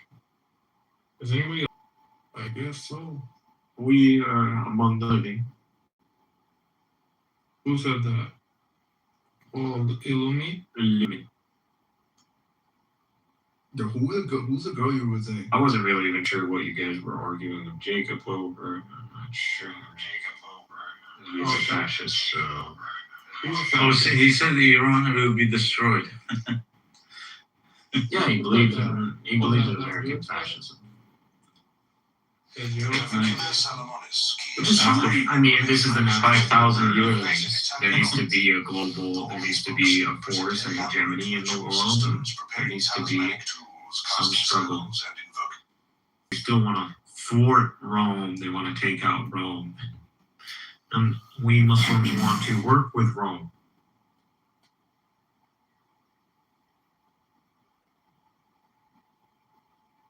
military human tank tactics and fight barbarians. Like that's the natural order of the world. Okay, It's console this year. It's going to be a huge deal because Mark Manning was coming. You know, Peyton Manning played to be on action. You need to check yourself from that. Ownership in a communist society is illegal. You're not allowed to own anything. You're not allowed to have a property. You know? When we say nationalization, we mean the fucking means of production. The private property, it's yours to keep. Your house, your car, your hard-earned money, whatever property you have, it's yours. Can I finish? Yeah, that's going to be the state. By the name of the liberal God, can I finish? Under communism also.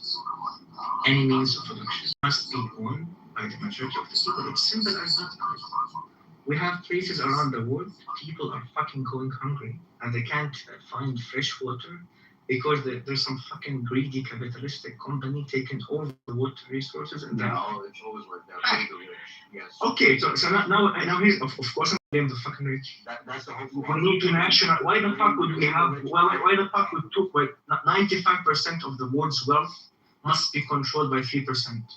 Are you gonna defend this? Be my guest. Go ahead and defend this. Go ahead. Do you know what? Do you know what, Marv? Fuck communism. And fuck, I don't even care. I'm not even a communist anymore. Here you go. And you know what? You're right. Even Marx was a fucking faggot and he was gay. And all this shit is nonsense. Go ahead. Give me a solution to the current problem of the world. Go ahead. Give me a solution. I'm gonna be with you. Go ahead. I just denounced communism and socialism. I'm on the same page. One life for God. Give me a solution. Give me a solution. Lawrence, your mind. Give me a solution. Lawrence, your mind. Just chill. Just take it. Lawrence, your mic is echoing. Yeah. Go ahead. I'll give you a solution. Okay. The best thing you can offer me as a communist is equal poverty. I don't want to be. I just denounced communism.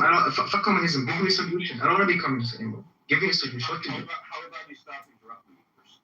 Yeah, but stop talking about communism. I just denounced communism. You just convinced me. So I can finish. Okay. I want to make sure you got what I I said. want to finish my train of thoughts, please. Go ahead. You keep cooking. My bad. Go ahead. Thank you. Okay. Well, the solution is pretty easy. Skill. If you know how to navigate your way through society, you will succeed. If you're not, you will not. No. If you're not skilled, then the you're solution for world hunger. That's humanity. That's the best thing you could offer. This is so you okay. So you're asking 3.5 billion people. Just one second. No. So you're asking 3.5 billion around the world in whom they're starving. They need to be skilled. You asked me. They need to be skilled. But actually, they just maybe expand your target. Go ahead. I'm a fucking mute on this. Okay, thank you. No. What I'm offering is an equal opportunity for everybody to succeed. If you won't succeed, that's your own problem. That's your nature as a human being. You compete. We all compete. Whether we're in a classroom or whether we're in a group or among friends or in sports, it doesn't matter. That's the nature of human beings. We strive for better life, for a better position in society, to be acknowledged, to be appreciated. Okay? Nobody is patient. Give it the freedom of opportunity for people to succeed. Yeah, I got you. So your answer is the freedom for people. Game called Tetris. Even owned the game because he made it in the Soviet Union. A freaking video game. He couldn't have the Why would he own the game? I just denounced communism. When you even talk about Tetris or stuff, I'm not a Stalinist, bro. I'm not a Stalinist. Listen. Brother, I just denounced communism and you go back. I took all of your content from you. I just denounced communism. And here you go. Going back to fucking communism. Go on. It was not during the days of Stalin. Okay?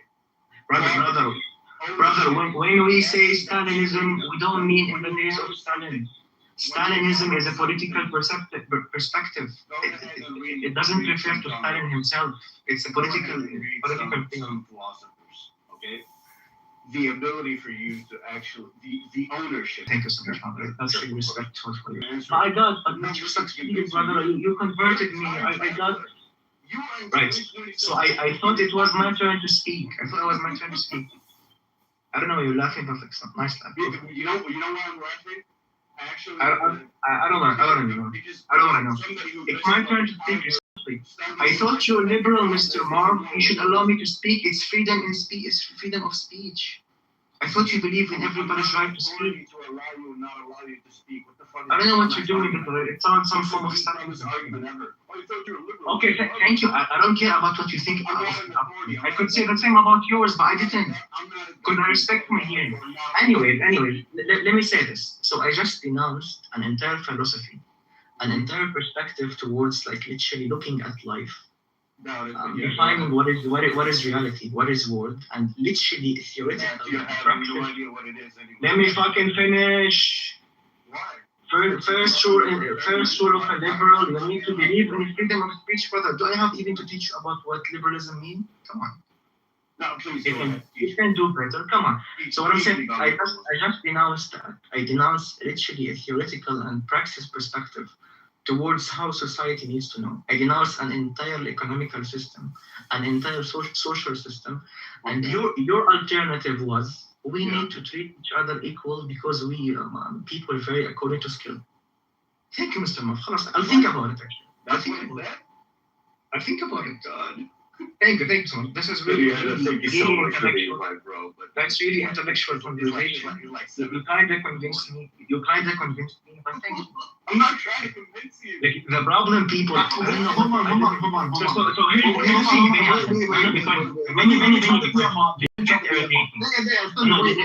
us. I can assume that the people at least engaging in the past conversation were born post 1985 or like 1980. So like literally the area of capitalism. So it makes sense. I know that the current philosophy in which it rules the world is the philosophy and to living in a country like Sweden other than Syria. If you tell me, do you want to live like in Norway or in Iceland or even in Germany or even in the United States of America, and you tell me, do you want to live in those countries or you want to live like in Syria? Those are very capitalist countries, though. Exactly. Yeah. This is what I'm saying. I would 100% live there. So this is what I do. I have some answers. So this is what I've always said to anybody who was interested to get into this debate, or even for fun, or maybe sometimes they were being serious. I have some answers, and these answers needs to be built up from zero. Like we need to build from ground and go upwards. For example, you just made a claim, Mr. Marv, saying that like I didn't make any comments, but go ahead, yeah. I didn't even say the claim. Communists wanna eliminate property, your right in like owning the property. And I just explained clearly that that's not true. We want to eliminate the private ownership of means of production. I'm elaborate why. Why would we agree? The means of production are the factories and the lands. Yeah, but that's not. Hold on, Marv. Wait. Okay, let's hold on. You're right, Marv. Guys, just the two of you chill out. So like, okay, what's the claim here? What's the debate that's being made? Because if it's a matter of is communism the right ideology to, govern society, right? I think William, you kind of. I'll tell you. Hold on. What, Marv. Wait. استنى خليني أخلص. So yeah. So I want to know, like, what's the claim, right? And then we can actually have a conversation. But right now, it's just, we're just yelling back and forth about communism and capitalism. And we can both agree that we can find bad examples or bad policies or whatever in both. But what's the claim being made? Does William want to make the claim or does Marv want to make the claim? You know what, Benny Adam? You choose a claim and let's have it specific. It doesn't have to be on an economical basis. Just choose a claim. Maybe with an economical basis. Just choose a simple claim. Doesn't even have to be. Are you okay with that? Yeah, sure. No, that's what we're talking about. Let's have a conversation and include everybody. It doesn't have to be me and Marv only. Yeah. Of course, I'm getting include everybody. Yeah. Just one point. I was born in the 90s, and I actually missed on the booming, era of communism. Man, I'm so sad. I missed all of these famines, all those people who ate each other, millions of them dying of starvation. Man, brother, I'm losing brain cells here, man. Benny Adam, can you control this and make it a little difficult, please, Benny Adam? Because I promise you, I can control it so hard, you wouldn't. Listen.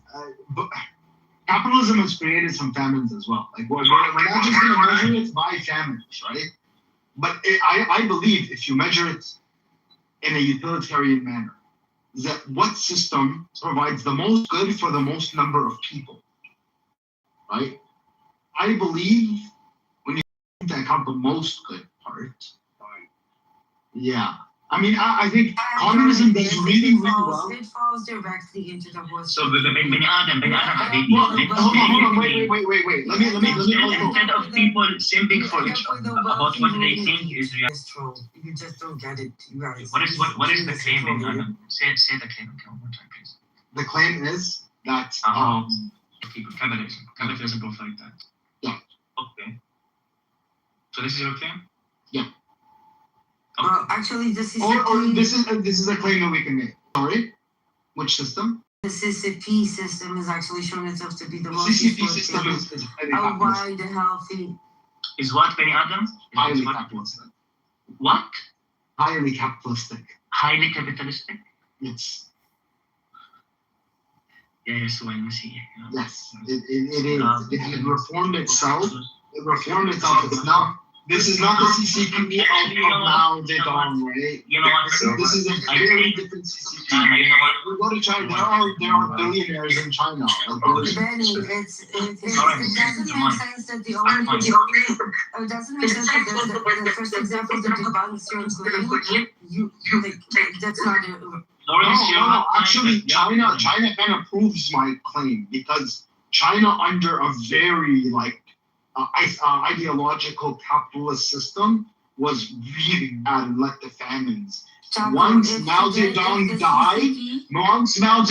died, and Deng Xiaoping came in and started reforms and started opening banks. He started visiting Japan and America and understanding how a Western economic system functions. And then implemented that in China, and that's why we have the problem is we start with fucking Mark's wife. We start with Mark's wife. We start with fucking Mark's wife. Mark is what I said. Beni Adam, fucking shut up and listen to me for a second, for God's sake, Mark. Your fucking Syrian background is like getting hard nowadays. What the fuck does my Syrian background have to do with this? You're Canadian, you should be nice. Yes, I'm Canadian. Canadians are fucking assholes. You should be nice. Canadians are fucking assholes. Say sorry. I love it when you say sorry. No, I'm sorry, I'm a fucking guy. You're great, Benny. We love you. Come on, stop it. So he even hated on Canadians. Oh my God, Benny, come on. You're not only anti-Semitic, you be hated on Canadians. Okay, but we forgive you. The Semitic people forgive you. So what I'm saying, Emerald, we start with the wife of Marx, and then somehow, after getting into 25 points about what we think about communism and making 2,400 fallacies in between, somehow we're talking about the capitalistic ventures of the CCP and the Chinese government. And Beni Adam just made a couple of claims that this is absolutely and utterly doesn't make any sense. Wait, what? How does that make sense? The point is how we can carry on in this country. It will never work this way. It will never. Beni Adam, okay. It's not a challenge or anything. This is something that I'm really interested in. Before I don't cut you off in the bill, just want to clarify. I love Beni Adam. Nothing this is not like a Beni Adam pilot. This is not friendly. Okay, guys, I sent the evidences about Turkish. Oh dear God! Oh my God! Turkish room back channel. It's in Amir's room back channel. So before you're bullshitting your own, just go and read them. Make sure you're reading them. Thank you, Florence, for wasting about 2 hours. Wait, hold on. In a communist system, William. Hold on, William. In a communist system, hold on. In a communist. I'm not interested in doing this for content. I'm interested. I'm gonna add you to a space we can have this maybe. Okay, but I just have a quick question for you. Sure, but I just have a quick question. In a system, can private individuals own the means of production? No. Okay. In China, they can. Yeah, I don't know. So how is it communist? Did I make it describes itself. Brother Amir, when you No. Amir said that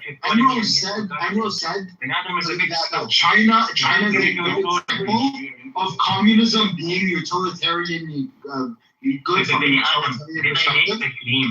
No, That's not what I said. That's not what I said. I said that you guys didn't say that China was communist. Try to explain. China is not communist. I said China's not communist, exactly. Wait, Benny, look, first of all, I learned that William has his own definition of communism, but self-proclaimed. Wait, Benny, let me say this. Fighting with you, self-proclaimed CCP does have a communist agenda. We can't argue. And the fact is that they have managed to create a very complacent, stable, fat, wide middle class. That is not a coincidence. I'm not saying it's communism. I don't know what it is, but their self-proclaimed ideology is communist. So No.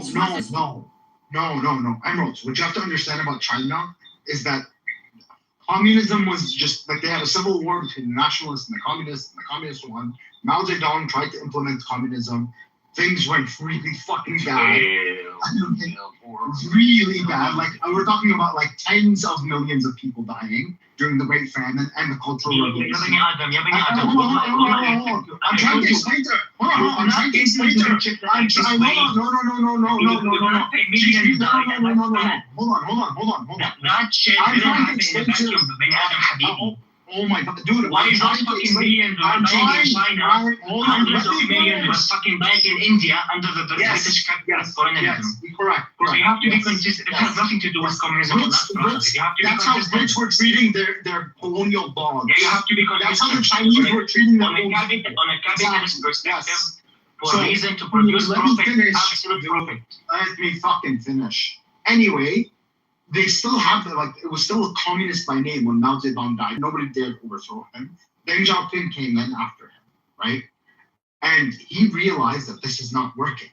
So he started visiting Japan, South Korea, America. He opened up trade with Nixon. And he started understanding how Western economic systems work.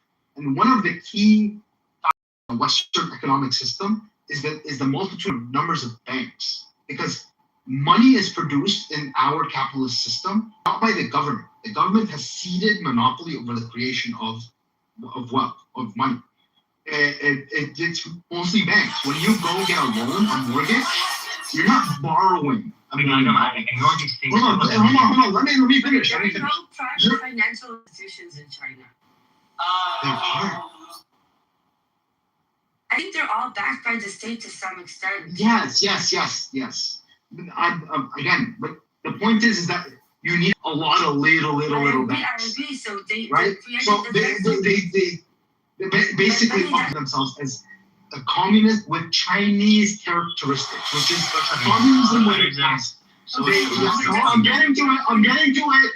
They officially start. Hold on. We can hear your fucking voice. We can hear your voice. Let me finish. I don't have to. I don't. You keep interrupting me. I'm trying to finish. Describing themselves as Chinese or communists with Chinese characteristics, quote unquote, which is a huge asterisk. Basically saying that this hardcore communism stuff doesn't actually work. Their official description of their economy is a social market economy, right? Which allows for private enterprise.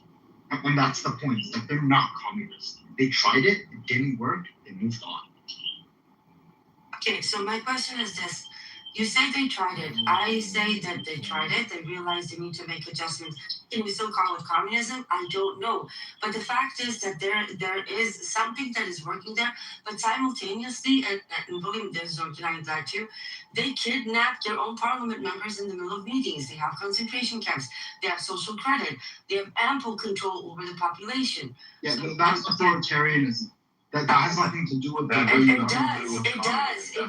It does, because you can have an authoritarian capitalist system. Then you have to let me finish. It's the same thing you asked. So, and again, I'm not making an opinion. I'm trying to untangle this in my brain as we talk. The way I see it, it started as a communist system. It had to make adjustments in order to be able to stay in power. You can't force 1 billion people. So you have to create a very complacent, very happy middle class, right? They had to create that status. The problem is that they still maintain authoritarian powers that can drastically change the situation at any given time. So we have, even though it looks as if there's a growing content middle class, it's an illusion, isn't it? No, not really. And that's where it comes. But you're the one who always says democracy is not necessarily a good thing. Maybe this is a model worth looking at. Absolutely. Improving and saying, okay, they can call it communism, they can call it socialism, but something there works. They're managing. Yeah, absolutely. No, it works. I love this. I love the way it works. Don't get me wrong. It's not communism. That's why I said. Can you call it communism if it allows for private ownership of the means of production? If the answer to that was yes, or sorry, no, it's not exactly, which obviously is not. So that's I admire, but I admire the Chinese system. Well, you can't. CCP has holdings in it. Second of all, they live in a system where the CCP can nationalize it in a blink of an eye, and nobody can do anything. So sure, it's but not that's the case in a lot of other privatization. No. Civil forfeiture and stuff like that. I'm not saying it's not. I'm not saying it's not. I'm just saying we need to.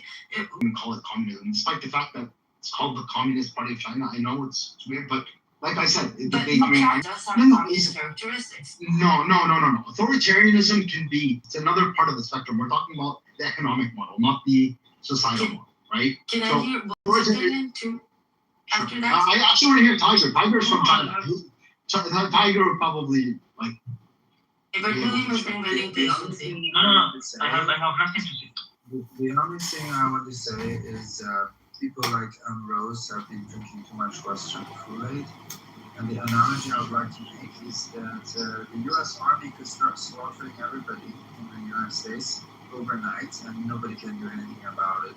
I'll tell you more than that. The U.S. population is up like 4 small European armies. Rose, I don't like you interrupting. You probably know this because I said this. And I don't like you making nasty criticism. Do not interrupt.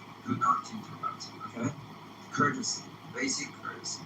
What I want to say is basic courtesy means you don't start your statement by trashing somebody else. I want to hear you. It looks like it's going to be. Please allow him to finish. Yeah, I want to say that in the extreme case, anybody can be overpowered to do whatever they want, and there's very little repercussion if they absolutely have so much power. For example, in the U.S., if you don't punish people, there's not much that people can do about it. And that's true in almost all modern countries today. But I don't think, taking situations to that kind of extreme is a valid argument in a realistic sense. Yes, it could happen, but it doesn't really happen. So, I guess there is. I mean, I'm not that interested. Like many other sense, like the Chinese officially do not have our system. They actually don't even call it communism when the Chinese capture the cities. You dropped that. Sorry, what does the CCP stand hold on. for again? Hold on. Did you drop the label of the communism and Chinese characteristics? We call communism Bolshevism and Benjamin. So, no, before. And in the communist doctrine, it's that the socialism is the earliest stage of, the road. So, and they acknowledge nobody has ever reached or implemented because factors and relations of production have not allowed human society to operate in such ways.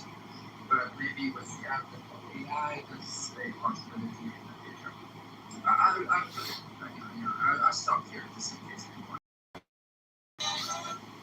I mean, that's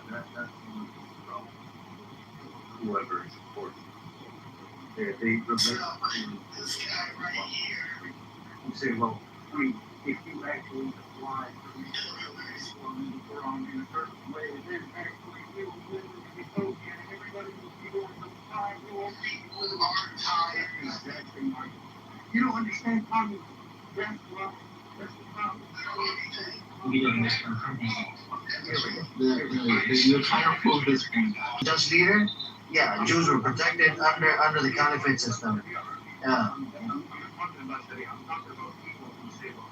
ISIS actually don't represent the true extremist mentality. Of course, ISIS is the demonic piece of shit, the garbage pieces of sons of war. You're talking shit about the and then they say, well, you don't understand the scripture, you don't understand what they did wrong, but if they did it correctly, then They create on Hamas, man. Like, it makes sense.